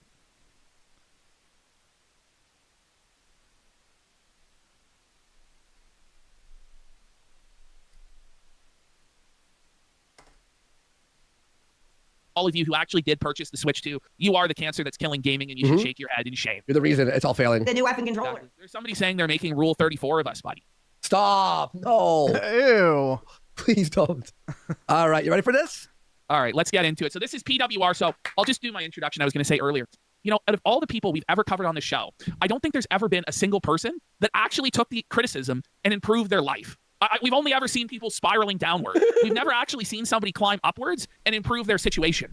But with PWR, Somehow a guy who we thought he was dented, he was selling his wrist for Phil, he was begging, and he wasn't begging, he was broke. He gave the last of his money to Phil because he couldn't afford to eat after he gave Phil the money. And it was tough, bro. Times were hard. But somehow through positivity, chill streams, and winning, this guy has now moved out of his mother's basement and he has his own place and he's winning. So let's have a look here. That's crazy. It really is. It's an inspiration. Yeah, Very motivation. As you were saying, usually people, to spite us, they won't do what we suggest. We'll give the best suggestions in the world. We're mean about it, right? But we can give the best suggestions. Yeah, he needs to be careful about spending money though, because who knows how long this is gonna last. They always fucking nope. But here's PWR. Just had to mute the mic here for a second. No, listen, I mean, there's just no way possible. I mean, within a year or two, we want to look into launching this fragrance idea. So he's on the phone right now with like huge investors that are trying to, pitch him all of these different deals. But PWR is in high demand. He's hot. And he's saying, look, like we're getting the fragrance going. We're building this lifestyle brand. We got the documentary with the casino coming up where we're going to party and do karaoke and all this stuff. I'm so hyped for that, by the way. It's going to be Kino. It's going to be Kino. And I was just in contact with him today, ironing out some additional details. We're giving him a bit of time to get settled into his new life on his own. And then we're going to make it happen. Wait. Either he got a member. donate, or get the fuck out. One member? Actually, 5. Ooh, is it real though? I don't. Or is it fake? I don't know, but he has $44. Yeah. There we go. We're talking with other creators. We're making plans. The whole thing, to do the whole fragrance thing, we got to be in Cleveland. And, there's just no way setting up possible. the fragrance business in Cleveland. As we all know, Cleveland smells so bad that they had to develop an entire fragrance industry in Cleveland to combat the smell. So PWR is going right to the source there, bud, of some of the greatest fragrances on earth. Okay, yeah. Well, I got to be here with the audience. There's just no way possible. It's a new phone case, by the way. You notice that? We're working on this he's balling. New designs. We're really trying to expand this lifestyle brand. And there's just no way possible. All right. Well, let me know.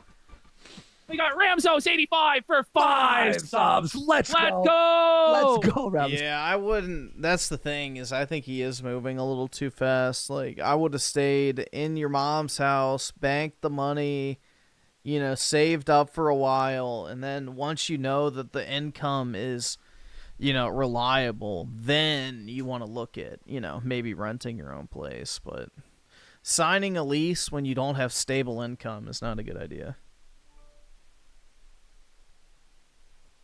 Real controversial truth with the 4 months. The feminists on Fairy Tail Twitter will argue with you. Dude, Fairy Tail is literally the sloppiest of slop when it comes to anime. Like, it's literally the most generic power of friendship plus big titty fan service combo you could ever possibly imagine. All right. I'm effing back. No freaking parents. Wow. No more freaking parents, no piece of butt telling him what to do. He's the master of his fate. He is the captain of his soul. He's jacking it nonstop. Oh, yeah, buddy. Telling me to get off the effing game, and let me effing tell you, I'm hot. He's hot. He's hot. Let's effing do this. I don't know if this is going to work. I shouldn't have thrown my phone over there. He's throwing his phone. He's breaking his stuff now. No worry about breaking it. He's got the money to replace it. He's fucking balling now. Things are a little crazy right now. I just brought my cat here to my new home. My new apartment. Let's go! I pre-ordered Switch 2. No, I did not. Unfortunately, I guess I'm not a real gamer. I'm not a real gamer since I did not. He's not a real gamer, and neither is Phil. They're just gamers. No, PWR's renounced his sexuality, unlike Phil, who's still a thirsty simp, for a fat bitch.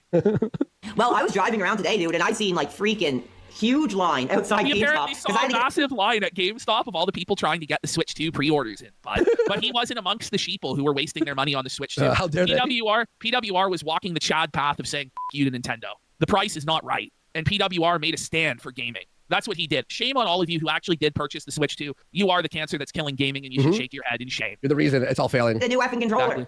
And I was going to get one there. And I was like, there's no way I'm dealing with that crap. He's trying to get a new Xbox controller on Switch 2 pre-order day, buddy. Good luck, pal. The line's out the door. It's going to be quite the wait, buddy. And I was just like, it was something I wanted to do anyway. I kind of had like a last-minute option, especially with the cat.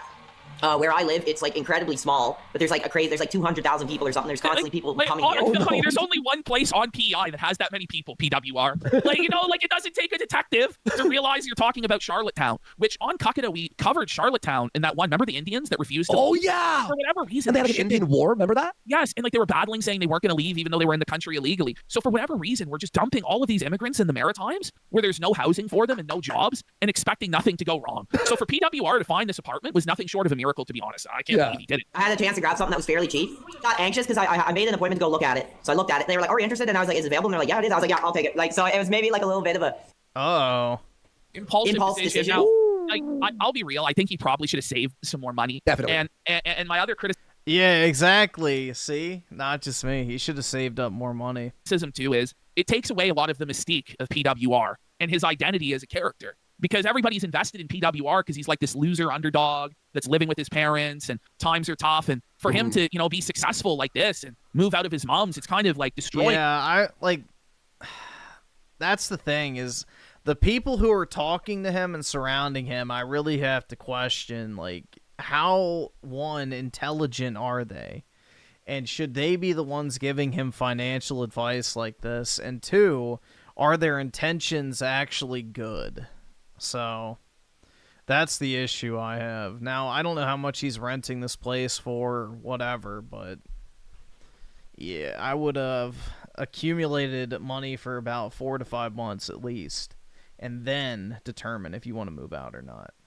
Playing the character of PWR. And he's doing deals for fragrances now, and like he's kind of sold out. he's like you a know big what I shot, mean? a little bit of a big shot. Like, what's next? He's gonna have a girlfriend. What's Yeah, next? that's the next. Oh, he's going to be getting pussy on the daily. What's next? He's going to be a millionaire. Like, who does this guy think he is? He's betraying the real fans who supported him.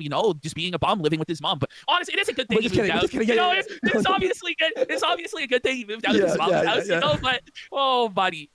But I did it. But the whole thing I was concerned about was I just wanted to. I didn't want to like not mention it to the people, but I was kind of nervous because I was sort of like I don't want people to be like, oh, he scammed us for that, which, I mean, is complete nonsense. It's nonsense. He just scammed you for a place to live, for a fucking bachelor apartment. Then it was a righteous scam. You know what I'm saying? Like, good on him. Wait, how's it a scam if you use your money to pay your rent? Exactly. To not live with your mom, you know? The other thing mainly, too, was I didn't want to share it because I didn't want people to feel, like, obligated to contribute based on that. So... Yeah, we're still going to meet up with him. We were just talking about it today. I was just talking about it today with him. Yep. And so hopefully we get that done. I'd like to see by the end of the summer at the very latest that it happens. That's what we're looking for, yeah. If they're going to contribute, I'd rather you just contribute because you're enjoying the show and you're here. But... as far as like, oh, I'm moving and I need a big, blah, blah, blah, like, that ain't who I am. And not like the other product. No, he's not like Philip. And I'm looking forward to this new part of my life, so let's do it. That's so true, though. Go ahead, Andy, go ahead. Isn't it so crazy how we just watched Phil, and Phil was crying about Switch 2s? This guy's just happy to have a place to sleep. Yeah, he's having a roof over his head that's his own. Now, the Arbiter here in chat goes, Lamau, PWR uses his money on practical life improvements and wonders if it's scamming because forever he's watched DSP use his income for gotcha games and tax returns. So he thinks that's the scam if it's real things, like a toilet? Work together, I guess, and that's kind of all I really want to say. This place is pretty freaking small. Like, honestly, the only bonus to it is it's pretty modern.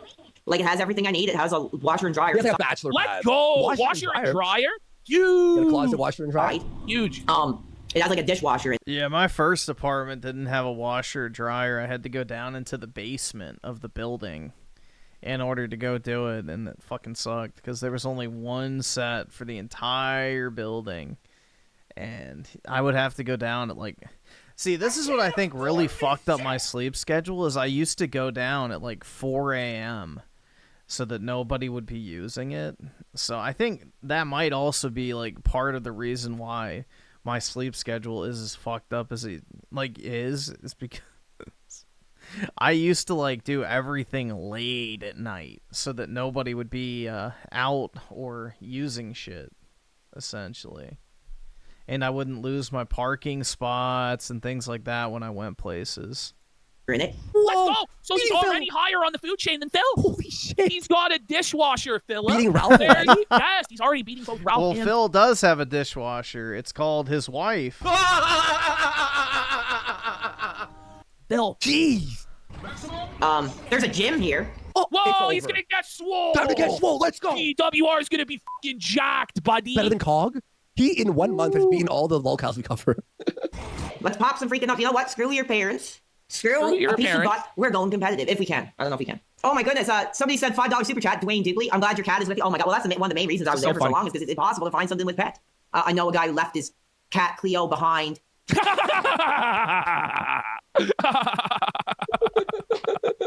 Just because of bad timing and weather. What's two points? First, it's great PWR found an apartment that allows cats. That's great. Yeah. Didn't have to give up his pet, so he should have pounced on it. But second, that Ralph reference, Ralph left Cleo in a hurricane chat. He abandoned his cat and said, cats don't fold to bullshit. That's as a dark. Category 4 hurricane slammed into the city. And luckily for him, I guess cats don't fold to bullshit It and survive, but that's crazy. Battle Gun gifted a sub. Let's go. Big support. Thank you. A really bad guy, not hot at all. Well, yeah, I would not want to, I would never do that. That's horrible. My first apartment was $865.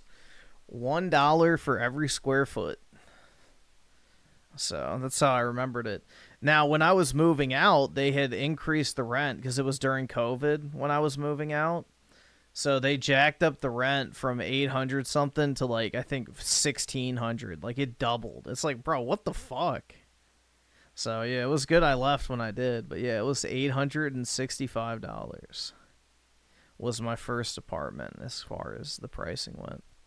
I think that's what somebody did to him, actually, to Oliver. I think somebody, when I moved into my first apartment, I think somebody just left him there, and he was outside in the garbage. Eat it! Oh my goodness, we got a bunch of super chats I didn't even read. Let's see, we got Pablo Calder with $4.99. What the effing gosh darn heck is this? Just game teasers and Teddy Fezzers. Teddy Fezzers? Oh man, that's funny, buddy. Save us, Pierce, from a horrible opening stream. On the post show last time, we just went through the whole Teddy Feezer experience. So funny, dude. Did we see that? That's so cool. Yeah, we're back. I think somebody's trying to take my effing career down. I'm not sure what the F is going on. Uh-oh. Commend that. All right, and So every cut is a new game. Like it's like a new game every cut. young dude to another. Thank you, man. I'm gonna look forward to seeing these sweaty dudes get the coronation of the king. Oh God, the Burger King crown. Now he can say the N-word. Bow down to the king. The king has his crown. Figure out the lingo one day to wrestle these, and we'll be able to chop it up. But thank you so much. Heck yeah, dude. Enjoy. It's incredible. Thank you for your call. Yeah, bye. All right, bye, man. Oh! Please don't die. Please don't die. Come on. I freaking did it. Finally. And the crown fell from his head. As he achieved total victory in Dark Souls, his crown fell from his head. Achieved. I know specifically mentioned a fantasy about Morrissey going on stage with him, rousing your sexuality together. And you referred to a couple things. That'd be pretty funny. So I was wondering. This caller is such a dent. He gets felted. Mock you. I was wondering. A couple people have wondered too if this is sort of homosexual in any nature. No, I mean I've denounced my sexuality. So how is it homosexual? It's about celebrating an alternative lifestyle. I don't understand what you're getting at. Cooked. Dead air. Loser. Come on, loser. Figure it out. Understand that. It seems to be only dudes are calling. No, I said I accept all lifestyles, all genders. Boo. Those just happen to be some of the legends that I. Hey, this is the worst troll call in the world. This guy's like having a panic attack. This caller is anxiety attack central. Just got cooked. I'm glad. All right. Well, I mean, clearly he was confused about my. Falcon. I don't know. I think he was just trying to say I'm gay, and that's not the case. It's not the case. That's PWR congrats for tonight, to him, guys. congrats to Just a him. little update on PWR.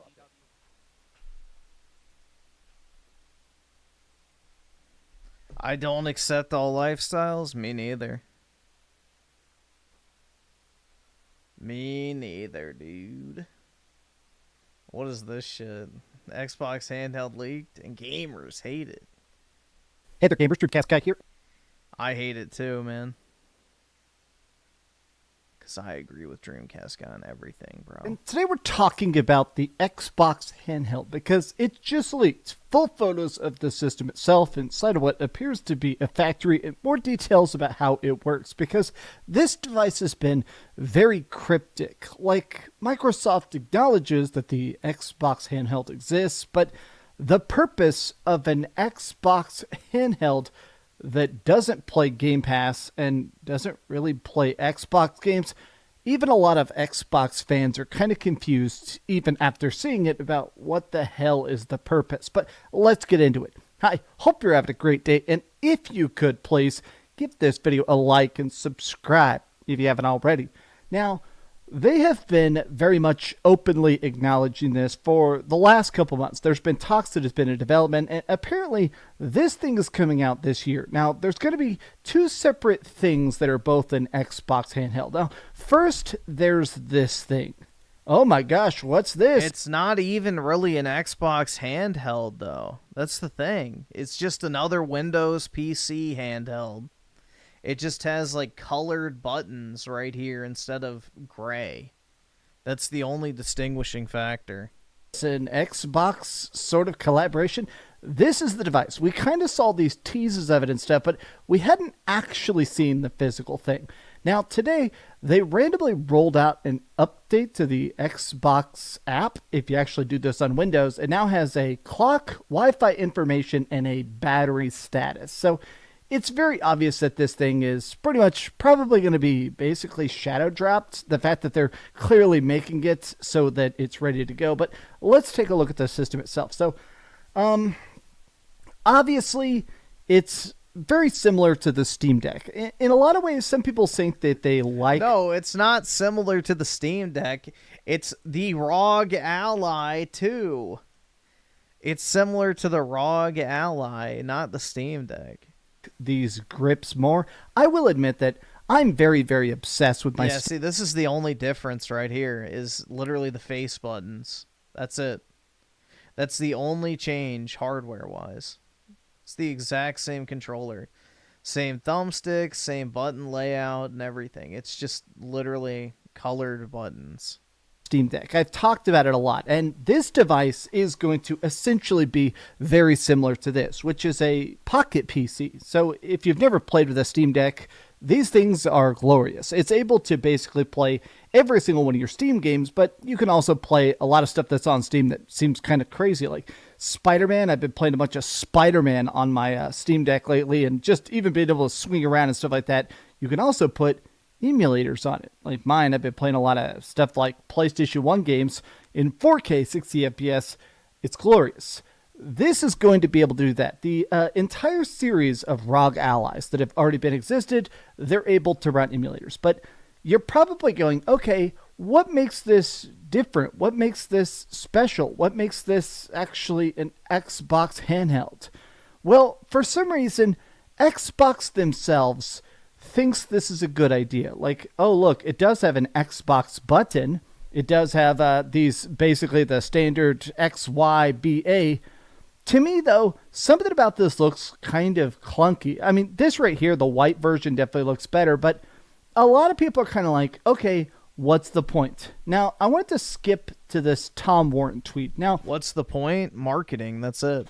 Tom Warren, one of the senior editors over at The Verge, the guy has done a lot of Xbox coverage over the course of the last couple of years that I feel like he is definitely much more Team Green than I am. And I like his takes because he seems to be much more good at taking the temperature of when Xbox is doing stuff that really doesn't make sense. And he just said this, okay, what's everyone's thoughts on the new Xbox branded ASOS ROG Ally? Now, a lot of people are like, okay, so it can't play Xbox games natively. What's the point? Well, this is a Windows device, so it plays Xbox PC games. Now, these two words, Xbox PC, we've actually seen this word kind of let slip a bit recently, which is that apparently Xbox's big plan for later this year and then early next year is that they're really pushing into the idea of selling an Xbox PC. So basically, it's going to be a system that allows you to buy Steam games, to play Steam games,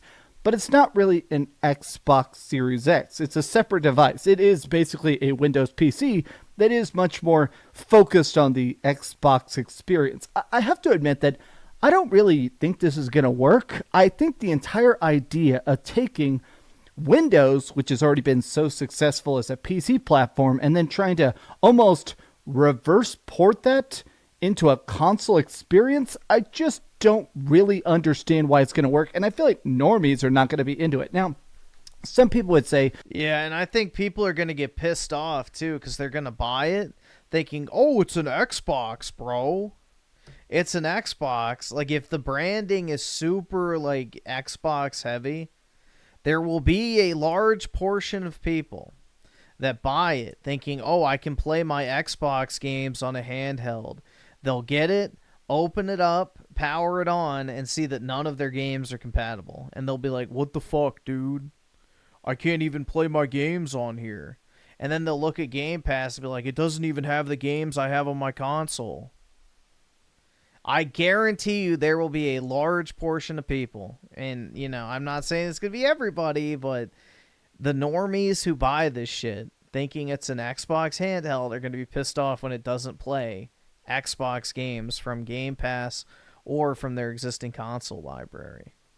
Okay, but handheld devices like this, micro PCs, these aren't exactly a normie focused device, right? I mean, I guess the people that are willing to buy a $500 handheld and play Spider-Man on it for a full $40 price, this is not people that are exactly walking in off the street. You can't $500? This thing is not going to be $500, bro. Buy a freaking Steam Deck at a Best Buy and stuff. This is not exactly the typical normal Yeah, you can buy a ROG Ally at Best Buy, though, which is exactly what this is, so stupid point. Casual experience. The ROG Ally and the Xbox PC, they're focusing on that audience. The incredibly niche, hardcore, tech-focused. They literally have a demo unit of the ROG Ally set up at my Best Buy. I'm pretty sure they do at all Best Buys. So the fact he's acting like normies aren't going to see this is pretty stupid. Enthusiasts. But it does feel like even those fans, the people that are on Twitter replying to tweets at 9 freaking a.m., even they're like, okay, so it only plays PC games but is advertised as Xbox, which is weird to me. Since there are plenty of Xbox games it won't play, so it seems pretty mid. Also, it's dirty. Yeah. I think this is why they're pivoting to the Xbox PC branding, because it's still a little confusing about why they renamed Xbox Game Pass for PC to PC Game Pass. This thing looks horrible, like something off TView. If it can't play Xbox games, then is it even an Xbox brand device? I feel like literally I decided to pull up tons and tons and tons of tweets because I was curious what everybody else thinks about it. I thought it looked terrible, but sometimes, obviously, I'm just one man's opinion. It's interesting that everybody is like, okay, this thing looks terrible, so it's just a new ROG Ally X. Now, the ROG Ally is a good series. I've heard they're very expensive, around $600 instead of the $450 to $550 price of a Steam Deck, but I have heard people say that if you're willing to pay that higher price, you're definitely getting more for it. It is interesting to me that literally everybody is negative about it. It feels like everybody is like, okay, why are we doing this? I want a smaller handheld again, like the PSP or the PS Vita. That would be nice. Isn't it interesting? I have been seeing this specific sentiment a lot, which is that there used to be dedicated gaming handhelds. Like, consider the fact that when you played the PSP, not only did it have good games and stuff, not only could it play PS1 games and stuff, but there were games, like 95% of the library is original experiences. Games that were... You mean like the Nintendo Switch? Crazy, man. We almost have those still. Shocking. Let's see. Review Pateras with the 50. I suggest you watch Kino Casino on iDUBBZ Leaving Creator Clash, at least the first 20 minutes. Yeah, we can take a look. And Midnight Mallwell with the 5. I played Cyberpunk at 100 FPS with everything maxed. Same for big Sony games, Monster Hunter Wilds, and shit. I love my new GPU. Also, I'll buy Switch 2. Nice, man. I'm glad you're enjoying it. I will soon be in the new GPU club, but whenever they decide to ship my computer, I have no idea. I'm still waiting for it. But very nice. Made for the PSP, a lot of times by Sony, by third party, and I feel like we just don't get that stuff as much. And it is weird about the fact that just in general, everything is getting bigger and bigger and bigger. Look, I'll admit it. Not everything. I love the fact that my Steam Deck is so awesome, that the battery is so good, that the graphics are so good. Playing Spider-Man on the screen in my bed natively is incredibly awesome, but let's face it, you can't exactly just put this bad boy in your pocket. You can't just walk out the door. I like playing it, but I have to bring a backpack. I got to bring a carrying case. I do miss the era when we used to actually get a purely dedicated handheld. Now, with these leaked things, once again, a lot of the big Xbox YouTubers are doubling down on the fact that apparently there is still going to be a real Xbox handheld at some point. Apparently, this is part of their new... Oh my god, bro. Dude, this Xbox is going to be PC branded... Oh, shit, no, click that. This is going to be a disaster, man. This is going to be an absolute fucking disaster. They're going to release another handheld on top of this. Like... Jesus. Yeah, buy this Xbox handheld. No, wait, this wasn't the real Xbox handheld that you just paid $800 for. Buy this other Xbox handheld because it's the actual Xbox handheld, not this other Xbox handheld. Like, dear God, man. This is the Steam machine all over again, and, you know, I can't wait to watch it unfold.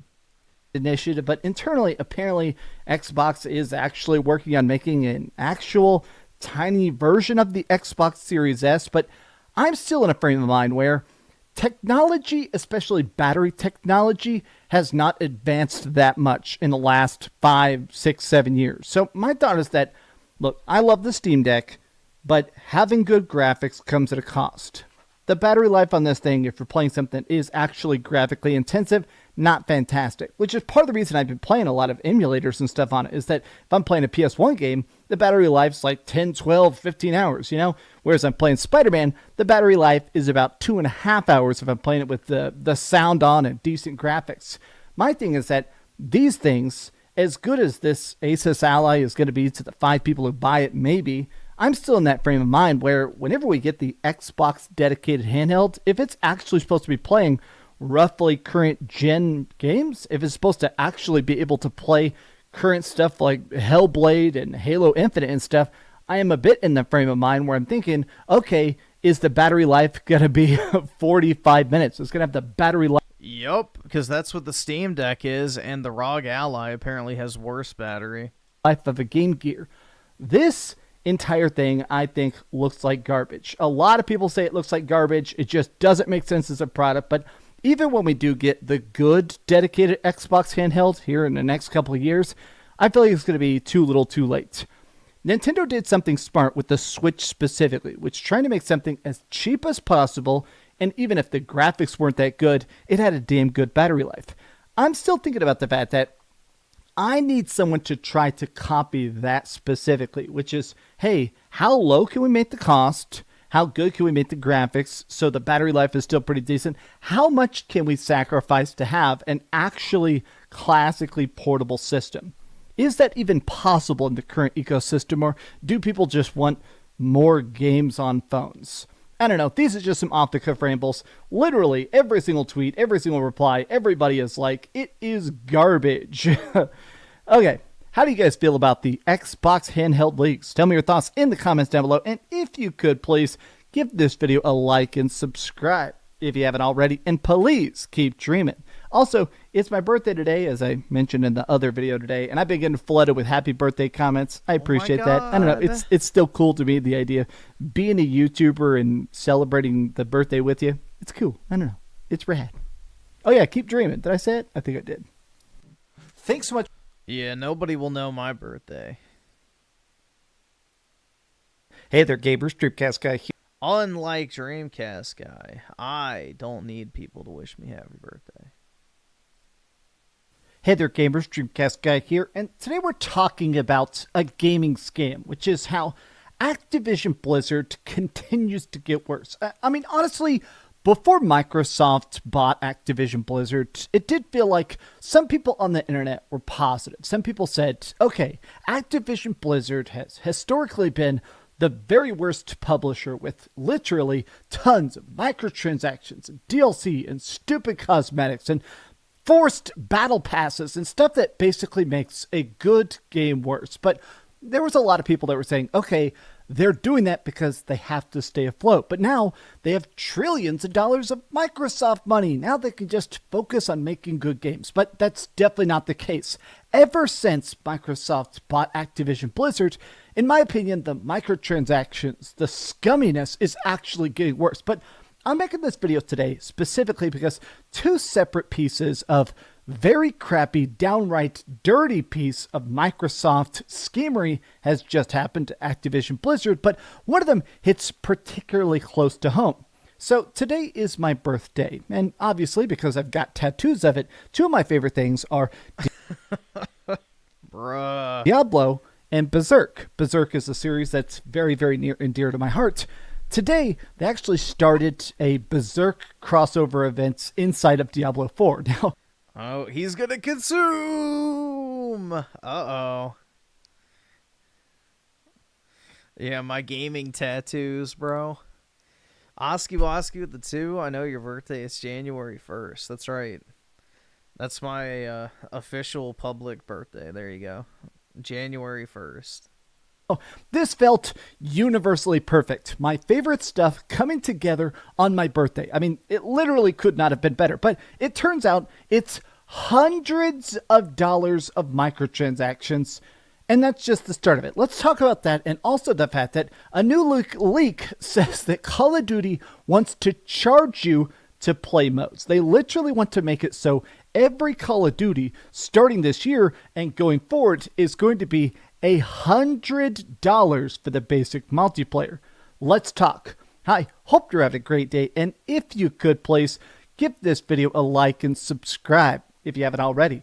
Now, I'm actually just blown away. So this is something that a bunch of games do, but basically Diablo started doing this as well, which is a cash shop. So whenever you play Diablo, there's different seasons of it. Now, typically there's stuff you can actually unlock by leveling up, by playing in the seasonal events, beating the new bosses, learning the new magics and stuff.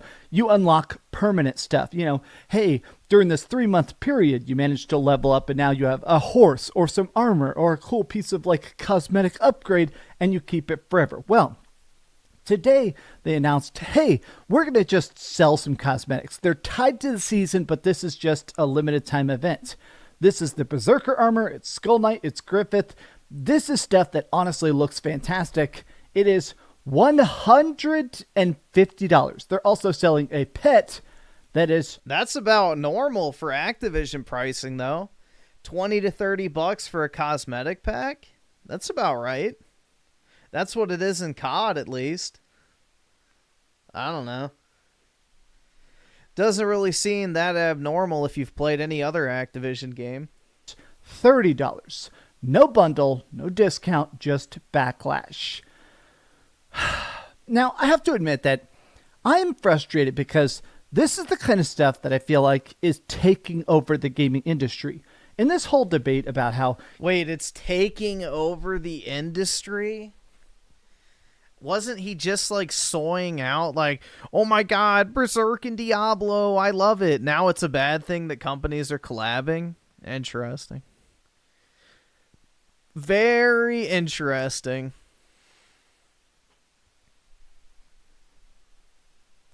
Z-Herb with the 5 sub Griffin. I heard Yay apparently dropped the HH song. Is that true? You blasting this in the car.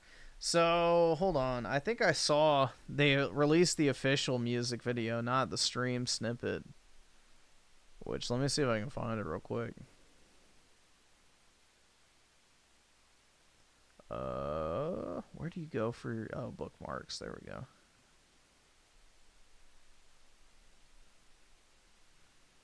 Copy link.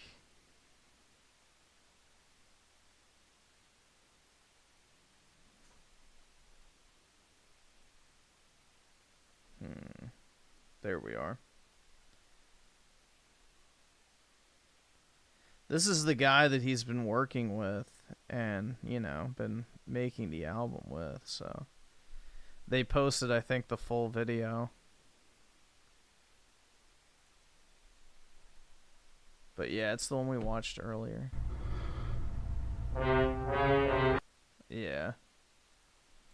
Games have to cost $80. I'm annoyed about the fact that there is so much great stuff coming out at $50. You know, obviously, Expedition 33 is probably going to be my game of the year. I did love Split Fiction a lot as well. Balatro, some of the best games ever are still managing to come out and not be an $80 game. So I very much have been giving a lot of vocal pushback to these $80 games, but I'll admit that while I've been publicly bashing these $80 games, I've had some game developers privately reach out to me from AA, AAA, some indies and stuff, and a lot of... Oh, he's got some people reaching out. Them have basically said, we actually need to charge like $100 a game. And I guess I get mad about stuff like this, where I...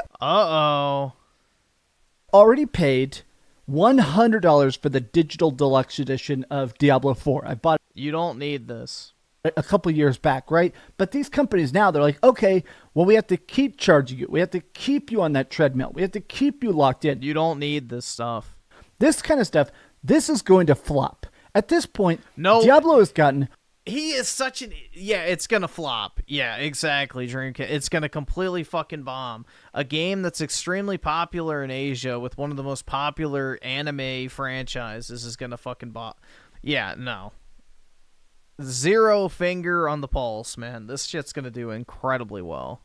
Worse and worse and worse with its tuning, with its kill speed, with its fun factor, with every perpetual season, the player base has collapsed.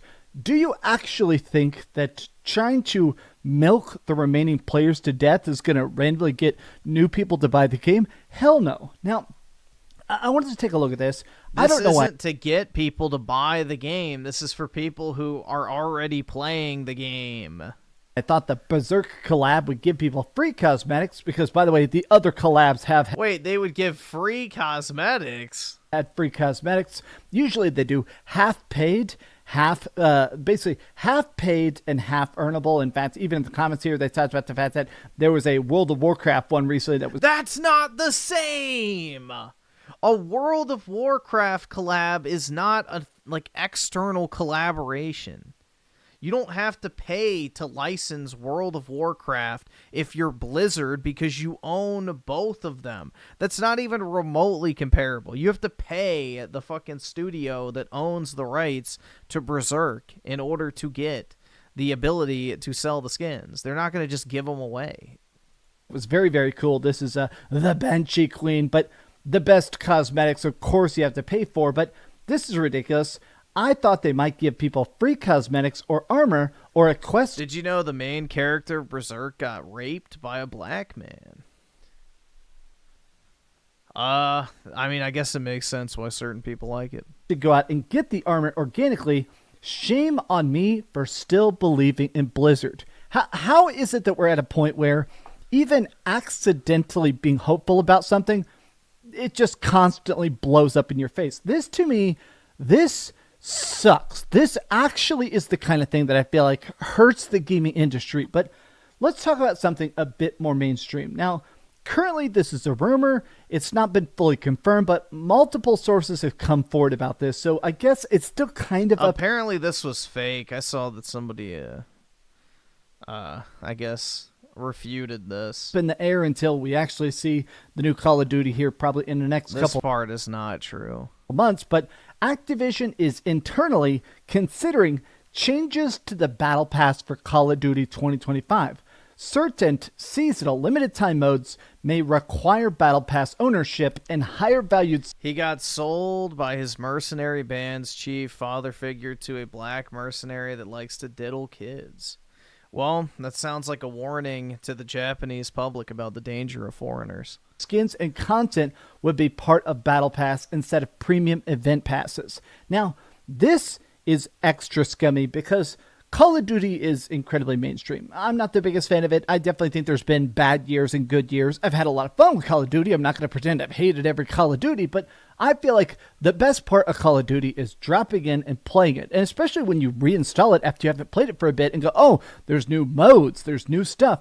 Now, these limited 9 modes, this is something they've been doing a lot for the last couple Call of Duties that are interesting. Will actually invent weird multiplayer things where guns do different, or there's extra maps, or just weird stuff like they did a Squid Game tie-in. Now, in my opinion, not only are these incredibly fun, I think they're a good way to keep people excited to even check on the game. Like, if you're trying to make live service, if the whole point is to keep people logging in, I think there needs to be that thread of excitement of not just logging on for game night with the boys, but hey, that thrill of, I really am not 100% sure about what I'm going to see today. I'm like 95% sure, but when you pop on, you may see a completely random cool playlist. Paywalling that is going to ruin the game, but also it just screws the fans. Hey, do you actually enjoy playing this game? Pay more, pay more, pay more, pay more. There's also been leaks that apparently some of the people that are testing this next Call of Duty, apparently it is, I mean, I was about to say a cuss word, bad, dog poop. It's gonna be dog shit. Look, the thing is that I am annoyed about the fact that with the increase in price, I've always hated the idea that the original price increase from $60 to $70, the argument was games are getting better. Games are getting bigger. Games are getting more beautiful. So going from 60 to 70, it did feel like stuff got a little bit better, but now we're going from 70 to 80. And now it feels like basically to get the full experience, going from 80 to 100, lickety split. And I have to say, I'm annoyed about the fact that there's not been a linear progression. Games do not continue to get better. This is definitely us hitting the ceiling. And I have to admit that I am annoyed about that. Game prices go up, quality does not. I saw... It depends on who's making it, but generally speaking, yeah. This. I naively remember when I thought... But that's the thing now, is you have less incentive to buy games. You know, if a game like Space Marine 3 comes out for $100, I'll buy that. I mean, shit, I paid $130 for the whatever Ultimate Edition. But if a game like fucking The Last of Us Part 3 comes out for $100, I ain't buying that. And I guarantee you a lot of other people won't buy it either, which means the game will flop and less games like it will be made. You know, supply and demand, baby. Xbox would make Activision less greedy. A fool I was, a fool indeed. You know damn well. You thought Xbox would make Activision less greedy. Does this motherfucker know nothing about Microsoft? Call of Duty will now cost $80 in addition to paywalling limited time modes behind their stupid battle pass. I think there has been this rising frustration from gamers about feeling like they're being ripped off for no reason. About, hey... Then stop buying games. I'm excited about this thing. I want to lock in. I want to pre-order this game. I want to play this. No, don't. Don't buy games anymore. Just play what you already have, and the industry will course correct. Experience. There's been... But you can't resist. This perpetual sense of more about people saying, I don't trust anything. I don't trust cool trailers. I don't trust good hype. I don't trust corporate memes. At this point, if the game is not the best damn thing ever, I'll buy it on sale. I'll buy it at 80% off. That is such a lie. This consumer is buying everything day one. And it just feels like this... How do I phrase this? There is now a proud negativity in the gaming industry. There is a proud sense of, I am against the corporations because the corporations are against me. And I honestly think stuff like this causes it more than anything else. But these have just been some off-the-cuff thoughts. I kind of wanted to vent about it, and I definitely feel better kind of getting out of my system. I'll be honest, I am actually heartbroken that the Berserk crossover that I've been so excited about turned out to be nothing but extremely overpriced. He's going to buy it anyway. Price skins. If this was $10 or $20, I would probably buy it, but... You will. $150, almost $200 for the cosmetics and the pet. Screw you, Blizzard. Thank you so much for watching this, gamers. If you could, please give this video a like and subscribe if you haven't. Why don't you just buy the one skin that you actually want? Like, why would you want these other ones? Just buy this one. That one looks cool. The others look kind of gay. So, just get that one. Pet, screw you, Blizzard. Thank you so much for watching this, gamers. If you could, please give this video a like and subscribe if you haven't already. And please keep dreaming. I want to show you something here. This is a gift my girlfriend did for me for my birthday. It's a painting. It may show up a little bit weird. I'm on green screen. My mother passed away, obviously, and it was a hard, confusing, conflicting thing. But my mom was very much obsessed with Native American legends. She loved to tell me like Native American bedtime stories. And this is a guy called the Kokopelli. He's a fertility god, but he's also kind of a trickster god. He'd play his little flute and trick people and play pranks with, oh, you're pregnant. He, he, he. My mom would tell me what? Silly stories about the Kokopelli. She used to say that I am the Kokopelli. Oh my! You're telling people they're pregnant? And I've been missing my mom. I wish I had talked to her more in life and stuff like that. And my girlfriend did a combination of the Berserk symbol I love so much, my favorite flowers, the Forget-Me-Not, and Kokopelli for my birthday. And I still feel like this is legitimately the best gift I've ever gotten. So I just kind of wanted to share it because, damn. I don't even know what to say. I'm just I'm a lucky man. I love you guys very much. Have a great day, and hopefully you have a good birthday. Thanks so much for watching that video. If you want to... Why is a Irish mother telling her son about native folks? I don't fucking know, bro. I learned nothing about the spear chuckers as a kid, personally.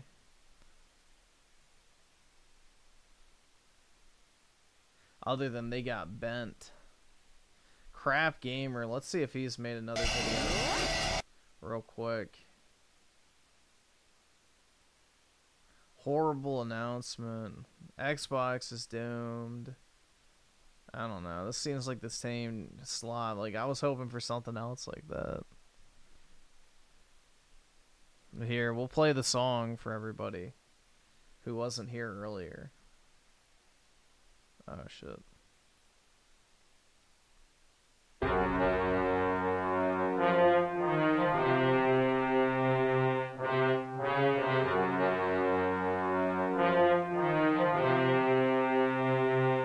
Man, these people took my kids from me, then they froze my bank account. I got so much anger in me, got no way to take it out. Think I'm stuck in a matrix when I flush my nitrous. Yes, I am a cook, I like when people fuck on my bitch. The shit that I'm posting on Twitter, they telling me, hey, don't say that.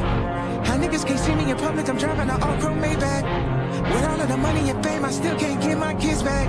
With all of the money and fame, I still don't get to see my children. Niggas see my Twitter, but they don't see how I be feeling. So I became a Nazi, yeah, bitch, I'm the villain. Nigga, how Hitler? Nigga, how Hitler? They don't understand the things I say on Twitter. Nigga, how Hitler? They don't understand the things I say on Twitter. All my niggas Nazis, nigga, how Hitler? Nigga, how Hitler? Nigga, how Hitler? All my niggas Nazis, nigga, how Hitler? She wanna fuck with Japan, I put the chrome on the Benz. Nigga, how Hitler? She reaching down in my pants, she got the world in her hands. Nigga, how Hitler? Nigga, how Hitler? Nigga, how Hitler? All my niggas Nazis, nigga, how Hitler? Nigga, how Hitler? Nigga, how Hitler? All my niggas Nazis, nigga, how Hitler? Nigga, how Hitler? Nigga, how Hitler? Nigga, how Hitler? Nigga, how Hitler? Meine Arbeit für richtig hältst. Ob du glaubst, dass ich fleißig gewesen bin, dass ich gearbeitet habe, dass ich mich in diesen Jahren für dich eingesetzt habe, dass ich anständig meine Zeit verwendet habe im Dienste meines Volkes. Gib du jetzt deine Stimme ab. Wenn ja, dann tritt für mich ein, so wie ich für dich. Wenn ja. There you guys go.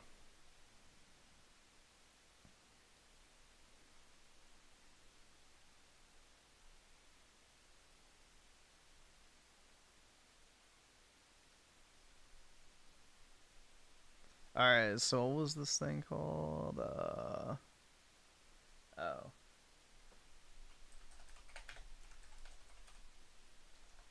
Fucking spell. Here, I'll link it if you guys want it. There you go. Yeah, it is catchy as fuck, bro.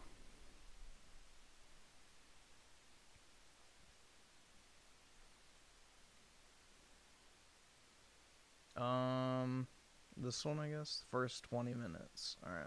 He's like, surely.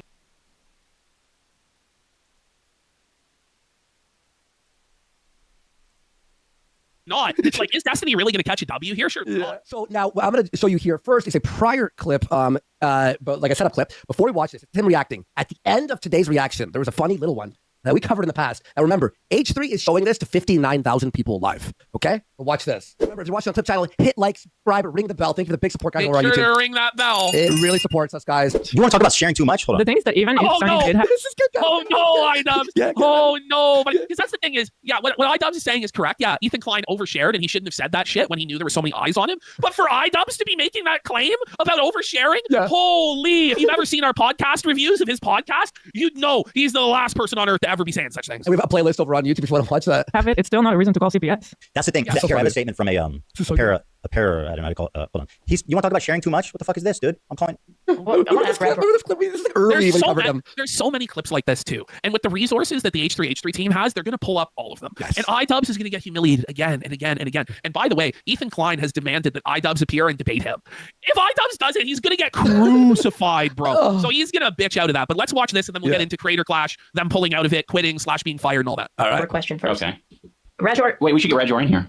Okay. Yeah, I mean, if you By the can. way, this is so embarrassing, just the context of why this stream is even happening in the first place. Yeah. The reason that this stream is happening is because Creator Clash 2 lost $250,000. Not one penny for charity was raised. And during the entire thing, Anissa talked about how she was the promoter, she was the liaison for the fighters, she was the head organizer, she was in charge of everything, right? Once the event failed, she pushed the entire responsibility onto iDUBBZ and forced iDUBBZ to do this humiliation ritual stream to raise money for charity because the event didn't raise any money for charity. And it was the most humiliating. Oh, here we have like go bald. He has to sing girly pop. He has to eat habanero, shave his mustache, cinnamon challenge, ice bucket challenge, drink an entire bottle of ketchup. He has to eat 3 cold cans of spaghetti. Like this is his life, you know. And then Nisa made him do this. It's so embarrassing. Made me sick. Oh my god. I just want to ask you if you've always been shitting your pants. What? Because since I've known you, you've always had like IBS. Oh, hello, darkness, my old friend. I've come to talk with you again. My bitch wife is humiliating me. Shit's sad, bro. It's just like, you know, which way Western men, the disgusting whore, tatted up slut, or, you know, I don't even know. Is there another option? I don't know, man. It's just pitiful. Truly pitiful. Low life individuals. But it's not really surprising. I've never really liked iDUBBZ. Flubble Nugget with the 2, didn't he rip his shirt off? I'm disappointed. Yep, he did, man. About what Blizzard was doing to those women, man. All the breast milk that was stolen. Now all of it was for nothing. Because he's going to shell out $200 for those Berserk skins. You already know. And let's see. Z-Herb with the 5. His girlfriend wants his PS5 Pro next. That's right. For a measly $700, I'm sure. He'll get full price out of it. And Z-Herb also with the 1 and the 1. Big ups, man. On also with the 2 and the gay pair. Appreciate it, man. Big ups. Forever I'll be known as Crap Briefs. He needs to just move on from H3. H3 just fucking It obliterates looks him. like he's like going full Benoit mode, bro. Like in those eyes, there's hate. There's real hatred in those eyes, buddy. Like, what are you doing to me, revealing that he has IBS and poos his pants? Old poopy pants, Jama. Always been shitting yourself. Yeah, well. Oh, yeah, let's go back. Oh, Let's go back. Because since I've known you, you've always 59,000 people live. had like IBS. You've always been shitting yourself. Yeah, well. Well, I want to ask Rajor a question first. Okay. He looks like You know, I think, dude, you got shit in your pants, bro. We gotta fucking. You better not ever- It's just like old school, like schoolyard bullying. You know what I'm saying? Shit Like your pants, bro. Oh, poopy pants, can't. It's just brutal, buddy. Suffer, Hawks. Ever have a kid? Jewish. Dave Hoffman sent me this, by the way. He's like, you might want to. I'll start with this. By the way, you're not fit to have a child. Poo pants, swastika boy. Poo pants, swastika boy. He got called poo pants, swastika boy, and then he hit the fart soundboard. That's so degrading, buddy. That's so fucking felted. Am I wrong? Am I over analyzing this, or does this seem like extremely humiliating the way she's doing it? and he seems like super not into her sharing that. Yeah. No, he's not. I like how they're just like, oh man, fucking felt again. It's too easy though, man. He's been doing this for like a half decade now, just embarrassment after embarrassment. He has the Bobby there too, which I have a short clip before. Oh yeah, where he calls out Bobby for being a homeless bum. You're a bum, Bo Blacks.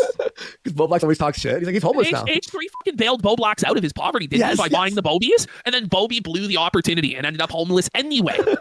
I see that for sure. I mean, let's talk about oversharing. You know what I mean? Woo! That's a name I haven't heard in a long time. Bo Black. So he's homeless now. Many such cases of full-time content creators going homeless. Shocking. I think Anissa is the cuck. She's the cuck. She enjoys watching her husband get. Oh!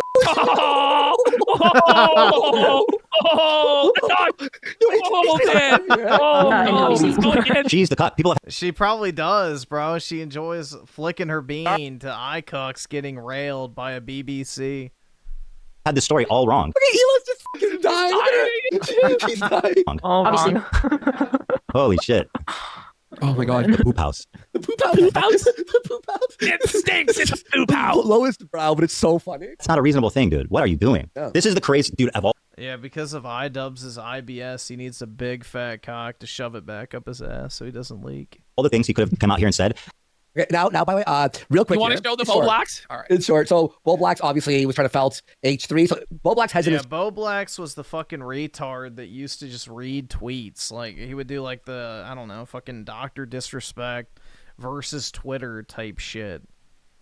And yeah, it was like literally just slop tier content. Apparently he had a instance of mud depression, decided to stop uploading, and I think he went broke. So unfortunate, man. Many such cases.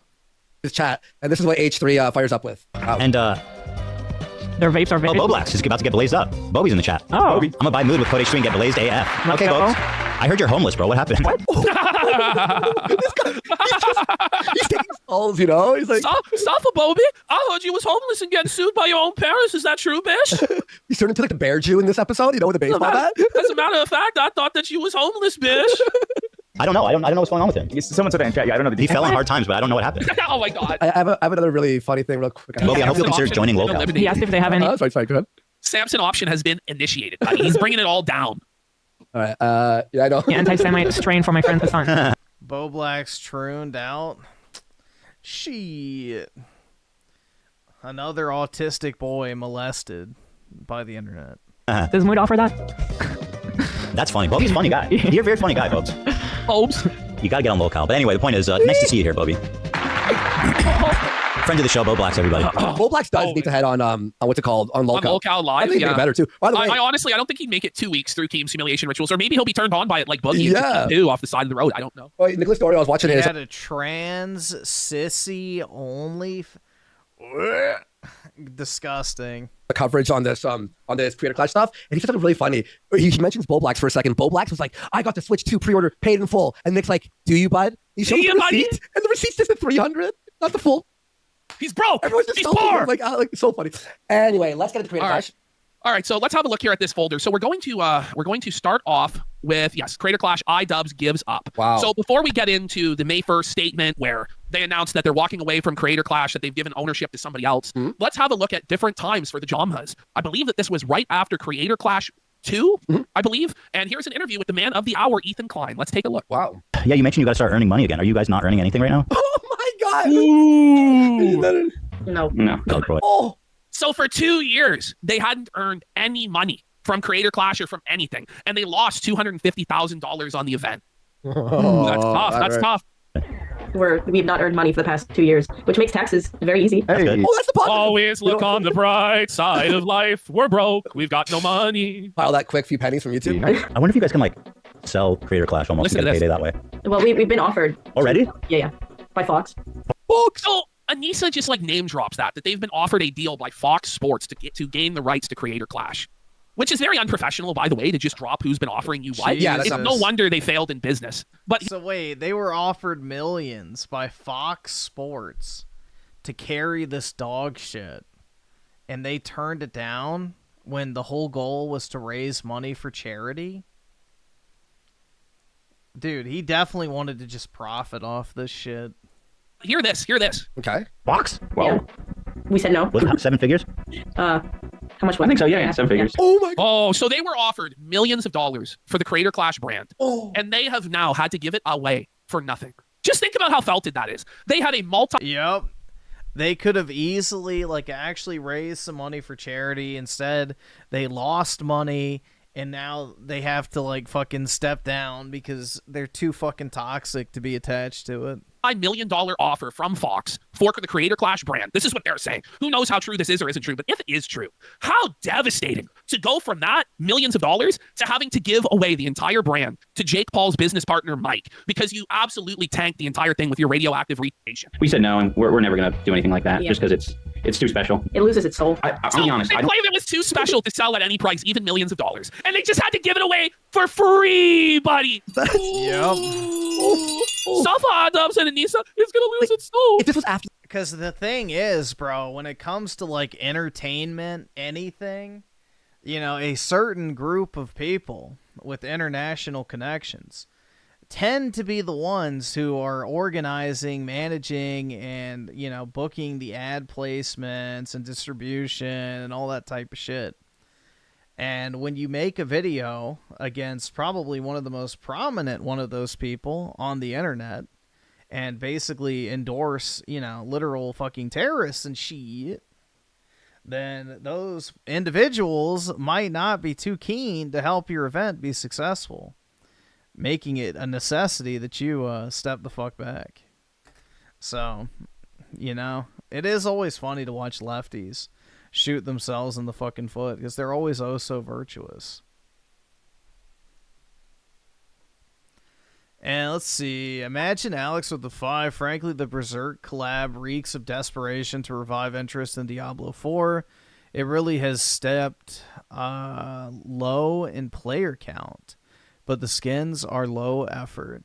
Yeah, I'm not really up to date on Diablo 4 at all, to be honest. I don't know what the player count looks like. I would imagine, like, I know the Koreans and stuff love Diablo, so I don't know what it looks like over there, but yeah, I know it's definitely not the success they were hoping for. It's nowhere near as big as Diablo 3, I do know that. But possibly. Yeah, typically when you have to start collabing with bigger brands, usually it's not a great sign. I think Fortnite's probably like the one exception to that rule. And Z Herb with the 5, DSP or Rich, who is the bigger lolcow now? Gotta say, I think Quantum TV broke Rich. He went downhill fast. I would say... Bro, the thing is like Rich has not been a lolcow, I would say, for as long. DSP just has way too much shit in his closet. Like, he's got so much stuff. It goes back over a decade. So yeah, Rich has had his issues. I don't know. I think Phil, like, in his current state, is less of a lolcow than Rich is right now. But if you look at it historically, I'd say DSP is still a bigger lolcow. But I think right now, Rich is the bigger lolcow if we just look at, like, the window of time right now, not factoring in things that happened in the past. So, like, if we look at the past 2 years, definitely Rich. Definitely Rich. The second one. Are you sure it's the second one or the first one? This might have been the first one. Okay, so it was still hype and da-da-da. Okay, cool. I don't love boxing. What's the second? I like that just because it's too special. It's hard to say because he got his ass beaten so brutally both times. You know, like, look at his eyes there, man. Holy. This is its soul. Yeah, this is why I would never do fucking boxing unless I got paid a shitload of money. To be honest, I don't love boxing. I find it to be very challenging and very difficult to do. And so it's not, you know, when I go into the gym every day, it's like not therapeutic, or it hasn't been very therapeutic for me. Like, isn't this sad? Like, you can obviously tell the dynamic here. Anissa forced him into this. He had no passion, no interest for boxing. He wanted to didn't enjoy it. Yeah, he said that he hated the training, but he had to just keep. Z Herb with the 2. Thanks for that gay pair, man. Looking very cool. Big ups. This delusional fantasy going for 5 years so that his wife could LARP as a boxing promoter when she actually contributed nothing. It's brutal, man. It's our VidCon. Like, this is what we do here. Very so stupid. Here came the statement from Creator Clash. And so there was this statement, and then there was the statement within the Content Deputy. So we'll have a look at this first statement. Okay. Ian and Anissa Jamha, and I'm honestly surprised Anissa's name wasn't put first. I know, right? I was surprised they granted him that level of dignity, but this is the thing, is it's like the eating shit. You know what I'm saying? It's the eating shit spectacular, so of course his name had to go first. And if it was the successful, we raised $1 million, it would be Anissa and Jamha, wouldn't it? So true. Ian and Anissa Jamha have made the difficult decision. It should have been the easiest decision of their lives. They should have walked away after Creator Clash 2. Really, they should have walked away after the first one. It was a successful one-off. Yeah, They just kept doing their documentaries, both publicly and behind the scenes, and are relinquishing ownership of the event. So no longer involved whatsoever, either publicly or behind the scenes, because they decided to put a charity boxing event based around a holy war in the Middle East. Which, it's a retailer. It's a fucking retailer, buddy. They had to relinquish all ownership of the event. So even if by some miracle the SS Creator Clash Titanic, after hitting the fucking iceberg, steered by Captain Anissa and Captain Ian there, and they stole all the fucking lifeboats, okay? Somehow, if by some miracle this event does turn a profit and become successful, they get nothing. Good day, sir. Nothing. By the way, I don't think they made this decision. I think that they were fired, but let's get through it. Okay. The decision wasn't made lightly, but it's a necessary step. Yeah, no doubt. It's a necessary step towards returning Clay. Dude, this next event is going to be a fucking disaster. So, I don't think they've even sold, like, any of the tickets, barely. So, it's going to lose a shit ton of money. If it even happens, it'll probably get canceled, is my guess. Real controversial truth with the two. Quantum TV predicted the drama community future downfall. Yeah, to a certain degree. Quantum TV does have the last laugh on a lot of these guys.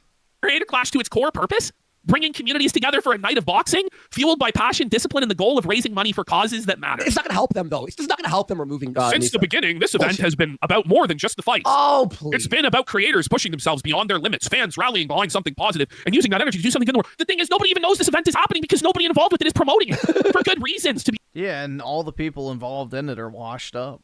Honest at this point, because anybody that does promote it just gets hit with a massive backlash of hate. Anti-Semitist, like fucking. They're saying like you're a Nazi, and it's like a lot of these people involved in this event are working in Hollywood, which I don't know. They should play this for the walkout music. They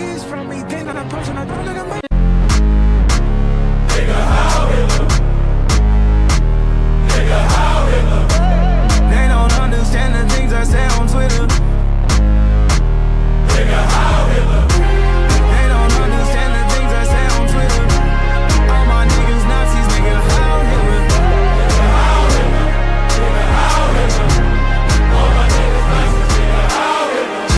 That's what they should get. They should get Kanye to do a live performance of that song to promote the Creator Clash.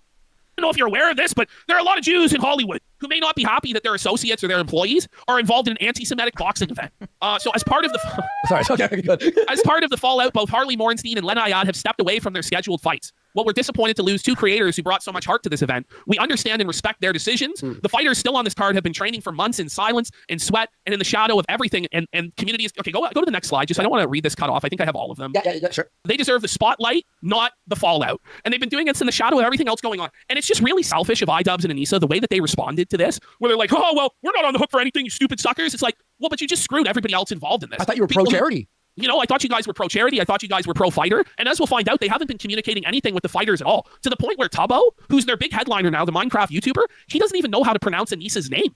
In his video addressing this, he doesn't even know how to say Anissa. But if you remember, Anissa said that she contacts every fighter personally and manages communications with all the fighters. Well, it turns out, like a lot of things involved with Creator Clash, that was a fucking lie. Wow. Because Tubbo doesn't even know how to pronounce her fucking name. How do you say it? How do you say it? You'll see. Okay, You'll see. It's right. so fucking embarrassing, bro. Yeah. Okay, it shouldn't be defined by internet drama or personal conflict. Well, it is now It's because conflict. of iDUBBZ and Anissa. Conflict It is now. Let's see. Z-Herb with the 5. Ye walked out on Piers Morgan. It was funny. He also said he's Ye because he didn't want his slave name or some shit. Yeah. Yup. I remember that. That was a few years back when he changed his name. So. Now, it is now.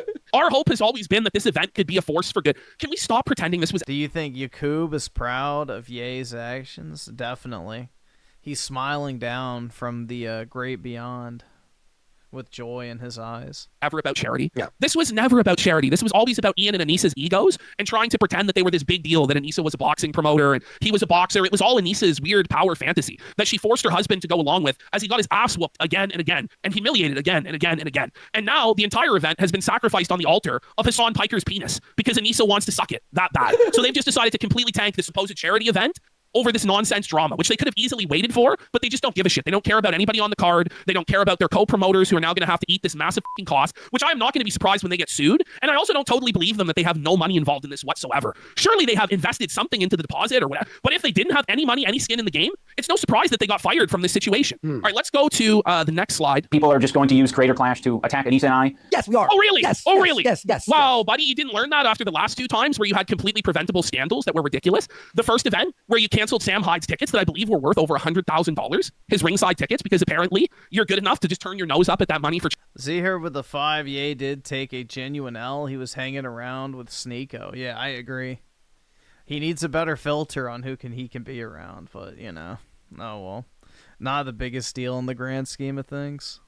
Charity because it's a biggest dollar. That was your first massive up. And banning Sam Hyde from being in Harley's corner, even though he helped train him. Then on the second event, with all of the Froggy Fresh drama, and you screwed him over, and you had Harley out there sweeping for you, then the event didn't raise a nickel for charity. It was a total disaster that lost $250,000 as BreadTube YouTubers were given this lavish gala with paid hotel rooms and paid flights so that you guys could network as you raise no money for charity. So you probably should have learned after the last 2 times that this is only something that's going to cause you problems and do nothing positive for charity or for anything in the world. But because of your vanity and your pride, you decided to push ahead for the 3rd catastrophic failure that surely will actually end your career. Like, I don't think there's any coming back from this Creator Clash 3 debacle and this content cop, content deputy on H3H3. No, he's completely lit himself on fire and destroyed his life. He's also created a cottage industry of people making fun of him that like get a lot of views. People support it. People love dunking on him now. But we have this cottage industry now of people loving making fun of our of iDUBBZ, and our old videos are actually like blowing up because of this like situation, and people are really loving it. So well, he deserves to be rightfully shit on. Yeah. He should have never attempted to do Creator Clash 3. And if you were going to do Creator Clash 3, it needed to be laser focused. You needed to be dialed in. You needed to be promoting Creator Clash every day. Daily, having videos, there should have been daily video updates. Here's the profile of Harley. Here's the profile of Freddie Wong. Here's the profile of Myth.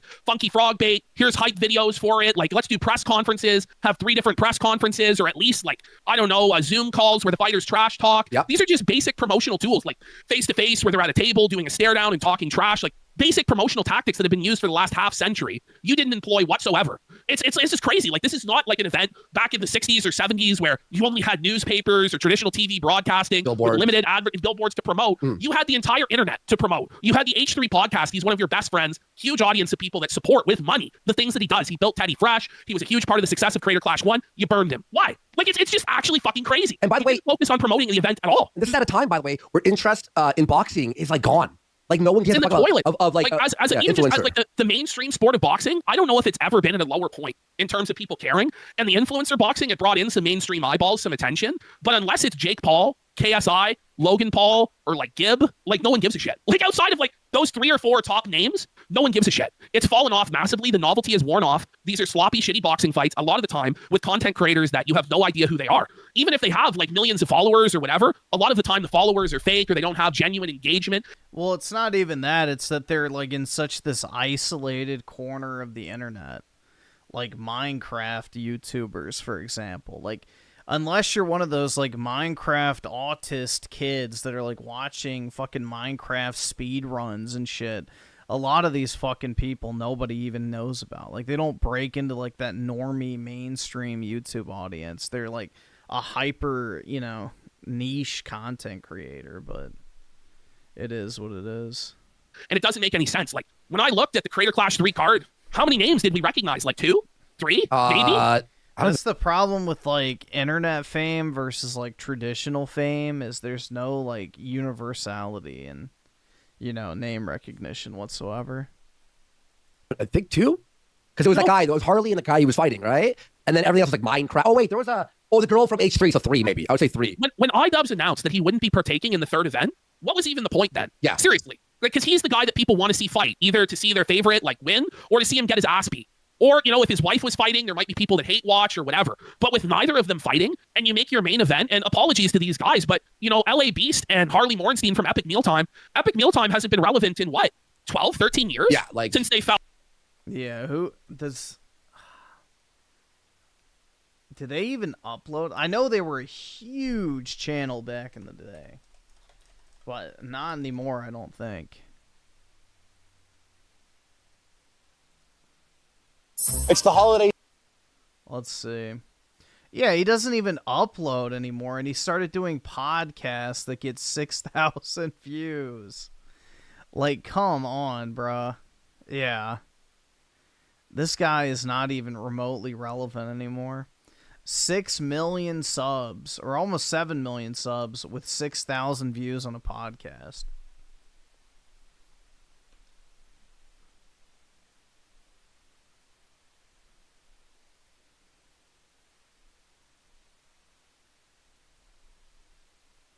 Yeah, he's definitely not a draw at all, man. Not at all. Fell off like it was huge. Back in my day of 2010, he was a pretty big name, but it wasn't even back then like Harley Morenstein as a name. You know, it was the epic mealtime brand. True, and it was Harley and muscle glasses and all these guys. Even Harley admitted he wasn't relevant. And so now you have a main event without him that's just LA Beast, and on 7 weeks' notice, they now have to find a completely new main event, which puts them at risk of triggering Florida's refund laws, which is part of the reason this has all gone to shit. As we covered on the last episode, under the letter of Florida law, what happens when the main event is canceled is that they are actually required to issue refunds to everybody who purchased tickets. Like if somebody asks for a refund, they have to give it. But it's beyond even that. Like they have to be proactive in offering refunds. Yeah, emailing everyone. And also, all of the money gets held by the state of Florida for a year. Now, somebody DM'd me, and he said, like, oh, okay, I'm involved in boxing promotions in Florida. And this law is never usually applied, except in circumstances where it's a total clusterfuck. Well, I think we might be looking at a total clusterfuck scenario, folks. Yeah. And so it's to the point where what I think happened here and why Creator Clash 3, iDUBBZ and Nisa are no longer a part of it. I think that they're pretty fucking broke. I think that they're pretty fucking desperate. I don't think they had the money on hand to fully finance this event. So the person that's involved in this, that everybody's speculating that they worked with in the past on Creator Clash, is Mike Leah. I forget his last name, but we'll just call him Mike. He's Jake Paul's business partner on Most Valuable Promotions. And he's been involved with the Jomhas, and they've shouted him out and they've celebrated him. I think what happened is they came to him hat in hand and said, look, we want to do Creator Clash 3. We want to do it right this time. We're going to promote it. We need you to put the upfront funding in. And we'll promote the event. We'll organize it, but we need you to put this money up. I think he put the money up. And then these guys absolutely f***ed him. Just absolutely rinsed him. Just completely tanked this event because why wouldn't they? Because they had no skin or very little skin in the fucking game. And I honestly think because of the stupid games they were playing with not promoting it and starting drama, I think that's why Mike went to Jake Paul and said, let's schedule our event on June the 28th and just f*** these guys over. Put them in massive pressure and force them to sell this to us outright. And that's what I think happened. I think that he put that event on the 28th through back channels to put more pressure on them. And then when they tanked this, he's like, listen, you're going to sell this whole thing to me for fucking nothing, or I'm going to sue you guys for destroying this event. And I still think they might face litigation just because what they did was the most clown shoes, pants on head, retarded nonsense you could ever imagine. And also, too, the thing I was saying, too, about how boxing, it's at its lowest interest level. When boxing was at its highest interest level, the idea was it's creators who hate each other, who had beefs. So not only is it low interest, but also these creators don't have beef with each other. Oh. It's just like, no, you know what I mean? It's just like... it's just a collection of washed up e-celebs, that aren't really even relevant at all, and like the normie conversation. It's like, all right, where do we get people to fight each other? All right, let's go to a bunch of washed up YouTubers that nobody fucking cares about anymore, that barely even upload, if they do at all, that get 1/1000th of their fucking sub count and views, and yeah, that'll be a great draw, man. You guys remember the guy who used to eat big pieces of food? Like, don't you want to see him get punched? It's like, oh yeah, definitely. I don't get it, man. I really don't fucking get it. It's retarded. Let's see. HCM 101 with the 2. I feel like... Wait, if you feel like it, you should look Cloudheim game. Okay, yeah, we can take a look. And Z-Herb with the 2, did you see Trump as the Pope? I'll support it. I would too, man. But yeah, that was funny, bro. People got so fucking bent over a stupid AI meme. Like how sad does your life have to be that actually pisses you off? Like a harmless AI meme is what sets you off that day. Real feud, and that's what really sells fights, is when there's a real personal issue or a real dispute. Like Conor McGregor and Khabib, they fucking hated each other, and it sold millions of pay-per-views. Yeah. When there's a real dispute, or at least a dispute. If you're Catholic, it's a big deal. No, it's not, bro. It's an AI meme. How would anyone wearing a Pope outfit be considered a big deal by a Catholic?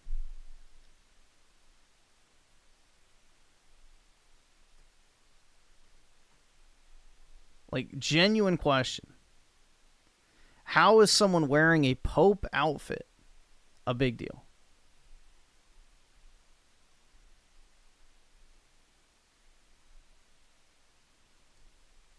I guess every single movie that has someone wearing a Pope costume is just as equally... Oh, wait, no, it's not, because Trump didn't do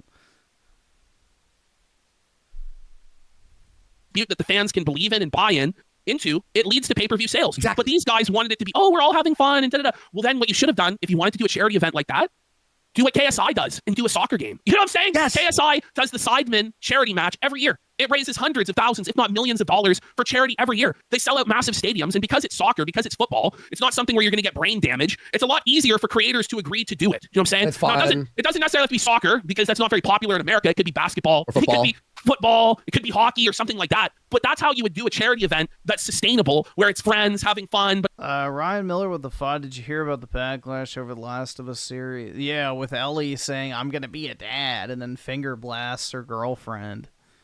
Where it was Joel and Fiasco all over again. Yeah, I heard the viewership is tanking on that show now. After they killed off Joel, and now they're getting into the weird lesbian romance shit. Like, the view count is dropping on those. Shocking. Who would have seen that coming? You kill off the only good character in the entire franchise. franchise. Awesome. Thanks, nigga. All right. And then you just double down on the lesbian sex. W's. With arguably one of the ugliest female actors to ever live. And see her with the 5, the libtard who cried about Christianity. Oh wait, the libtards who cry about Christianity all the time suddenly cared about respecting Christianity. I know, isn't that funny?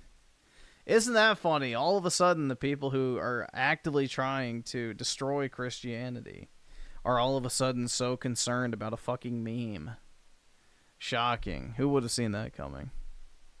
But meanwhile, in their feed, I'm sure they have, oh yeah, all Catholics are pedophiles. But, you know, the fucking meme is what's offensive, right? But it's competitive. Do you know what I'm saying? Mm-hmm. Like, they're just complete fools every single step of the way. And rather than help out charity, rather than help out all of the fighters, the employees, everybody involved in this, their business partners, PK, you won't fool me, you disinformation agent. You already told us that you work for Mossad, and you are an Israeli by birth who was transplanted into California in order to sow discourse and anger amongst the people of America. So, nice try, buddy. But you glow in the dark like a fucking glow stick. Sorry, dude. But take your division elsewhere. Rather than focus on that, they decided to focus on backstabbing a friend that helped them make lots of money throughout the years, whether with Creator Clash, video crossovers, or whatever, in order to impress Cenk Uyghur's nephew into having sex with Anissa. Like, this is Jewish Catholic? Yep, he's a Jesuit. That's what this is about. And this is actually insane. Yeah. It's wild. Actually, someone said this, on Dole says, I'd like to see an American Gladiator style event. That would be cool, eh? Like American Gladiator, but it's creative. Yes. That'd be fun. There's a lot of things that you could do. It doesn't have to be boxing. And I'm just shocked they didn't change the approach. You know, like after Ian got brain damaged firsthand, now maybe that's why he didn't change. Do people even give a fuck about boxing in general either? Like, I'm pretty sure unless it's like a super high profile fight, people genuinely don't fucking care about boxing. The only reason people watch boxing is to bet. Like, boxing is all about sports betting. It always has been, like betting on the fight. So unless you have like super recognizable people, the whole point of boxing has always just been about betting. So, I don't know, man. It's just, yeah, the whole influencer boxing shit, I've never understood personally. Change the approaches. He's just too brain damaged to figure it out. Yeah. But like after experiencing the brutality of the training and just how much is involved in it and how risky it is. Oh, UFC is way more popular. Yeah. 100%. And unsafe it is. The fact that they never changed approach with it to me is crazy. Like straight up. Yeah. All right. Anissa and I have decided to step away from Creator Clash. We have relinquished. Did you decide? Did you decide? By the way, this is cringe. Cringe. Did he make? Jake Paul is also a mainstream celebrity too, because he had a fucking Disney Channel show. Like, that's what people forget is Jake Paul was a Disney kid. So it's not like he's just some rando that popped up on the internet that got like all these high-profile boxing matches. Like, yeah, he was one of the most famous YouTubers at the time, but he also was a Disney Channel kid. So he has name recognition amongst the normies in that capacity, too. take this part? Was that, yeah, that's it. Was that Anissa's decision to insert that in? That's fucking cringe, buddy. But I don't think it was his decision to step away. I think it was Mike and the other promoters, and I think eventually we will learn the truth. Yeah. The truth is going to come out about this event, especially if it is just a total fucking disaster and all the money is lost. Then the truth will probably come out in court, to be honest with you. But I don't think for 1 second this was their decision to walk away. Like, they were fucking fired. They were told to off because you destroyed any opportunity for this event to be profitable or successful for anybody else involved, and it was completely selfish and disgusting, the decision that they made. Control to our, and the demographic that they sided against is directly correlated to, you know, event promotion, advertising, and all that other shit too. So that's the other part. Business partners who ran the previous 2 events, they're very capable. Wait. So now you admit that the business partners ran the previous last 2 events. Not our fault. But wait a minute. I thought it was Anissa who was coordinating everything, who was managing all of the fighters, organizing the security, you know, speaking with the venue. I thought she was the promoter. So you're telling me that you guys had nothing to do with the last 2 disasters? Yeah, and this upcoming disaster? That's real convenient now, isn't it? That's real convenient. Exactly what they're doing. They run events on a regular basis. Well, yeah, they know what they're doing, but then you have to open your mouth with this H3 Israel-Palestine bullshit. But if they were running the last event and they knew what they were doing, why did it lose 200? Why did it lose $250,000 then? No. It was obviously you guys meddling and fucking it up. I guarantee you they had control on the last 2, and on this one they had to give up the control because I don't think they had the money to actually make it happen on their own. Somebody Wubby in chat says Anissa was given the unplugged controller. You know when you're playing with your little brother, you're like he's playing the unplugged controller. That's funny, Subby. The event is still happening. Anissa and I just don't have any financial ties. Is it really still happening? Because it's May 5th right now. By June 28th, at minimum, they need to find a trained heavyweight that's like an amateur influencer to face LA Beast in the main event. And they have to find a female influencer boxer to battle Funky Frog Bait just to keep the card whole. They certainly have to address the main event. What are they going to do? It's going to be really hard to fill in those 2 fights on such short notice. And there are other fighters, Freddie Wong in particular, that are really fucking pissed and are making it known in the Jama's Discord server. Is Freddie Wong saying that? Yes, it's Freddie Wong that's saying this. And Freddie Wong is righteous in calling them out on every single failure, every step of the way. And he's not wrong at all to complain. Because these fighters who they're blocking off months of time, Trump making a mockery of the Catholic religion just goes to show whose side he's on. Your side, PK. You will not replace us. Ryan Miller with the 5. It reminds me on the Last of Us video game where they killed Joel and HBO's doing the same thing and now they're copy strike. Yeah, but that's more over the lesbian sex scene apparently. Because that's the episode that's getting the big backlash because of the line where Ellie goes, I guess I'm going to be a dad or some shit. So, yeah, they're trying to stop the bleeding on that one. Because that's, I think, was what, the episode or 2 after the Jolan one? And their viewership is plummeting, so they don't want word getting out about that. So, they're trying to suppress the incorrect opinions. They're foregoing other financial opportunities for this, right? They have had no communication on any of this. They're learning the same time the public is learning on updates on this stuff. But Anissa told us she always keeps the fighters updated. They're always in the know. It just turned out it was all lies. It was all smoke and mirrors. It was all a scam. That's fucking nuts, bro. We don't have any ownership. This whole thing here, what he's saying here, this is a cope to try to be like, listen, I'm not involved, and Anissa's not involved. And if you're going to make fun of this event, you're making fun of cancer charity. Sorry, you can't just back out last second and go like, it's not ours anymore. No. You tainted the fucking event. You destroyed it. You screwed over the kids with cancer. And this is the worst part about all of it, is that they hide behind children. They hide behind cancer kids. Yikes. They hide behind dead Palestinian children. They use them as human shields, much like Hamas, who they love so much. They took a book right out of the page right out of their book, said, we're going to hide behind children. We're going to hide behind charity. We're going to stand on the dead graves and we're going to posture and build clout on it. And it's fucking disgusting. Why don't you take some responsibility for the retarded actions you took that completely tanked any chance that this would ever raise money for charity? You know, you're talking about you had $1 million goal. 6 weeks out, 7 weeks out, they're only at $25,000. No way. And $1,000 of that came from Ethan Klein. Oh, just saying. Now they're at the point, by the way, in order to try and raise money for this, they're bringing in Hassan. So people are saying Hassan abandoned them. Well, Hassan has now realized how optically bad it is to abandon his attack dog, Ian Jamha, on the field of battle. So Ian and Anissa have been invited to Hassan's studio to react to the Ethan Klein content nuke on Hassan together. And the money from that will now go to Creator Clash. This is going to be a terrible idea. This is a really bad idea, bro. A really bad idea, buddy. Content doesn't stop, buddy. So we're busy for the next 2 weeks, man. The whole thing is now just dripping in Israel and Palestine and support for terrorism and anti-Semitism. I heard Bad Empanada is going to be there for the React as well. That's so now iDUBBZ, yeah, man, he's flying out. So now iDUBBZ and Bad Empanada are going to be in the same room together, tying him to all that stuff. Like, this is going to be crazy. And then H3's response to that? Content. Let's go. We are, I think just going to be known as the founders of the event. Yeah, I doubt it. I think it had to come to this eventually. I can't keep my mouth shut. But it didn't have to come to this. He says that he couldn't keep his mouth shut, but he had been keeping his mouth shut for years.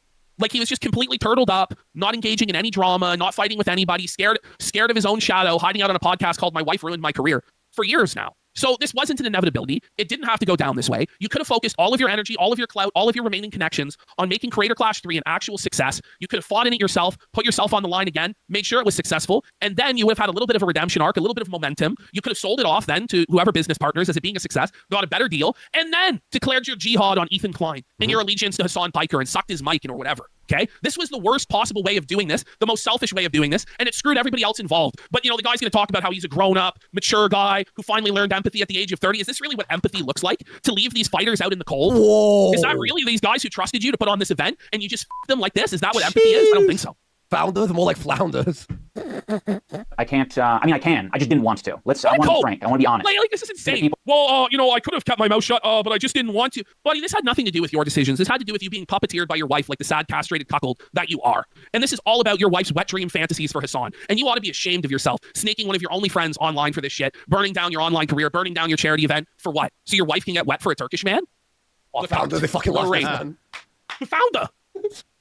So go ahead. So H3 comes in and says, is where you'll find your next meal because you guys will soon not be able to afford food as you inch towards bankruptcy. Ooh. And Anissa comes in and says, hey, baby girl, I know you're so desperate for any crumbs from me. So here's a really big piece of you. Ready. We are not financially tied to this event. And even when we were, we had it structured to protect us and the charity. You have no power over us. You're just an asshole. My God. I have to ask, before we get into his response, which I'll read up at the very top. Actually, I'll just read that and then let's go into it. Yeah. He goes, hey, baby girl, I totally understand why you guys decided to try a third time. With no risk to you guys financially, you only over everyone else, including the fighters. Lena, for example, is out $12,000 that you refuse to reimburse, so I'm reimbursing her out of my own pocket. We all wondered what kind of psychopaths would do a third Creator Clash after the monumental failure of the second one. Now we know. Ones with absolutely nothing to lose personally, while everyone else you worked with gets classy as Rip. Always, Anissa. What Anissa said just made her look so much worse. Yeah. If she just shut her fucking mouth, they would be better off. I'm not tied to it anymore, so you. It's like... it's all your problem. So it's like, okay, you guys are the captains of the ship. You steer it right into a fucking iceberg. The ship fucking capsizes, snaps in half. It's sinking. People are fucking drowning in the water. And you and your husband have just commandeered the only escape vessel, the only escape ship from the ship. And you're just like, not my problem anymore. What a slimy fucking snaky thing to do. And that's even if you believe them on their see here, but the 5 Neil really is trying to ruin everything he's touched. Even Last of Us 2, it was not as bad as the show, and that's a low bar. Even fans aren't happy. I think maybe, maybe this is 4D chess from Neil. He's like trying to make the TV show adaptation so shitty that the game by comparison looks good, and people look back on it with a newfound fondness. Version of events here. Their version of events, we have no ties to this, we have no financial obligations. I find that hard to believe. And certainly, if there is no financial obligation, somehow they got this sweetheart deal where all the funding was put up by Mike or by the other partners, I still think that they're legally liable for completely destroying this event. And I think that they're open to get sued because it's just total malpractice. This is just the worst possible thing you could do. It's unbelievable what they've done. So Anissa's bio had always been boxing promoter, married to a boxer. Well, now it's former boxing promoter married to a boxer, which is so passive-aggressive and so salty. The seethe of it, buddy. The seethe of it, buddy. It's so good, dude. It's Froggy Fresh. So here comes Froggy Fresh, and he's got some questions that need to be answered. Who are these investors? What is going on? I know nobody cares. Bruh, he needs a haircut. That looks like women's hair. What the fuck? Here's what I have to say about Creator Clash. That looks like a fucking wig that Shaniqua would buy before going out that night to get some fucking seafood and shit. Anymore. I get it. Well, I do. I'm not really a player in this third event. It's a nice shirt. But listen, I gotta say something. I gotta know. I just seen Anissa tweet and say that they are in no way financially, because Ethan said they're gonna be eating bread now.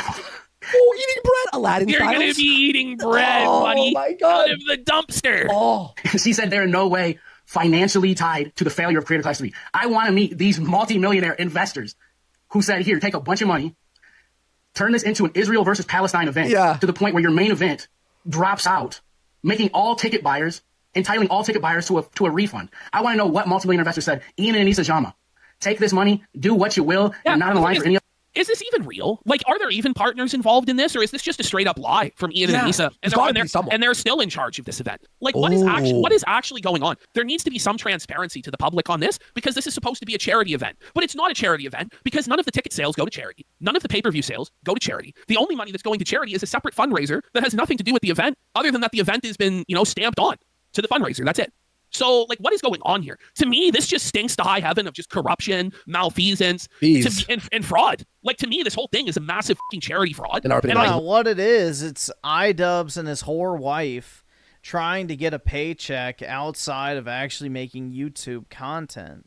They were probably thinking they could grow this thing to be big enough to where they could actually, like, pay themselves a salary every single year, and they could just stop making YouTube content, because you can tell iDUBBZ does not want to be fucking doing this shit anymore. I think so.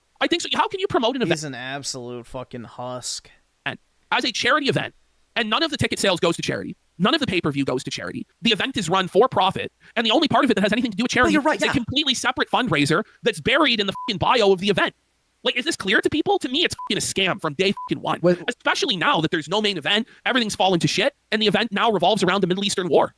Look at this too, by the way. Charity fraud involves schemes where individuals or groups deceive people into donating to fake charities or to real charities, but with the intention of diverting the money for their own personal gain. In this definition, when you're buying a ticket to Creator Clash, what's your thought? Your thought is, the money is going to charity. But no, it is being diverted, paying for the fucking boxers, instead to paying the fucking venue and the hotels and all this stuff. That should be paid by the charity to raise money. It's not just a fraud on the public so far as the charity aspect is concerned, in my opinion, but it's a fraud on the fighters, because the fighters were all told that they were going to get paid the same as everybody else. But Harley discovered that LA Beast was getting paid more than him. So how much is Tubbo getting paid? How much is Sapnap getting paid? Are they getting paid more than LA Beast? It's just a dirty promotional tactic. I'm not sure the legality of it. To go up to every single fighter and tell them, hey, you're getting paid the same as everybody else, but then it's not actually the case. Like, to me, that is, if it's not illegal, it should be. That's lying. That's fraud. That's deception to say, okay, we're all equal partners in this. Everybody's getting paid the same. This is supposed to be for charity. And then people's salaries are different. That to me is and I'm really smelling the blood in the water on this one, and I really want somebody to call fucking bullshit. I really want there to be an investigation into this, because people have a right to know what sort of insane fraud has been foisted on the public and on the fighters in terms of this event. Who actually runs this? Who is actually in charge right now? Nobody fucking knows. Nobody knows if the event is actually happening or not. And there are people who have purchased not just tickets to this event, but they purchased flights, they purchased hotels, they've taken vacation off of work, scheduled their time for this, and they have no fucking idea if it's happening or not. Not to mention the fighters who've invested their time and their money and their energy, and there's no answers from anywhere. It's crazy. And here's an interesting part in the law here about a charity fraud, in our opinion, allegedly. Misrepresenting how donations are used. They may falsely claim that the donations are going to a specific cause or project, when in reality it's being diverted. And I believe, in my opinion, that saying that the tickets are used for charity, or you buy tickets to charity, well, the thing is, they never did say that, right? True. They never said that the tickets and the pay-per-view would go to charity. Isn't it almost an implication, though? That's the thing, though, is the implication is really, really strong that this money would be going to charity. And it's just greasy. Somebody orders this pay-per-view for $40, and they think, oh, okay, well, at least $5 or $10 of the pay-per-view will go to charity, and maybe the rest will go to overhead. But we know that not one penny from any pay-per-view, from the way they've explained it, goes to charity. Well, hear this part. It's interesting. High-pressure tactics. So soliciting donations immediately, scammers often pressure people to donate quickly without giving them time to research or think about it. And I think the high-pressure tactic is omitting the fact that the tickets are going strictly to the fighters and the event. You don't really research into it. When you read the fine print, then you go, oh, okay, it's just in third party. Let's keep powering through here, because there's a lot. There's a lot. You're not responsible for any of the decisions you make. Run this into the ground, scare off the main event, and go take a girls trip to Austin and get some tattoos. I gotta meet these people because I need money. All right, let's go on to the next one. We have a ton. Okay, so here comes their savior, Hassan Piker. All right, that's probably a good place to stop. Z-Herd with honestly, PewDiePie won. He's rich, has a nice family, and left the internet. Yep. But dude, he's a racist Nazi, bro. He's a racist Nazi. But, yeah, exactly. He's got a shit ton of money. He lives in Japan now, so he's free of all the cultural enrichment. Which, I envy to a certain degree. Especially living where I live. And yeah, he doesn't have to LARP as some fucking leftoid, mongrel to cater to this fucking woke retard mob that, all these dipshits love to fucking LARP it. I just don't get it, man. I really don't fucking get it. Yeah, PewDiePie fans are like the new Ye song. Exactly, bro. She wanna fuck in Japan. I put the crumb on her Benz. She wanna fuck in Japan.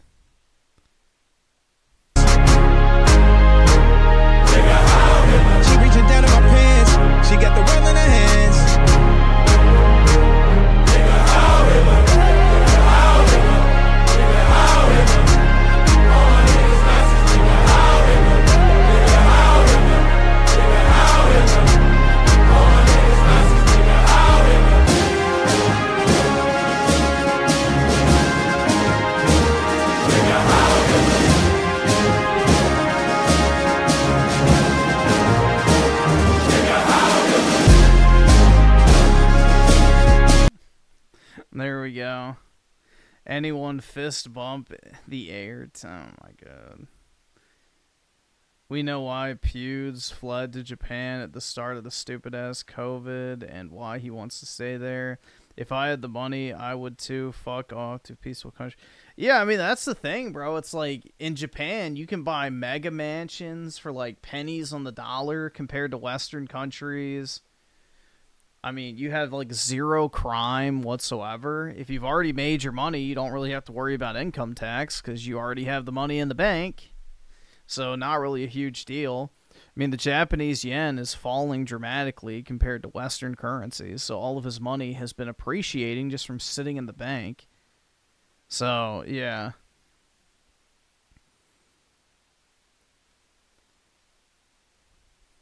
Not a bad place to end up. Plus, it's a developed nation. So it's not like some third world shithole where, you know, they don't have functioning toilets and things like that. Like, it's extremely technologically advanced. I mean, he's already married, so he can't really enjoy the fact that, you know, Japanese women would literally hurl themselves at him at every opportunity, being a tall, skinny white guy with a lot of money. But, yeah. I mean, especially if you're into, like, gaming and anime and that type of shit, too, then, you know, that's basically your dream destination anyway.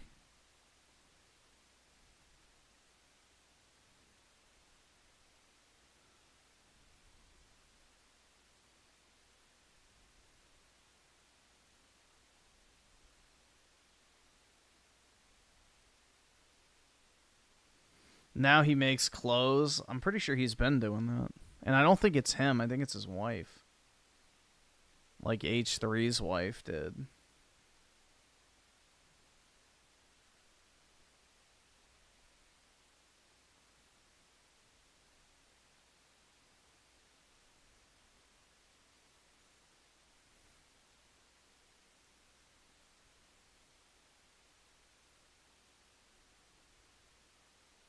Alright, well, I probably should go ahead and hop off, guys. It's already 6:30 for me, so I'm going to go ahead and head to the gym. But have a great Wednesday, everybody. Or no, what is today? Thursday. Uh-oh. It's Thursday. There we go. A day closer to the weekend than I thought. So have a great Thursday, everybody. Appreciate y'all coming out. And I'll talk to everybody later. Peace out, guys.